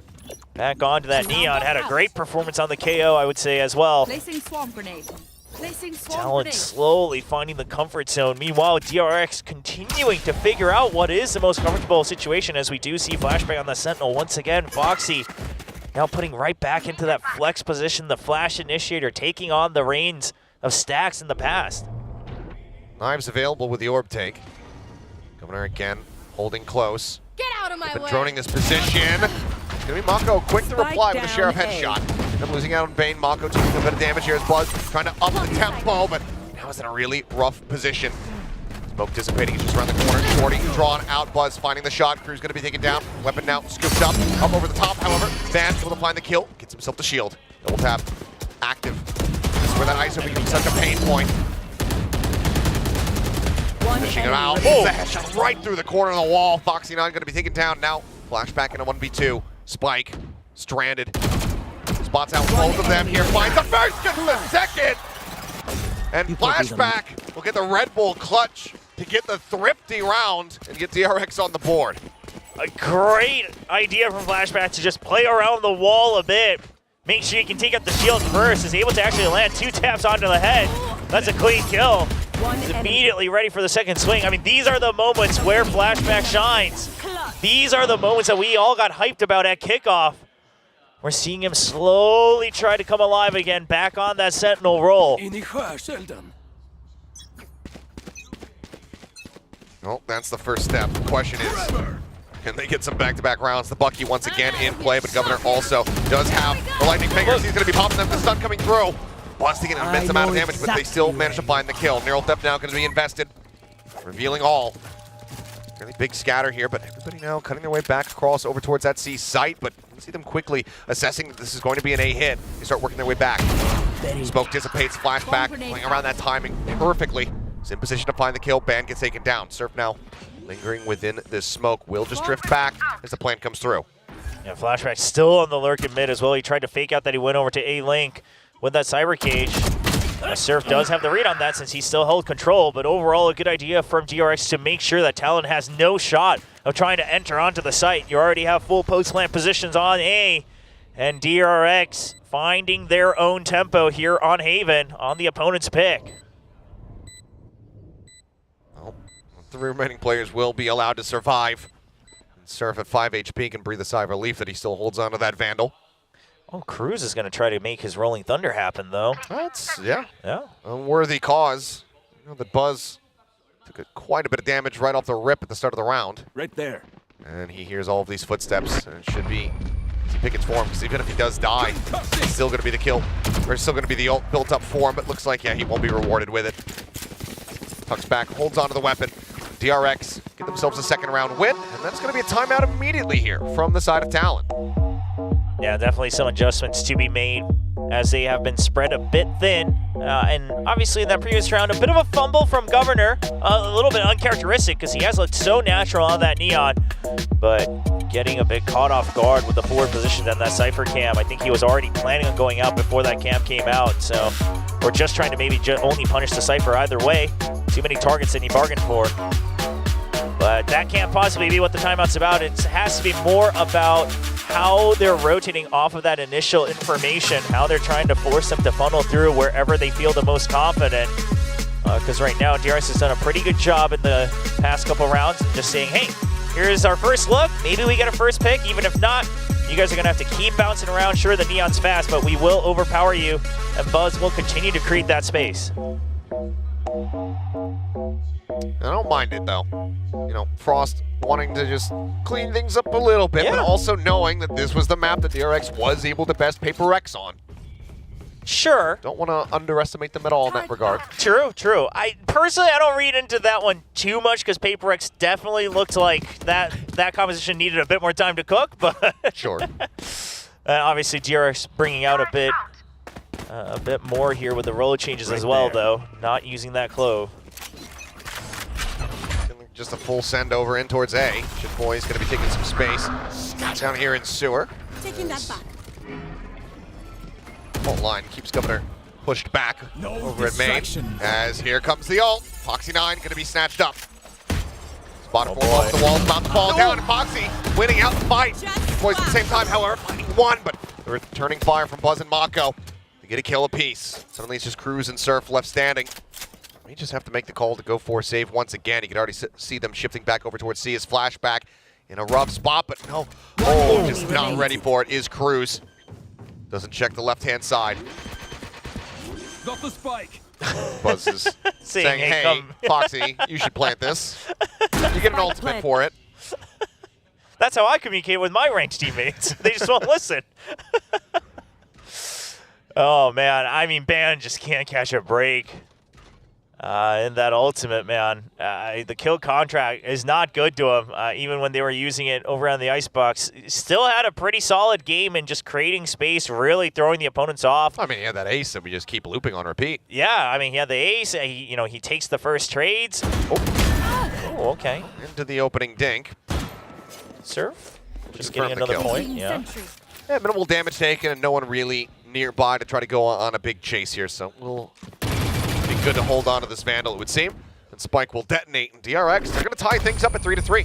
Yeah, so sure, the ultimate, yeah, Van doesn't get the 1v1, but oftentimes what Talon did, even here on Haven, is that they'll be ready with a firing squad right as that ultimate ends. And even if there are teammates, you're just there to say, okay, as soon as he come out, we all start to fire. We're still going to win out in the end. I mean, this is just great for Foxy9, even taking down the shield first. But DRX have a good read through it.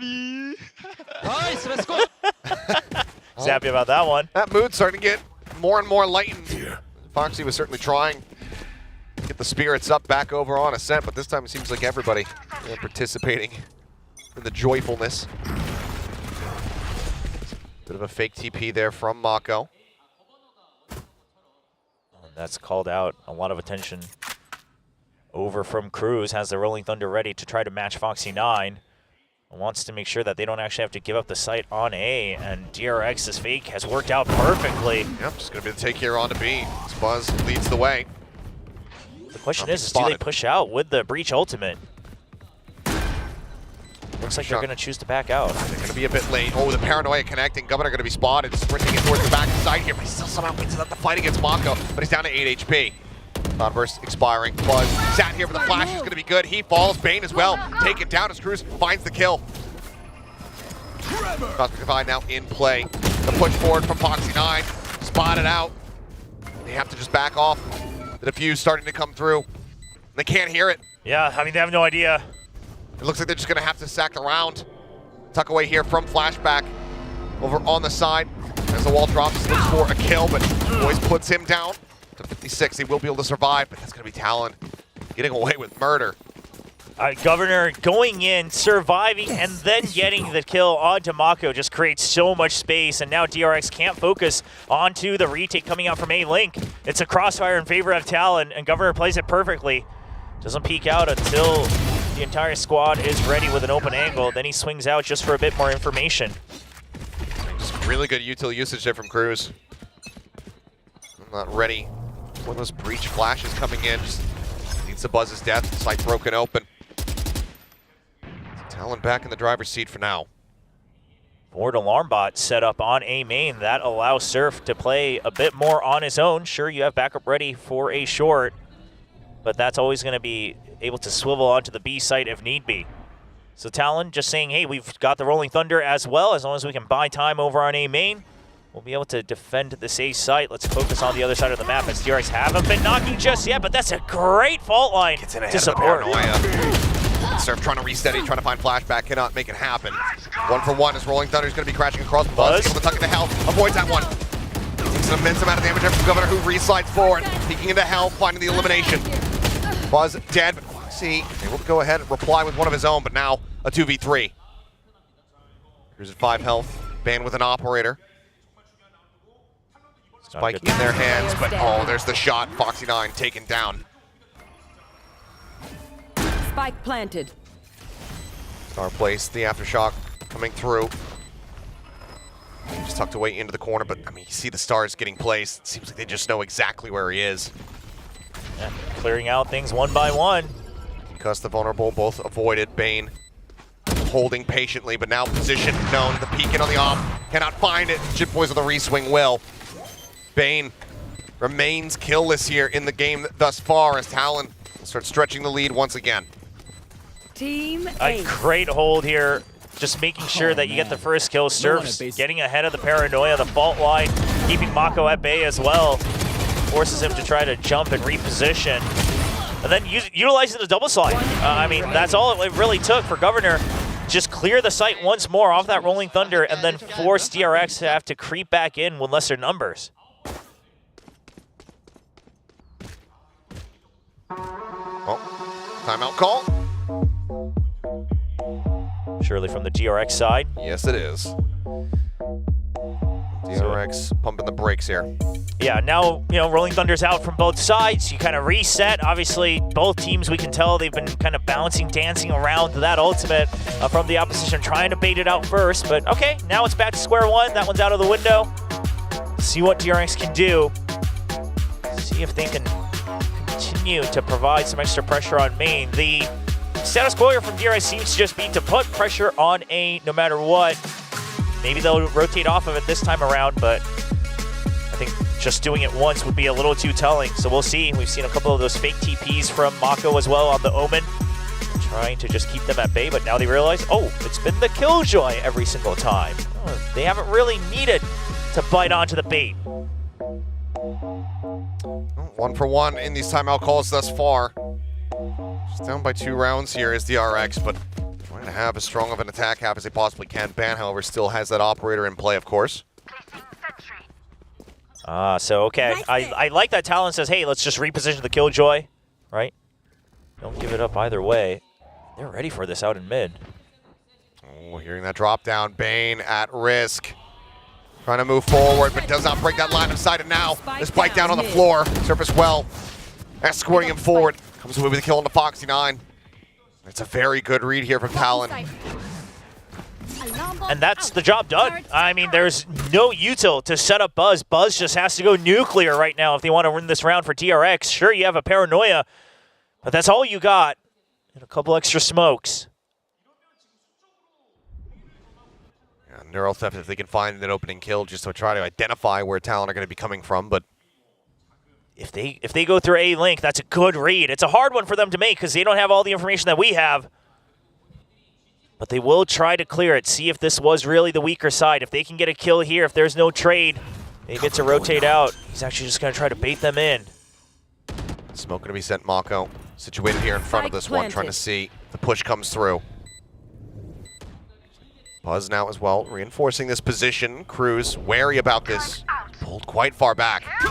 Fault line at the ready now. Overdrive in play. Governor sliding forward, checking out the site, making some noise, jumps forward into the smoke, and Buzz this time able to find that headshot, shutting down that Neon. Mako, I believe not catching a glimpse. Turns his sights back over towards B, but then re-peeks into Link, finds Cruz. Buzz still sat within the smoke to push forward. Surf able to steady the aim. Doesn't take any damage for his troubles.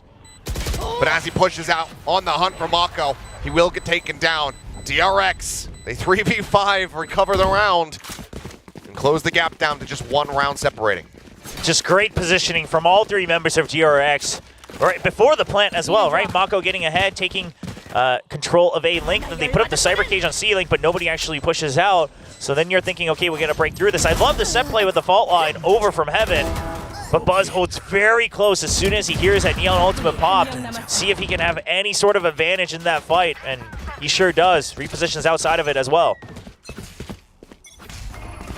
Revealing area. Dart down. Not going to spot out anything. No one in that position. Just the KJ util. Maybe take contact if there's a push through short. Cam set up here from Flashback will spot out at least a player from Talon. If not multiple. Oh, he pulls off the angle. Retoggles it. Now is very well aware. Set up a trap wire to try to intercept. Yes, sir. It looked like he was ready for the lockdown, but for now, he's just going to wait for his teammates. Just eating some of this damage, though, from these nanoswarms. Mako and Foxy 9 both tagged up. Flashback. Watching for it. There's a slide back to the Cyber Cage. Going to be set up and done. Connecting. Governor able to flush him out. Finds the kill. The jump peek. Bane puts himself on the board. Finds that first kill.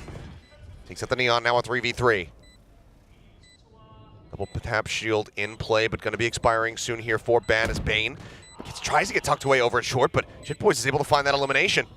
Now suddenly the man advantage here in the hands of Talon. Foxy finding the timing, swooping forward, finding that elimination now, and it's all on Buzz. He wins out the fight. Tied up once again, 5-5. Flashback may not have been able to get the kill there, but he did what he had to, which was buy time for Bane to finish off that lockdown with the Hunter's Fury. Talon's idea was that, okay, the lockdown's going to call the Hunter's Fury, then we swarm him with the Neon and the Sova goes down, and we still get to push him back out with the Killjoy Ultimate. But Flashback pops that Cyber Cage, stays alive just long enough, and then Bane able to regain control of his weapon before Governor is able to pounce onto him. And of course, the finishing touch by Buzz, the duelist who's just been trying to keep DRX contesting for this best of 3, trying to contest for the top 2 seeds. Still in with a shout, but 5-5. Not exactly where either team wants to be. Span anticipating a jump peek here. That's an ultimate as well. That's where he often found success with the op. Over there. And we'll just be smoked off the angle for now. Cyber Cage popped, but Governor is still watching within window. Okay, but the fault line comes out and there's no follow-up, so Surf starting to slowly back out as well. They expect a rotate to happen. Cruz is watching for it. No Killjoy util over on B. Dream once again going to be coming through. Fault line into the back. Buzz not seeing anything here. Add sight and Buzz tucked away. He's able to just go ahead. Gun down Governor. Ban now once again trying to go for the 1v1. And he loses out on it. The operator not delivering the kill. Bane able to shatter the shield and take his head off. DRX find themselves in the lead. 6-5 as we go into the last round of the half. Round before the switch. That's a costly one. That's the ultimate and the operator dropped by Ban. They don't have much money here. No, not at all. We saw that glimpse of a Bucky returning and Buzz getting way ahead of it. Neon's fast, but not that fast. And this B site doing well for DRX, recognizing that if we have successfully forced the Killjoy to constantly set up on the A site, B is going to be weak. They have to have members watching from long range. They cannot fill that site because it will be too much of a commitment. You can only do that when you think you have a hard read like we saw after the timeout. And now you force the util to go on to B, and now DRX is going to strike A. Double tap again in play here. It seems like DRX may be getting the audio cue. Just playing slow. That gun barrel just a hair off being seen. Now the shielding will expire. And once again at risk. Couple warning shots out. Whizzing past Mako's head through that wall as Buzz just pushes in and takes out 2. Minimal damage taken as well. There's TP forward here from Mako, gets himself situated up into heaven. Governor with the Bucky in hand, now going to be spotted out. Rotating around the back, trying to slide forward. Oh man, he's just going manic. Trying to find a target, but there's nothing for him to line up. DRX look to try to end this half 7-5 in flawless fashion. Real depth, best Surf, take it down. Jit Boys. Oh, it's just isolated and absolutely screwed. The TP up, he will be able to get the headshot there on Mako. But he's down to 8 HP.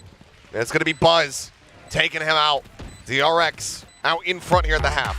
With that timeout, that term he called, they identified the setups coming in from Talon. Sure, they get punished for it with that push out from Talon, but then they say, okay, after that, that's a bit of a hard read off the timeout. They're still going to go back to their default, which has been that A site setup with the Killjoy. So let's keep hitting B site. And then right when it matters most, that last round of the half, they swivel. And once you see more than one person peeking out of A main like that, you know that that's going to be weak. There's going to be no Killjoy setup. And DRX will be able to close out the half with 7 points. The lead, 2-round lead here for DRX going over to their defending side. It's not, probably the dominant scoreline they would have hoped for. Whoa. Oh, wow. Wow. That's fantastic. Crazy. Not only the drawings, but just the penmanship was also penmanship overall, yeah. Really good handwriting. Well, 7-5.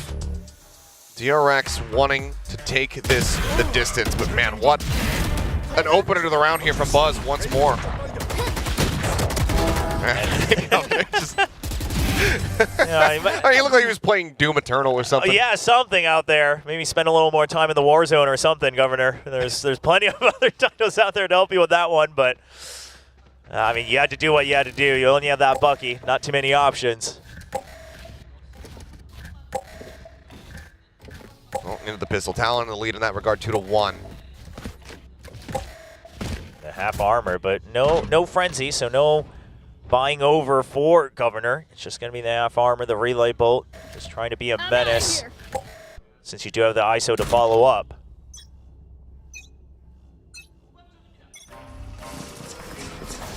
Full star set up as Governor sliding forward, but flashback, quick to collect the headshots.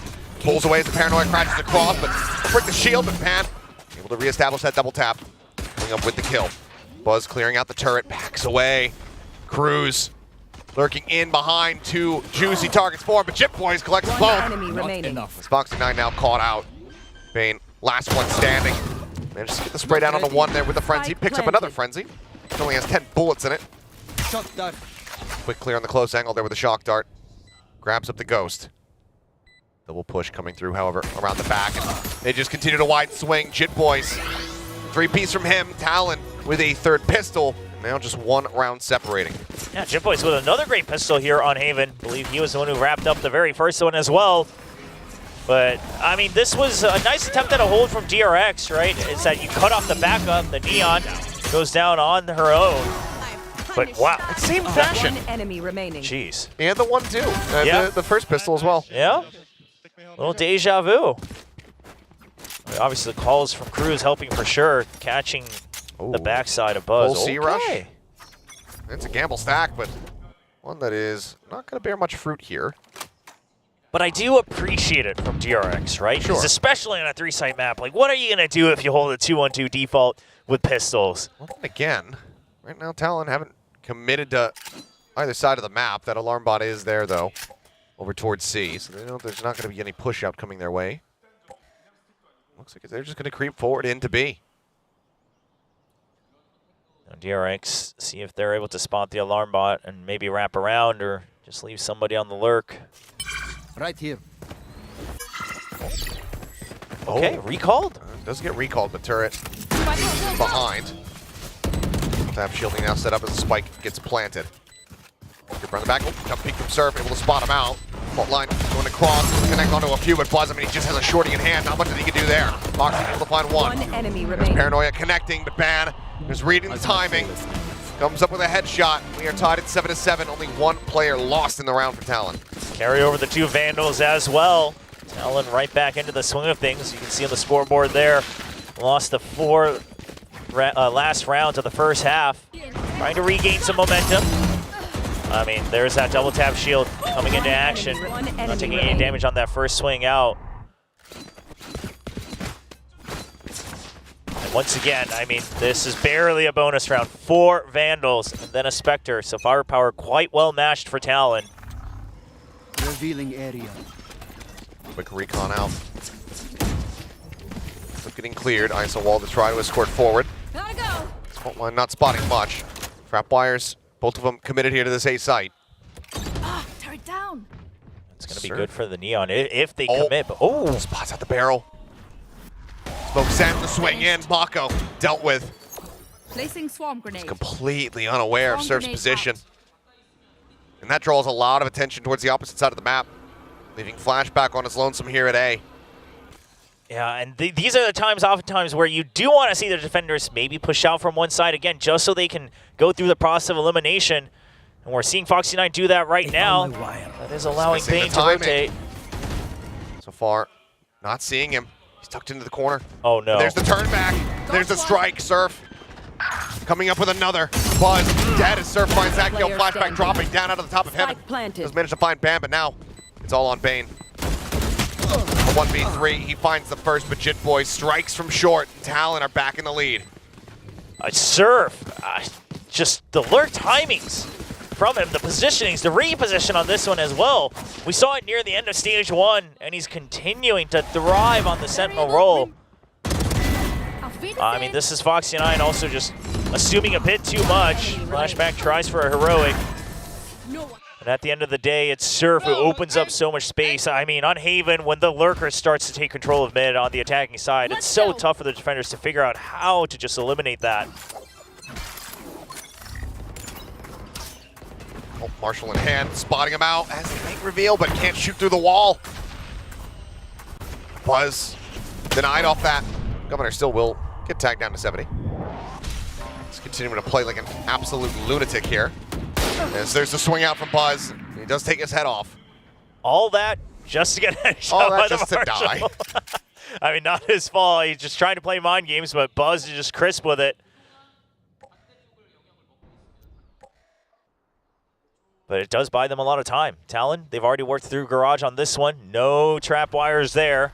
You still have the double tap shield. I like that ban. Jit Boys, potentially at identifying? risk. Uh-oh. Does anyone push the window is the question. Goes in the astral form, and there it is. And Mako will be able to find the headshot moments before he would have died. And with that, Talon's going to push out. They know that they don't have the numbers, so they need to dwindle things earlier. Planted that double tap shield. Taken away, but there's another one. And regenerating it is able to find one before getting taken down. Finish off the already low HP Mako. Turning his sights back over towards the garage exit. Trying to find that kill, but now suddenly it's Surf all just alone with 1 HP. DRX will be able to clean up the round. The defuse coming through. Buzz one away from the knives. And we are tied once again at 8-8. Yeah, Hunter's Fury online, one away from the knives. You saw just how much this round meant for Buzz on the camera there right as he got the finishing kill. It's a great wraparound. You take control of A main, push forward to pick up the weapon, and then you just keep barreling through. Jitboys maybe thought he just had a bit more time. That's a nice shot.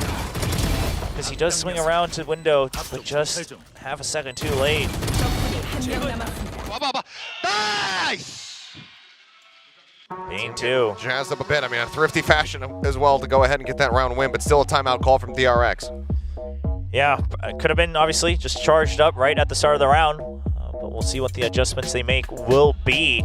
Now, one thing we're noticing is that, Ban, sure, he's making still great use of that double tap, but you start to see, okay, the changes do have some impact, right? First of all, you can't use it as liberally, not going to last as long, but also, whether your shield gets taken out or not, the tool kills doesn't refresh anymore, so you have to be able to constantly chain those kills together, and he's done it a couple times, but once it gets taken out that last time, he doesn't have another one just to pop for free.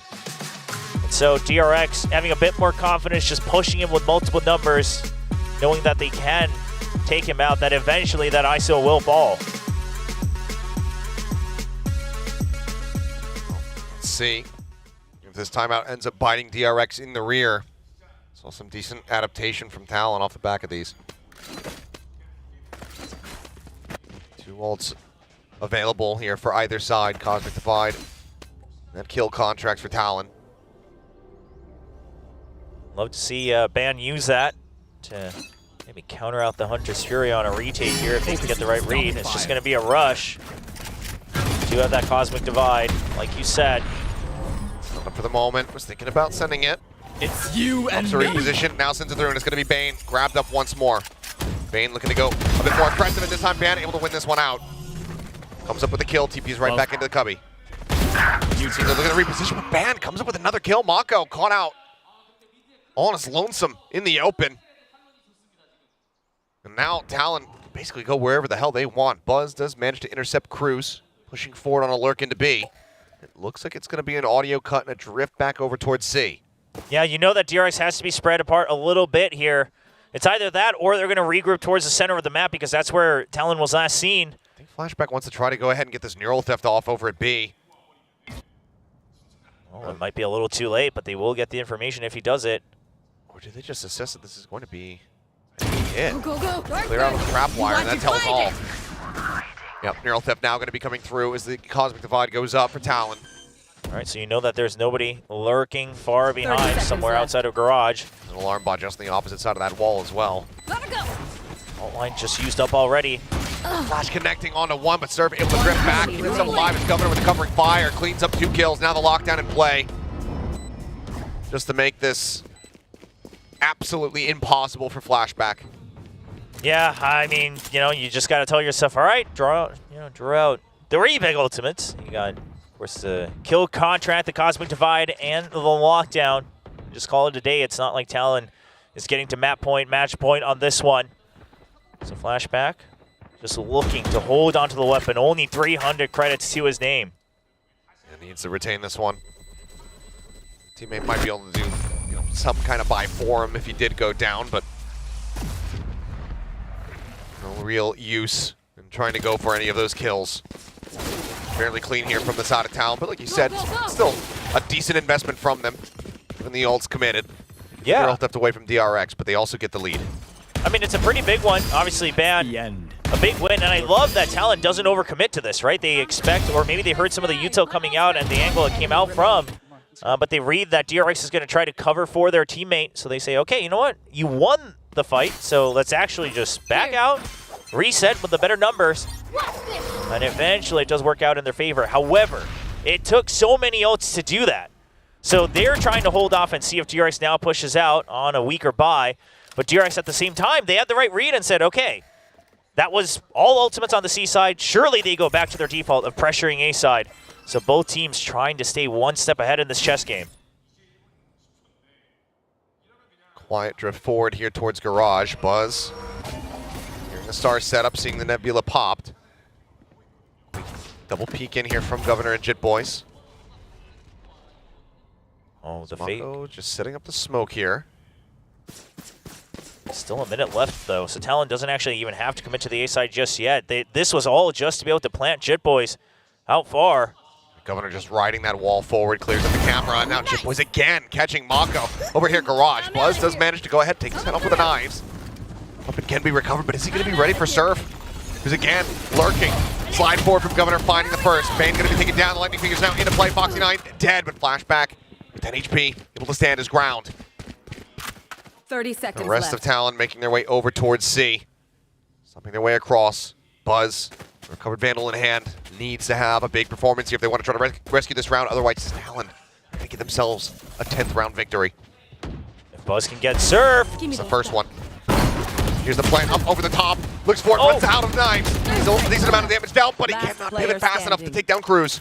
Now it's all on flashback. Plant coming in, spots out of the first. Spike planted. Has the camp for the setup. Will have been told. The Cruz was untouched. Fault line gets sent. Flashback. Needing to hit the headshot. The Rolling Thunder going to be committed to deliver the final blow.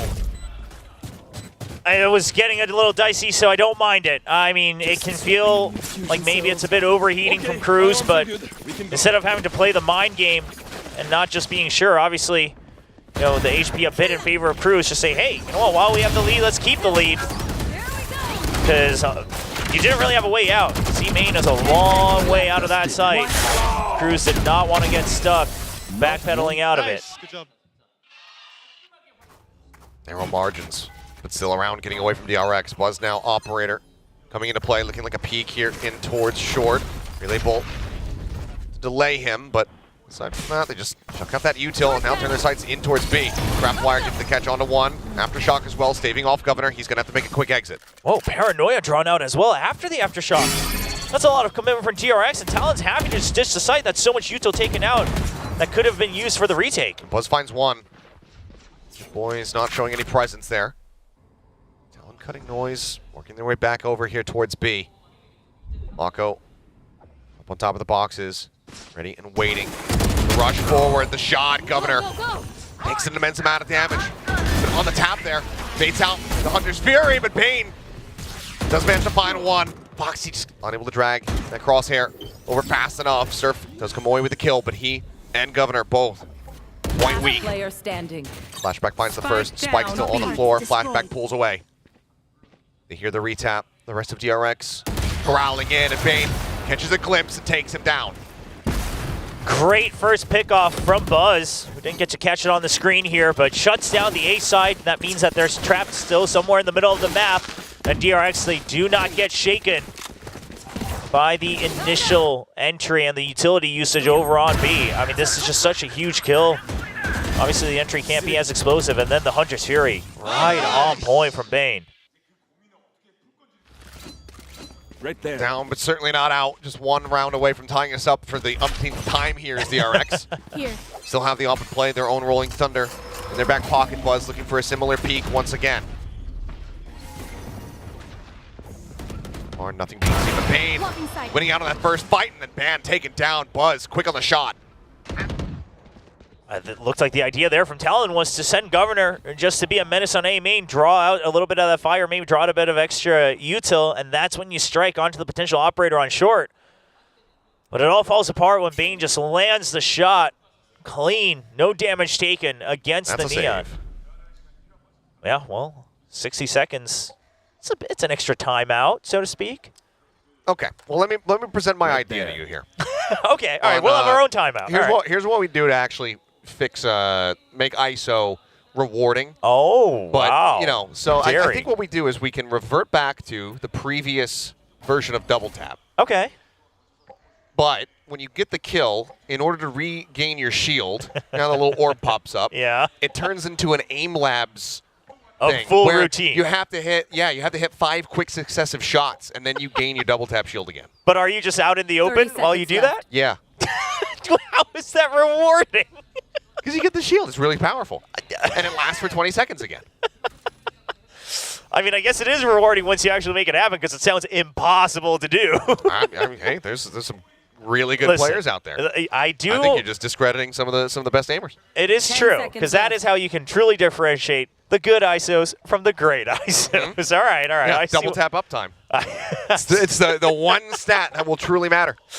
I see what you're putting down. I don't know if I'm going to pick it up, though. I think it would be great. Well, anyway, 10-10 as the timer has finally expired. As there's that opening shot from Bane. Astro Guardian things I do. But still, cash for the buy available to Talon. Half armors across the board, however. One of the big things that they need to do is try to avoid this operator from Buzz that has been a thorn in their side at the start of some of these rounds. See if they can identify it. They're trying to overpower it.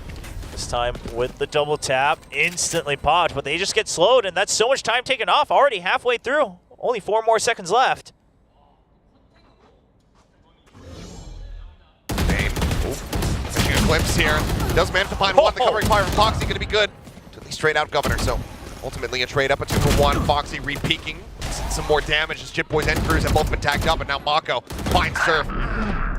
The Paranoia crashing in from behind. Turn the flash. Foxy not getting blinded up. Mako holding a line. Actually able to find the punish, but there's a Nebula pop. Spray across, just trying to find the kill. Talon now locked in a very rough position as Jip Boys will fall. It's all on Cruz. Not much he can do here. And DRX surely not going to overextend anything. Well, especially not now that he's been spotted. Buzz is pushing forward. Wow, with the off in hand. Somebody's feeling confident. Here's the footsteps coming through. Let's get him on Dash the has exit. ready. Quick jump out and Cruz. Ooh, takes his head off that operator. Not needing to be recovered, but suddenly Cruz on for an ace. Does he have time to go for a plant? I don't think he does. 15 seconds. The round will still go the way of DRX, but he has certainly sent a message. I do wonder if he just kept sprinting over to A. Can he make He actually, Never mind, he has it. Yeah, it was 20 full seconds. That's usually what it takes to go from one side of the map to the other. The Rolling Thunder is going to be late. I mean, DRX. He's avoided it. They've completely fumbled this so far. Oh, this is a catastrophic failure. Foxy needed to clutch it up. The Rolling Thunder even out of this one. And with the plant, a kill, his death, he's still going to be 1 charge away. He tucks back. Only a fault line, no aftershock to try to flush him out into the open. He sends it to the opposite side. The swing out, and Foxy narrowly manages to get the headshot to save their asses as DRX nearly have the biggest fumble of a round that we will have witnessed in Pacific. Yeah, I mean, this is not something we ever see from DRX, is miscalculating the entire remaining timer. I mean, if they had lost that round, there was no saving him. There were no excuses on that one. And hey, Cruz. I mean, listen, you should have never been in that position to begin with. Foxy, stood up a little bit, but quite frankly, I think he should have been shouting at his teammates. The veterans over here, Buzz and Mako. But either way, a win's a win. You can see Termi not quite amused with that one. But for now, DRX still need to set their sights forward as Talon calls a timeout to try to claw back into the lead. All timeouts burned here in both of our maps so far. Both of them have been down to the wire. DRX narrowly back into the lead. 2 rounds from taking us into that map 3 icebox, which has been quite polarizing for them. Yeah. See if Talon close this out, avoid having to show much more what they might have prepared. I mean, they'll take whatever they can get to try to get this win over them, because the head-to-head win against DRX will put them in a great position to contest for, again, the top 2 seeds, try to get that bye, try to get immediately seeded into the double elimination portion of the playoffs, 1 step closer to Champion Seoul. Even with cash aplenty, operator not going to be purchased here by Buzz. Maybe worried about the kill contract available here for Ban. Not wanting to get dragged into the gulag with just that sniper in hand. This Governor jump peeking out here at window it's just going to be a swing into the pass lane. Buzz able to collect the kill, put the spike down right in front of B. Smoke immediately placed on top of it. Double tap shield from Ban just to work his way forward and pick it up. Spike dropped. Maybe try to challenge, but his shield has been taken away from him just on the blind spray. Re-smoke coming through, nothing spotted before the bloom. There's not much room that Talon has control of, right? They're basically just stuck out in the yard here in the middle of Haven. And they'll have to slowly work it. Thankfully, still a minute on the clock. Sight set. He's short cleared as well. DRX being as thorough as can be. Now main just left to Bane. The rest of the forces have a good read that it has to be the C site. As the trips set up here, as there is the ult in play. Ban once again going for Foxy 9. This time has the headshot immediately, but Jitboy's going to be taken down. Back over here on a Haven. Flashback. Taking out Surf. Cruz firing back, finds one. The Rolling Thunder online form. 2v3. Hearing the TP, anticipating that it's not going to be a fake, that Mako has in fact put himself back plat. Buzz now dropped. A 2v2. The Rolling Thunder to try to push Mako out into the open. A couple shots connecting onto him. He's situated here backside. The swing out from Bane. Managing to find Ban. Spike allowed to be planted. Cruz will away and finished off. 2 players left standing. DRX will get themselves up the map point. Mako with the second shrouded step. Gets hit by the Rolling Thunder, but he is able to still finish the TP out into safety. Obviously, Talon not in a position to push that as he wanted to get the spike down. And this was overall a great read at the start of the round. They're able to send the recon dart past the contingency wall, the ISO wall, to make sure that it's just a fake. And then Buzz is ready over on B site. They say, okay, well, if it's fake pressure on A, let's now just make sure that it's mid and garage taken care of, because C site, we've got the trap set up from the Cypher. Yep, now kill contract gone. Buzz right back over with an operator in hand. Looking to deliver an end to this map and take us over to Icebox. Plenty of noise being made. Just spamming into garage doors. And now the early smoke from DRX just to try to pressure him. Just trying to force them to have to use their util early, especially something like the double tap. If you can get that out of the ISO's hands nice and early, it's a huge advantage. Governor mowed down. Mako able to find the kill moments before the wall comes through. Big exit on the TP. Keeps himself tucked away. Flush along the wall. Do they read this at all? Man, well, he will be able to find one. Shield is pushed back up, but it's easy pickings here from Mako. Just TP simply to the opposite side. Jitboy's going to be tagged up. Doesn't jump up into the window. He doesn't read that flashback is encroaching on his position. Kill found. Neural depth invested. The revealed here onto Surf. Stuck within. That Cyber Cage taken down. The re-ping. The classic pull into the right clicks will not find the elimination, but Foxy certainly will. 13 to 10. DRX persevere. They take us the distance as we get ready to go to Icebox. It was scrappy, and there were definitely some very close calls for DRX. But in the end, they were able to stabilize just enough in the first half. And once they went over to defense, it really started to force Talon's hand. Talon running out of ideas with this new composition that they brought up. Well, once again, plenty to talk about. So, Analyst Desk, do your best. You know, sometimes you think you know, but then you have no idea at all, especially when it comes down to these two teams. I mean, DRX, that was well done, especially recovering from that first map. Yeah, and I mean, they lost both bonuses. Keep that in mind. Like, this is an insanely good recovery from DRX, and some head-scratching rounds from Talon. So, like, you've got some good on both sides, you got some bad on both sides, but, you know, DRX is just really stalwart. They're doing a pretty good job of kind of like anticipating the positions, especially on the defender side, you know, getting the op in a good spot to either shut down Governor or somebody else, you know, and for Talon, it's like if you're relying on Jitboys as the Astra to like do a lot of that damage, then things are starting to fall apart. Yeah, Ban and Governor did pick it up, but I mean, it was a little messy at times. Yeah, there was something where I think Talon was doing some kind of preemptive strike, in the sense that on the second half, they're going to start pushing a site, but then it's only kind of Governor or Ban pushing in. We had this example where Governor was just pushing into the side on B, holding the spike here, thinking that maybe he can go for a free plant. He slides out, they can play for the post plant, but nobody else was kind of anticipating that someone from DRX is going to peek out. You saw Buzz jumping on the site. So these kind of situations happened multiple times in that second half, and it felt like Talon just got punished without any form of retaliation from them.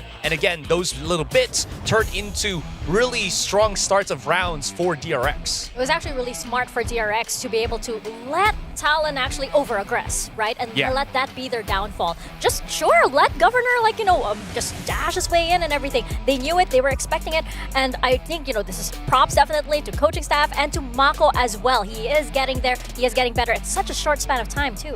Absolutely, and there were some really good reads there, like on one of those last rounds where they forced Talon to see, and they're just checking everything, and Mako even TPs into sewers to check that, back in, and then immediately they're all just like, yep, they're going C, we're going.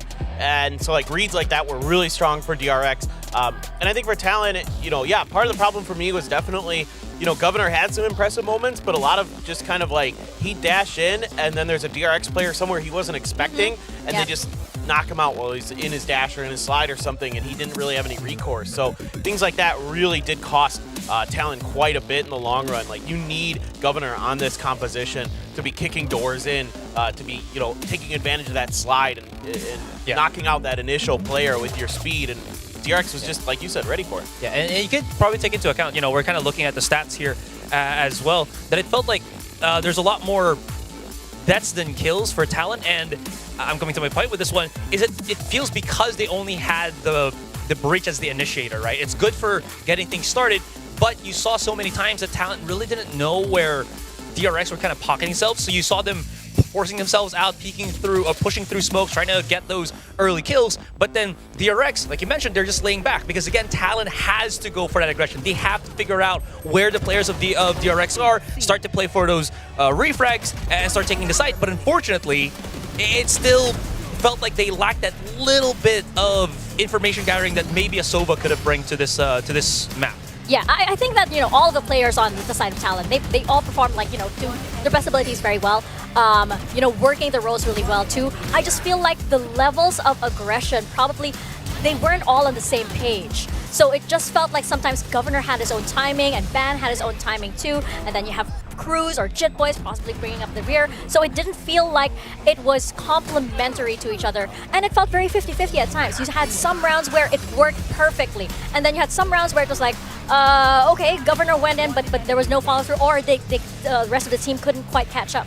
Exactly, and so you have to rely on those plays from the Neon, from the ISO, to set the stage for everything, to get those opening kills, and yeah, sometimes they were good for it, and that's why it was a really close map, but there just wasn't quite enough in the tank, particularly with Governor on the Neon, was really well dealt with by DRX. They were very well prepared for where he was going to reposition or position, things like that, and a lot of these rounds came down to like Cruz trying to hero clutch it, things like that that just aren't going to be sustainable in the long run. I also wasn't super impressed with some of the utility from Jit Boys. Obviously his shooting's good, but I don't know, I saw many grab wells that were really impressive, nebulas that were connecting. Yeah, he had some good cosmic divides and the smokes were decent, but this one wasn't so good. But the rest of them were not bad, but like really what sets a good Astro apart is getting the grab wells to set up your ISO, to set up your Neon, things like that, to deny post plants. It didn't seem like I saw enough of that made me feel like he was comfortable with that role yet.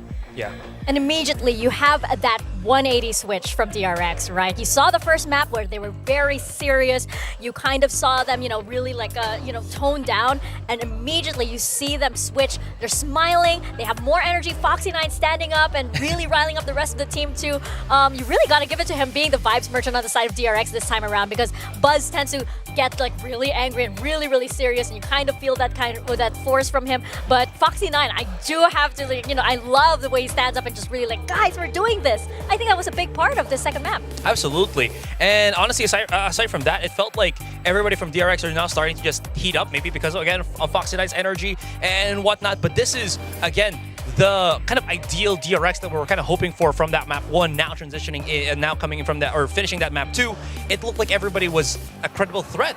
Sure, again, it was up against, this super aggression from Talon. They aggressed super well, but the way that they were able to also handle the multi-kills, the clutches, was also amazing. I saw how many times Flashback is able to hold his own against multiple members of Talon in those kind of situations. Really hollers you back to, or brings you to the realization that this new DRX is just doing a lot better, at least with this series. Well, we are going into map 3, so guess what that means? In our Guess and Gain game, we all thought that this was going to be a 2-0. Oops. Our bad, DRX. We're going to just slide over here and just derank very, very quickly, as everybody, even the viewers, actually thought. So you guys are going to go over here. You are true. We all fall. We all fall together. Just I'm gonna so go that over we may rise once again. And paper thin is basically just like, up and down. Yeah, it's fine. You're back where you started. It's about where I expected. Yeah. That seems about right. I am quite impressed that like everybody's here in the lower half of everything. Consistency is Stage 2. key. Stage 2. We're playing Tetris over here, not. Yeah. That's very true. I mean, I like it. I like it. This is our theme. Do we for, get a prize Stage if 2. all of us like somehow coincidentally just hit one rank? Like we all align. Yeah. We're like, I'll see you there. I'll see you there in the wooden rank over here with your own landscaping and your own podium. That's where you want to be. Well, we are going now into Icebox. And as we've seen, both of these teams do again bring out the Clove, something a little bit new. How are we going to see this impact this map? I'm not sure. I mean, I think Talon is, again, very, very aggressive, so the coordination needs to be there a little bit more. We saw some hero plays from Ban, on that ISO as well, but the Clove, it just depends on how you pilot Clove. I'm really curious about DRX, if they're going to, move away from it potentially, if they have different ideas, because it seemed like maybe they were iffy on it a little bit, but I think overall, I think it's quite strong, so I would like them to stick with Clove. Yeah, absolutely. As long as we can get that aggression right, it's going to be possible here with that Clove. Yeah, I think like, going into Icebox, Talon have shown a lot of experimentation today. I like it just because it definitely caught DRX off guard, right? But do they have something new is the big question. And it looks as though we are sticking with what they showed before, but is it more refined? That's the big question. Governor now onto Clove, and we have Ban still on the ISO. Yeah, I'm really curious, especially with the Clove v Clove battle, when maybe like both ults are online or things like that, how that's going to happen between these two teams. Just really, I think for Talon, it's just like a regroup, reset mental, like, okay, let's get back to like, our teamwork, our well-coordinated, aggressive play. We don't need to necessarily kind of try to win this map individually. Like, yes, ISO is great on his own in a way, but it helps a lot if you have other players backing you up. And I mean, DRX just needs to find that juice they had against Zeta again, and Buzz just continues to play well. He's very strong on this map, so it's going to be on Talon really tracking him down and making sure he can't run over this map. Well, once more, we are heading into Icebox, map number 3 between DRX and Talon. Once more, over to William and Achilles. Thank you very much. We do have a series here between these two squads. We've seen the camaraderie and the content coming into this set, but I think it's going to be nothing but bloodthirst between both of these squads. We're both vying for this victory. Pistols have not been great for DRX in the set thus far. 3-1 in that regard. So I'm sure Sliggy is highlighting and drawing on his screen right now. We'll see if Talon can maintain dominance in that regard, or if DRX will be able to claw it back a little bit more. Listen, visual aids are helpful, all right? Visual aids are good. Now, overall, of course, DRX, they do have a pretty decent record, quite frankly, so we'll see how this one goes. Talon, they are sticking with that ISO. As that Sheriff trying to make use of that double tap. From memory, might also be the first double Clove game that we've had. As, well, Buzz not missing a beat. Able to find one, but Ban answering back in similar fashion. Takes out Flashback. Of course, those smokes can still be offered up here. And using that just to fake an exit out of here. And then they will have Mako planted on the B side as well, just to try to create some noise. I wonder if they're going to fully wait for that to happen before they execute onto the A site once again. Frenzy down here below, going to be exchanged out. Grabbing the Ghost. No point. The Scout will reveal at least one. There's a swing out briefly there from Ban. Well, you've already taken all the way up to yellow. Mako calls for the rotate. Right? You still see a lot of utility, lots of movement over on the A side. Poison Cloud going to help with that. Governor's going to try to get ahead of it. Now, it should be noted, obviously, Mako all alone, not much to work with. He can't get too much more space. So all he's saying is, hey, we can at least try to get the plant. And then we'll worry about the post plant after. Well, Governor's going to give him a bit more space. And he will. Some amount of damage there on the Bane. As Buzz just dashing back, spotted, but still, I mean, plants his feet, finds Cruz. It's a headshot to connect. Now 2 players left alive. Ban still at 70 health. That Sheriff in hand. Turret going to be cleared out here by Surf. 4 players to try to work through here. Just a quick little jump peek. Spotting out one. Nano Swarms now coming through. Ban trying to take some space, trying to take the fight. Does manage to find the kill. Still plenty more work to be done. Ban with another elimination. 2 more players that he has to try to deal with. Looks for Mako. Cannot make it happen. Mako with a 3K. Look at DRX, their second pistol of the series. And I love Foxy9 at the end just running through the smoke, going to the other side of the spike and just saying, hey, rather than trying to fight a 2v1 and maybe getting, you know, headshotted both in a row, we'll just play for time. It's already been ticking away for quite a while. So I like that. Wow, what an adjust. Tries to just pre-fire screens first. And Buzz has been doing this a lot where he will just not back out. He'll go for that one extra shot. And that's sometimes the oomph we've always wanted from DRX. Buzz is bringing it, as he is the energy as well. Very much so. You see that 4 rifle purchase, the Ghost alongside it. Recon gets a ping out onto just Foxy. Give up some space, the turret will get cleared out. Minimal damage taken there by Band, so the rest of the team starts making their way up here towards yellow. Snake bite up over the top. Surf able to avoid that damage here for the time being. Yeah, and everyone's spraying through just to make sure that there's no cheeky peek out to try to deny the plant and keep that spike stranded. So DRX is playing very thorough, very safe. The retake from here. Flashless composition from Talon. That's going to be the big question here for him. It feels like this is a comp that, you know, very much is going to be relying on early advantages. Vulnerable going to be sent across, but Buzz looking for the transfer onto the third. Can't quite make that happen, but still comes up with 2. They are going to be able to pick this up. 1 bullet remaining, has to wait, go for the reload, but it's just more time bought here for DRX. Question is, as the wall falls, can they do some additional damage? The answer is going to be no. Weapon scooped up here by Chit Boys. Just 9 remaining left in the mag as everyone tucks back inside of the garage. And Chit Boys, well, accepts his fate. Goes down to the spike. DRX get a 2-0 start. All right, so can't recover that one. I love that he just tosses it out as well. Doesn't want to have them potentially running back in to pick it up. It seems like it would have been pretty far, but either way, playing it safe. And DRX, okay, you lose a weapon, but you still were able to carry 3 powerful rifles over. And this, I mean, it almost connects all the way to the third. I mean, you think it would have had it if Mako didn't take it. Yeah. And again, it's 2 rounds in a row where Buzz says, listen, I'm going to stay and get as many kills as I can. Yeah, and it's just Buzz and Mako so far. 5 and 4 wow. between the 2 of them. Jeez. Buzz has been blazing here in these first couple rounds.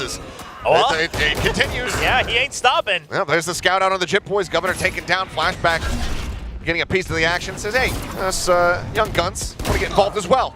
And then he's got the covering fire, keeping Buzz protected. He basically plays bait, just tucking his head in and out of that smoke. And that is looking like a bonus conversion here, as already Ban sat all the way back, trying to see if anyone peeks out of screens. Buzz, ooh, going for the peek. Notes him. I mean, he'll have the Blade Storm if he goes for this one way or another. So I think you might as well.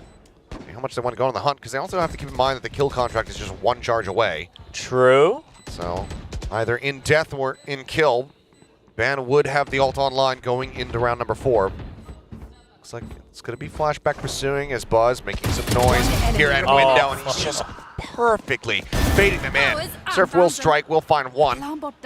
Trying to get some charge up towards that lockdown here. He'll be rewarded with a 2nd kill as Mako falls. His first death of this map thus far. DRX, a roaring start with 3-0. Buzz and Mako both 5 apiece. Now Flashback getting a multi-kill for himself. Foxy9 and Bane, surely they'll follow suit soon enough. Bit of a top-heavy scoreboard on the side of Talon as well, but what a shot, just firing through. Seeing that little bit of leg. Yeah. I mean, and then he dashes in, just hides in his cloudburst, and Flashback works off of it. Same when they were going on the hunt. And this is why we praise Buzz so much, is that he not only gets the frags, but he creates so much time and space. Truly a pure entry player. Oh boy. Oh, yeah. Just a double push up into the smoke. Governor going to be dealt with. Talking about, I mean, the time and space that he's able to open up. Buzz is God. Spike planted. Well, at least right now at the start of this icebox. I was imagining maybe go for the kill contract to deny the plant while your teammates come over, but I guess he felt that there wasn't enough cover for when he exits, even if he gets the kill. Just given the rest of the weaponry here from the teammates. Probably best to just wait it out for a future round. There's a push up from Buzz, continuing to just push the advantage. Does get taken down by Surf. Bruce covering the Vandal, able to find 1. Now is all on his lonesome. Kills here. Buy some charge, get himself up towards that Hunter's Fury. Looks like he might just opt to hold on to the Vandal, rotate out. Yeah, just gonna have to exit. Not even gonna go for a cheeky kill out in mid. Wants to play it safe.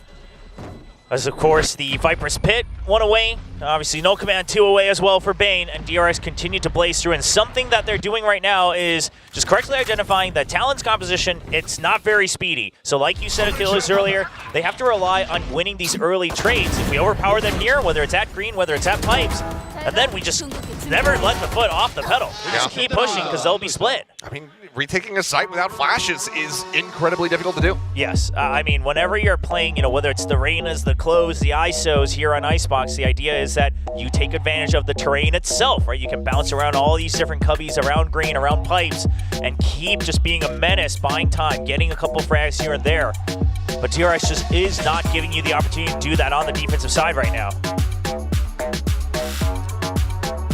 4-0 to start as Talon call their first timeout here of Icebox. Last map of the series to try to course correct a bit. Get themselves into a better position. Attack side is where we're typically going to be seeing, you know, the majority of the success for a lot of the teams out here in Pacific. But already giving up 4 in very dominant fashion. Yeah. It's not something the coaching staff, Frost and Boy, are going to be happy with whatsoever. I mean, as you can see, there's just 8 kills collectively across the board here for Talon. Buzz nearly has that to his lonesome. So. Yes. And Foxy9 hasn't had to do anything. He's just been chilling. Yeah. I mean, as a killjoy, 0-0-0. Yeah, if your team is just blazing through, what more is there? Pacifist run to a victory. Could be, could be. Busio could never. Oh, there's a swing out, flash connecting. Ban gonna have to back off the angles. He gets the double tap shielding up, but I mean, now they can just try to wait this one out. Exactly. Now with the shorter timer, I mean, DRX just pressures him. And once they hear it, they say, all right, 12 seconds, that's cool. We still got 1 minute and 20 to work with. Shield now gone. Here comes Peak down below. Trying to flick down like that. Damn near impossible. Cannot make it happen. Now Buzz, knife pulled out around the backside of sight. Spot here on the Jit Boys. He just cannot steady the aim. Flashback wanting to get a kill. Wanting to go ahead and get revived, but looks like not likely to be the case. It's going to be Buzz taking out Governor. No time wasted for DRX. None at all. All they do is wait for the 12 seconds. As soon as they confirm the shield is out from the ISO, that's when they go. Yeah, the not dead yet. Great to just kind of be that second entry here for DRX.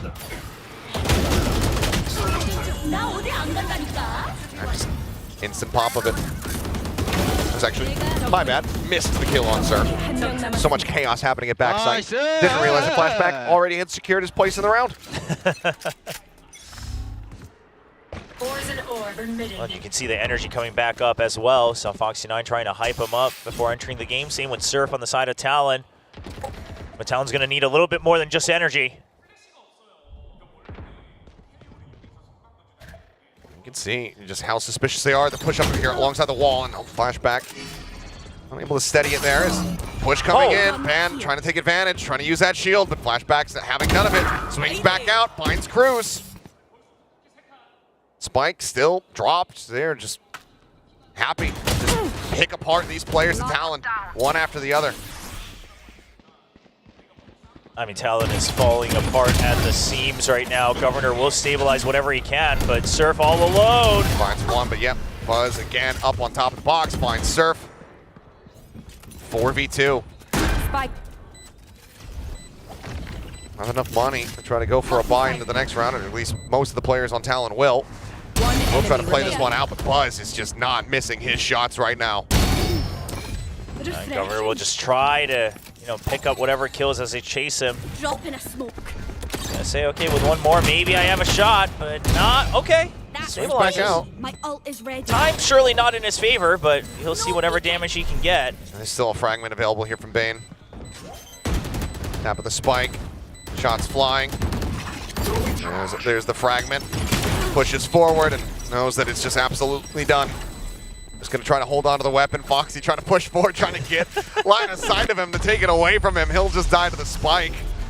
And say, hey, you know, it's whatever. If I get the kill, it's worth it. If I die, I die. I've got so much money. Yes. And DRX now have a 6-0 lead. I mean, You still get to keep that 0-0-0, I guess. Doesn't count as a death. Doesn't go on the scoreboard. It's incredible for Foxy9 and the entire team at DRX, but I mean this is Talon just fishing for kills and not able to get the hook onto their targets. You know, they were trying to fight around pipes, couldn't get it. They get the spot, use the double tap, still not able to secure the kill at long range against Flashback in mid, and then it's just one person peeking out one at a time. And I was about to say, okay, I mean, maybe you just all in from one side, right? Use the Harbor util on top of everything else to push out, and then you rotate. And they're going to be doing that here on the 7th round. And overall, the read looks pretty good, except for the fact that Foxy9 may finally have a moment to shine on the lurk on A side. He's not really pushing forward, though. He's just hanging back at the ramp up to pipes. Big push down through tube. Well, Buzz up over the top here at yellow. Crew's waiting, drone at the ready. Nano goes off. Foxy now starting to push forward, but you can see it's a non-committal here from DRX, still giving themselves that opportunity. As Buzz gonna be snatched up. Shielding available. Buzz wins it out, man. Just not his day. There's the jump attempt here, but Buzz still comes away with the kill on the Governor. He's gonna pop the ult, but there's no one nearby. Yeah, I mean, he's gonna bleed out before he can see the A site. It was a jet, so they thought they would have more targets to work with. Foxy, knowing that he's stuck, smoke comes up, drifts his way out. Crew's arriving, finds one, but there's Governor bled out. Now 2 players left. 30 seconds left.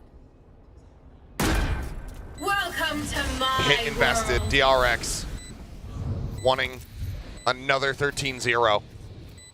At least as close to it as they can possibly get. Jit Boys needs to go monstrous here. But already he's been noted, he has to rotate out. There's just so much to work with. The turrets as well, still alive. Starts pushing it once again, but look at the awareness. Mako dips out of the pit. One enemy remaining. As Jit Boys makes his presence known, he will fall. Pit will get dropped, Mako will die. Imagine But so too will Surf as Foxy will get himself a kill. And DRX continue upward 7-0. Wow. So the turret in mid gets taken out. That's when Foxy starts to push slowly into A, but they still leave the jet. I mean, a little bit of Gen G out here from DRX with the rotates 4-1 and then back to the 1-4. And I just want to say, if I'm able to tell you that Ban only swings to the left side every time in his ult, his opponents surely know. As we see everyone swinging right, trying to get the advantage against him. Buzz lands the shot again. The tendency is starting to come out. Nice! Not an ambi-turner. Can't go to the right. Buzz, though, up over the top here at tube. Ooh, catching a glimpse there, I believe, of Surf.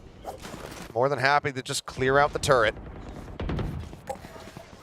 Now all sights going to be turned in towards this A site, which has been widely evacuated by Talon. A couple players nearby. 4 rifles in play. 3 ultimates. But all of them could be taken away from them by Bane with this null command. Shirley just waiting for an opportune moment. Not The toughest one is going to be that lockdown. See if there's a good fragment lineup from Bane. Set, swing in. Governor able to shut down Buzz. Finds the opening kill. Null command now rolling as they go for the plant. All right, now on that 4v5, you're not going to be able to go for a very aggressive lurk all the way through mid. So DRX trying to just hold on to screens, but have a staggered setup here so they can back out one by one. Lockdown going to be coming through. Fragment sent out. It's going to be a backpedal, no clear out to be found here.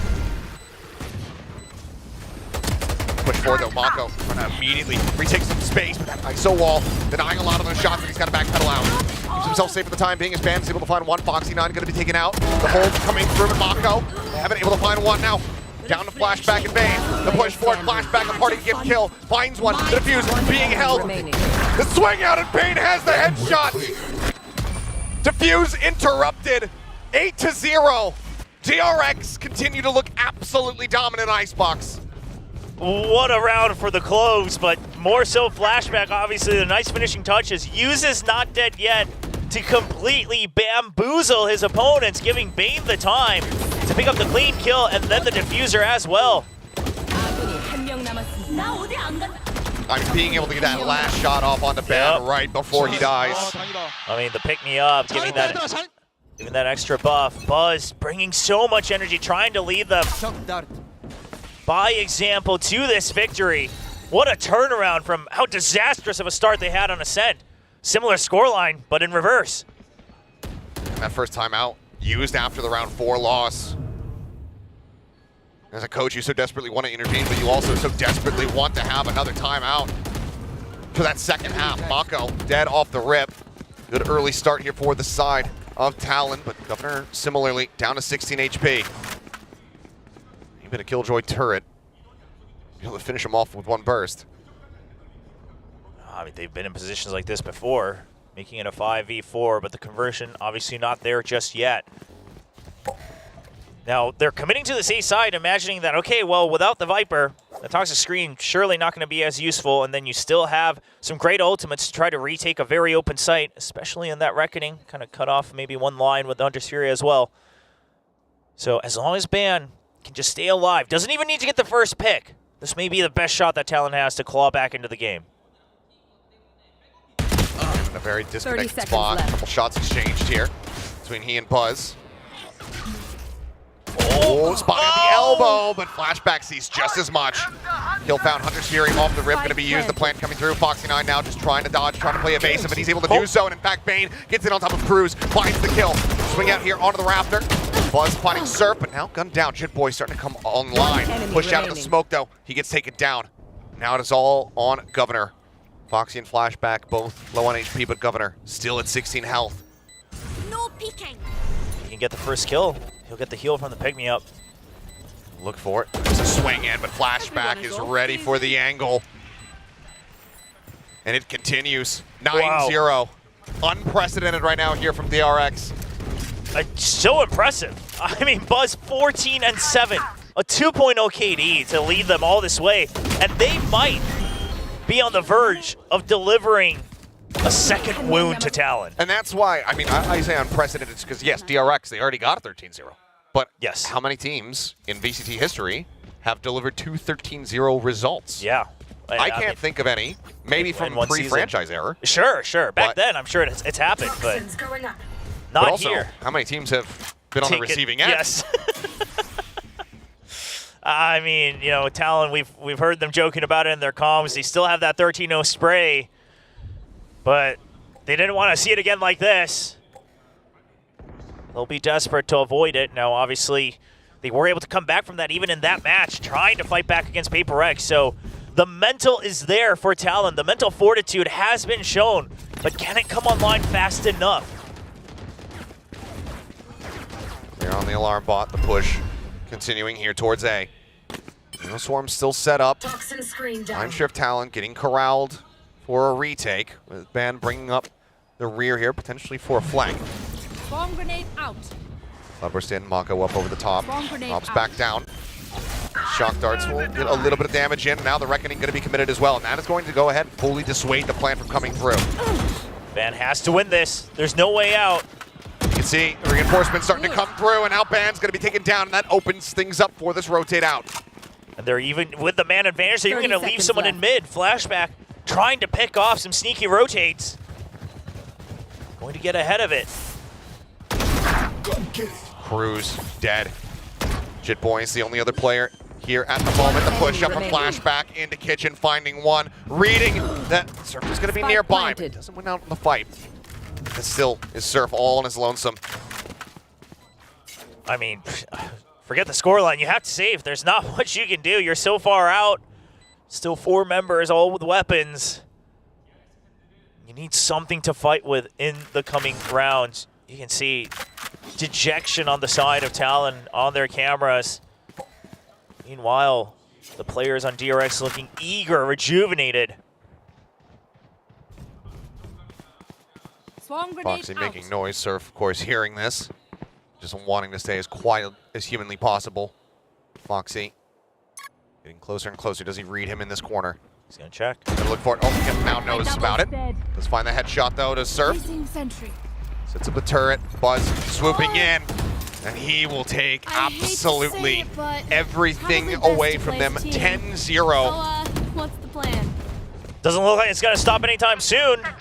And Talon, they want it to, so they're going to scrap together whatever they can. Half armors and guardians. And if they aren't able to get this, they're basically accepting their fate. Be the first team to potentially receive 2 of those records, 13 zeros. Nice. 10-0 to start. DRX outdoing what Talon did to them at the beginning of that Ascent map. Looking for the absolutely perfect half once more. Massive push up though. There's the alarm bot. Making Foxy aware of this forward presence. Tucks back the vulnerable, sent his way. Swings out, spotting multiple. The ping, however, alerting them, but now flashback with the covering fire. Able to find one. He re-swings. Shield's gonna be taken away. Van, dead. Foxy continues to hold his position. Cannot draw the weapon out fast enough. Cruz will be able to collect that kill. Gets himself now situated up here on the pipes. The peek out, the updraft, the headshot. Cruz, good to get rid of Buzz. Cruz with a third, flashback with the res. Mako able to take him down. Now Surf at an unexpected angle, collecting one, but now is all on his lonesome once more. Finds a shot, Bane on the counter swing. Keeps them in this. 11-0. Last round. I mean, Talon is just grasping at straws. You can feel it. There's so much investment to take out the one lurker, and you leave that opening to flashback from across. And at a certain point, you know, the 8-0, I get it. Okay, let's save it for the second half. We're gonna pick up a couple rounds here and there. I don't need to use a timeout. It'll probably be a 9-3. The brakes need to be pumped at some point here. Because realistically, you're just giving yourself one pistol round to try to start a comeback. Yeah, but at this point, it's too late, right? There was only that one small window to try to determine if you really pump the brakes once again. But now it's all out of control, spiraling downhill for Talon. And you just have to trust that Cruz will be able to regain control of this vehicle, put it back on course in the server.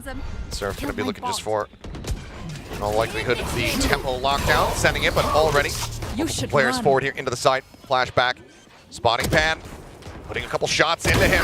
Re-swings, finds the headshot. Lockdown destroyed. DRX is their own in play, just keeping everybody shoved out. Mako situated here, backside. The drone will lead the charge. Bane attempting with a clear. Flash at the ready, sending it. Mako ends up falling, but Buzz finds Surf. Still sat here, over by screens, gets himself another kill before being taken out by Governor. A 2v2. The time working against them. Governor wanting to lead the charge says, okay, I have my ult available. If they pick me off, I can go ahead and get back into this, but not if Shit Boys dies just as quick.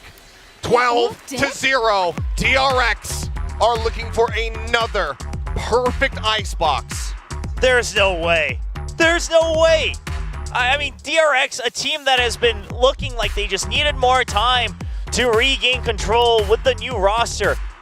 And then Talon, a team looking to contest for top 2 seeds, about to become the first team in VCT to get 13-0 yet again, shut out across 2 different stages of VCT Pacific. I mean, sure, you know, on the attack, your win percentage is pretty solid, but the pistols, that's a whole different story. And we were able to shrug off the first one. Okay, you played Lotus versus Paper X. They're pretty good at that map. Yeah, they brought out. Yep, they brought out the breach as well. You know, Forsaken was cooking. They rallied back. They won a map. Can't do that. This is map 3. Yeah, I mean. And this is a very different DRX. Yes. In the past, you would have been like, okay, also understandable. This core? Yeah, they haven't looked that clean. Let's just be very honest. Even just today in the best of 3, I mean, sure, it's impressive that they were able to rally back after having a almost similar start themselves, but I mean, the first 2 maps, they were muddy. Yes. But DRX coming into Icebox, they took a shower. They absolutely did. Put on all the conditioner in their hair, perfume afterwards, everything, the cologne, it's all there. And the 13-0 spray, hoping that this will fend it off, act as a little ward. Talon trying to fight off their own demons, their own curses. Can they avoid it? Can they at least get this pistol round? Or will DRX end it all right here? Mako just going to be backing away. Full storm forward. Up in towards B. And Van starting things off, just anticipating Mako's position, finds that kill, and Foxy gonna be spotted before he can drift back over through the wall. Huge advantages now for the side of Talon as they look to get this first round win. Not entirely clear yet.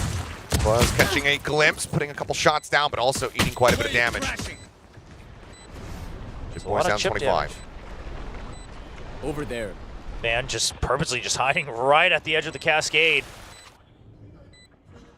Able to swing out the frenzy, eventually able to find the kill. Buzz gets banned at the same time, but 2v4 with time working against them. Flashback. Gonna set up the smoke. Tap onto the spike as the spray starts coming through. There's a swing out, and there is the round win. Talon avoiding the catastrophe. They get themselves the pistol. They give themselves a little bit of hope. Sure, yeah, you avoid the disaster, but now you're reminded the goal wasn't to avoid a disaster. The goal was to try to get into a top 2 seed position for playoffs in stage 2. And you have a very, very long marathon to go to finish that goal. It would just be the biggest comeback in VCT. It would be. I mean, it would make this best of 3 an absolute banger to have several of these matches just go all the way down to the wire.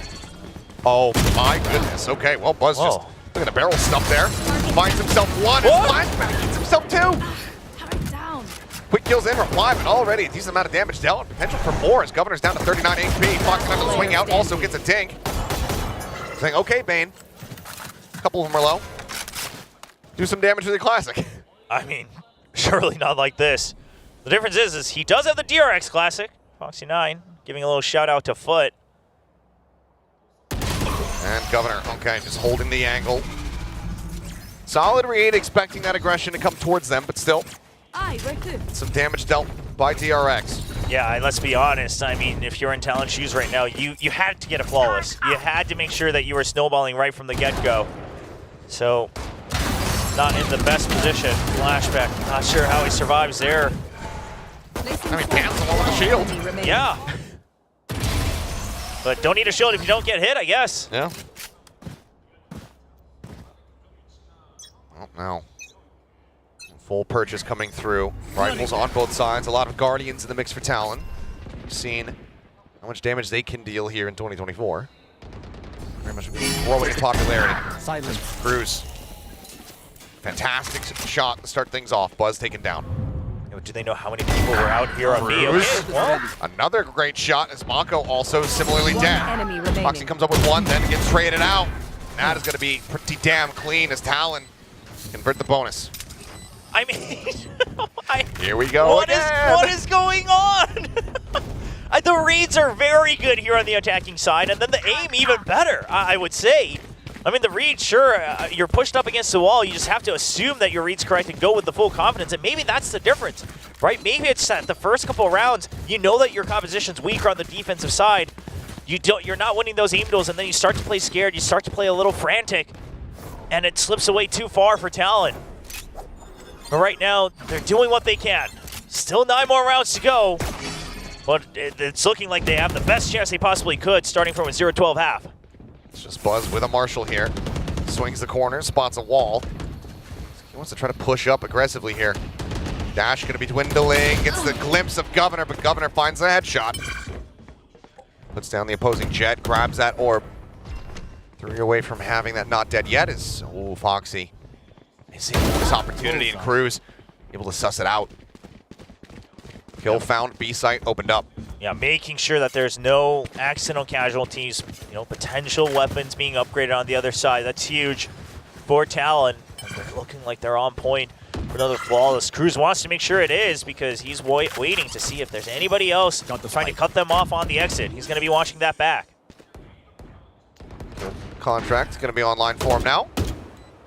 Cruz feeling it, going for the challenge. A couple hits there on the Bane.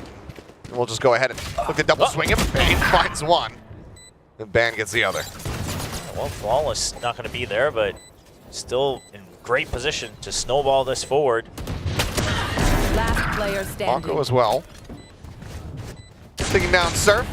Around widely. Oh, this hit widely over. And suddenly, it's only Chit Boys left standing. Granted, cash still good here for Talon, but definitely Anyone dehydrated? very scary here for them. Just checking. They will be able to run back 4 consecutive so far in the second half. I don't know how many of those types of rounds I can handle. We saw one from DRX over on Haven and another one here from TLN. There was no need for that greed. I mean, I get it. You want whatever old points you can, so I'm fine with going for the kill, but not when there's so much time left. I mean, and also all these kills just fueling that Viper's Pit that Mako desperately wants to have online ASAP. Now he's just 2 charges away. Makes the read so much easier on the defensive side, that it does. Well, it's tucked here at Pipes, drone flying. He will just go ahead, give up his position, clear this out. There it is, Ban. Waiting it out, the wall, dropping Ban, able to find the headshot, finds that win. Hunter's Fury out here from Cruz, flashback, getting caught up. He's gonna be rezzed up. Looks to try to take a very aggressive fight, getting the spot there on the Governor, goes in for the challenge, but cannot set the aim. He can take it down. Mako finding 1. Just he and Foxy9 versus 3. I can count. Cruz trying to just distract him out in mid, but he doesn't quite clear it for full info. Foxy has a chance to intercept here, but he actually pulls off the angle. Wants to get ahead. I mean, if he can take out Cruz before the main forces arrive, Alan's going to be in a bit of a pickle. He's got the recon back available. The flying. Foxy quite connecting with those shots. Cruz still healthy. The re-swing spotting out 2, knowing that Surf is going to be planting now. Finds the first. Foxy looking for the second, cannot make it happen now. It's all on Mako. He finds the first headshot. Enemy remaining. Down at 55. Mako looking to bring an end to it, but Ban with a 3K will keep them in the map. I mean, Mako knew exactly where he was. He knew he was stuck, didn't have time to cross. Was able to see it just a sliver of that corner. But Ban, you saw him starting to jiggle, wanted to make sure that he doesn't give Mako the advantage to just guess right where he is. And guess what? Ban doesn't swing out. Yeah, didn't swing out to the left, wins the duel. You can tell Buzz, he was like, okay, if I don't see you initially, I'm going to watch you on this right side. But Ban able to overcome it this time. Of course, having the double tap gives him a bit of that extra confidence. Now a decent bank here for the side of Talon. A fractured purchase for DRX. But flashback with a good start. Surf taking down the wall, anticipating. As Governor picked off, but this for the res. Lockdown now going to be used here by Foxy9. Shock dart sent in. Foxy just behind the wall. The clear out coming through. Flashback, unable to find the punish on the Cruz. Eliminated. Foxy snappy with a headshot. Now it's suddenly all on Cruz. Looking for the 30s. Got it for Pain. Swings around and brings it to an end. DRX persevere. The attempted run back on Ascent could not be brought to fruition. But they get their victory on Haven and they close things out on Icebox to get the win over Talon. And this is heartbreaking for Talon because, again, that Ascent, they looked so dominant. Looked like they might be the ones returning the favor to another team with a 13-0. Tried to get it as close as possible. Closes it out, but could not keep the lead on Haven. And then it all falls apart. DRX right back into the swing of things. And you can just tell this squad from DRX is still young because this is what it takes to be the older brothers. For Buzz and Mako, now they're on that opposite end. You can see Buzz looking exhausted, trying to lead the team, and Foxy just ecstatic to finally close out the victory. Yeah, I mean, as he should. Yeah, Buzz in that series, like Atlas just holding up the world. Yes. Sisyphus pushing the boulder up the hill. But hey, I mean, if that's the type of leadership you can have, if that's the type of veterans you can have on the team, Foxy, Flashback, Bane, they are in good hands. And of course, you can't miss an opportunity for some free advertisement. But Buzz for DRX, like 3 years on this match. You gotta see if that is just a hurdle left for this squad to be able to take down Talon, one of the other playoff teams, to get themselves a solid victory. We will see. We'll have our eyes on both of these teams in the future. But for now, let's go ahead and pass it back over to the analyst desk to break down all the action from today. Thank you very much, William and Achilles. And everybody sat up just a little bit straighter in those last few rounds. You're kind of like, haha, Talon could do the funniest thing right now.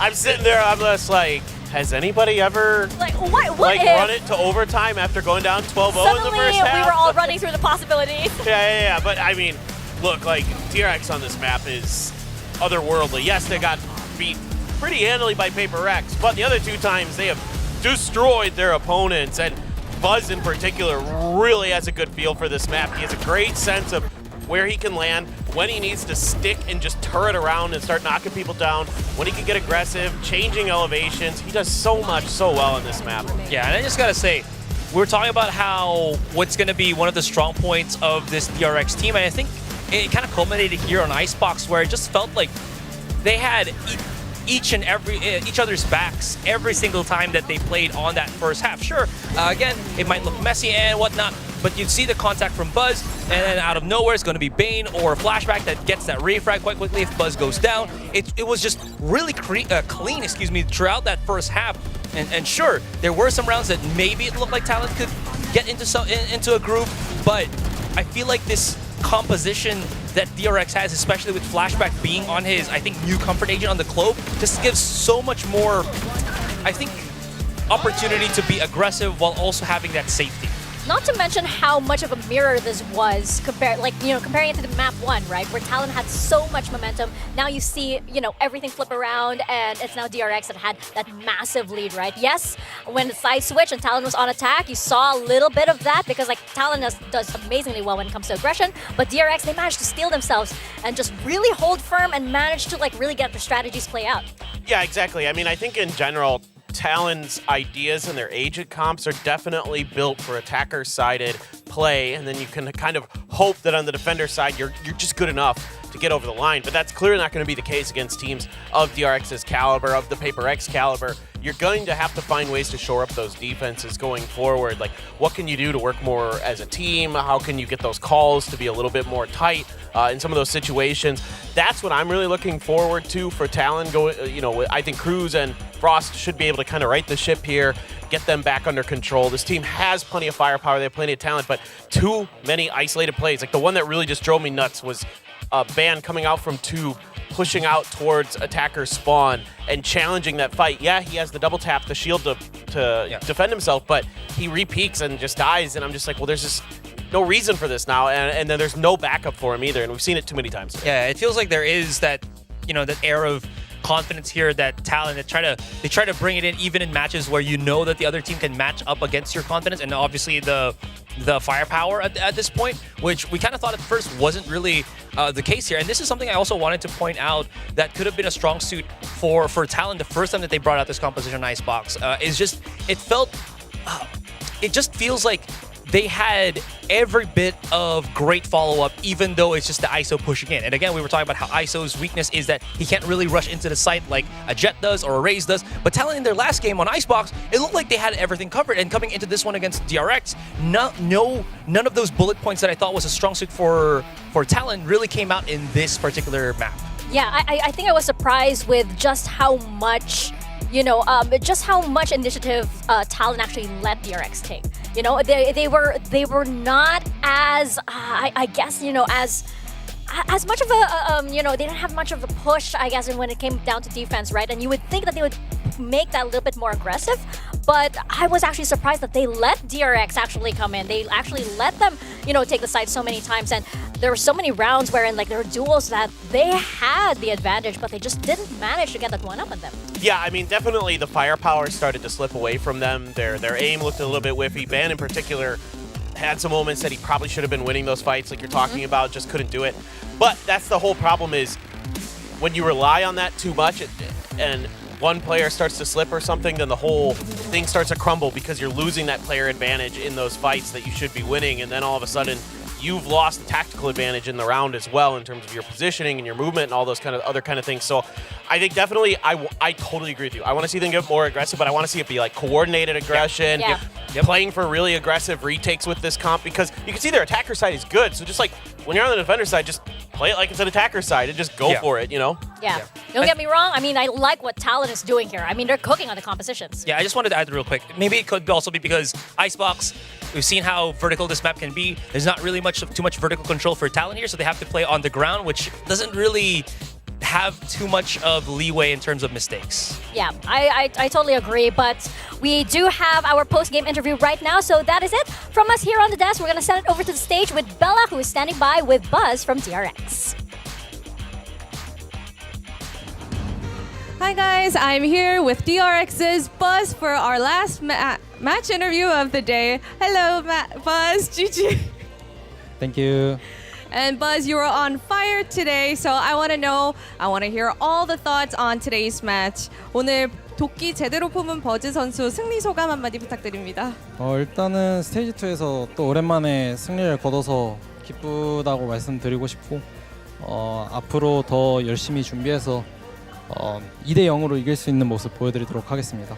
It's really nice to get a win during stage 2, and we're going to work hard as a team to finally take our win 2-0. All right, and Talon pulled out a lot of creative agent picks this time. I want to hear about what, DRX thought about and if they were actually surprised by the agent picks. 이제 탈론이 정말 독특한 조합을 많이 읽어냈는데 에이전 픽 보고 어떤 생각이 좀 드셨나요? 일단은 랭크에서나 볼 법한 조합이라고 생각해서 저희는 오히려 이게 저희에게 큰 기회일 거라 생각했고 저희가 이제 스크림에서 전혀 보지 못했던 조합이어서 저희끼리 잘 이야기를 해서 풀어 나간 것 같습니다. I thought those agent picks were something that you would see on a ranking game, and we've never seen those at during scrims. But we communicated well, and we got our win today. And DRX has been going through a lot of internal changes, and Mako and Buzz must, you guys must have been, trying to put, your foot down for the DRX fort. So the pressure must be real for you. 좀 이제 팀 내부 변화를 많이 겪으면서 마코 선수랑 버즈 선수가 좀 부담이 많이 됐을 것 같아요.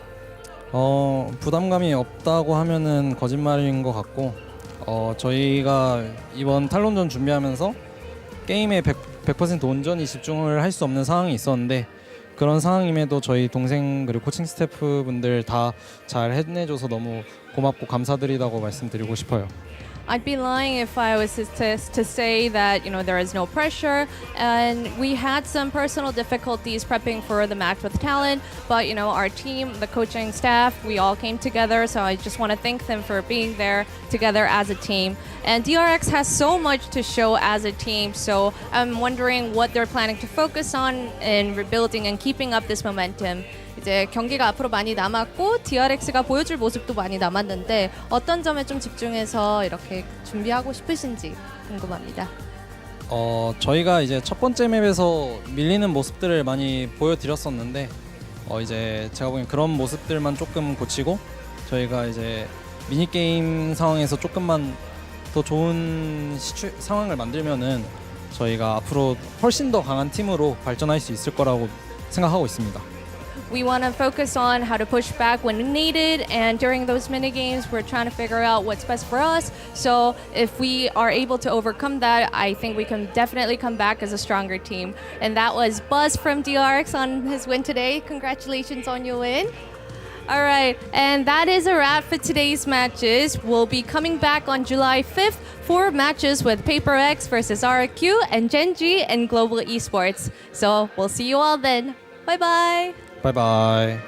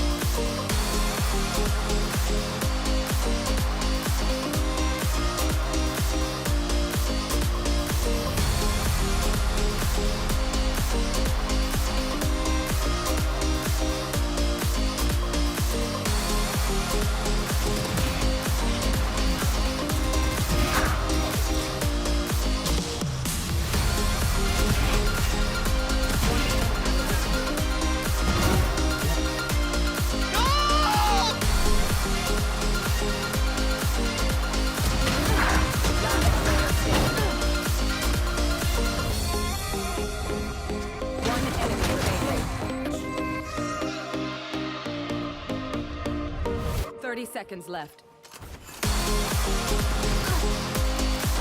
One enemy remaining.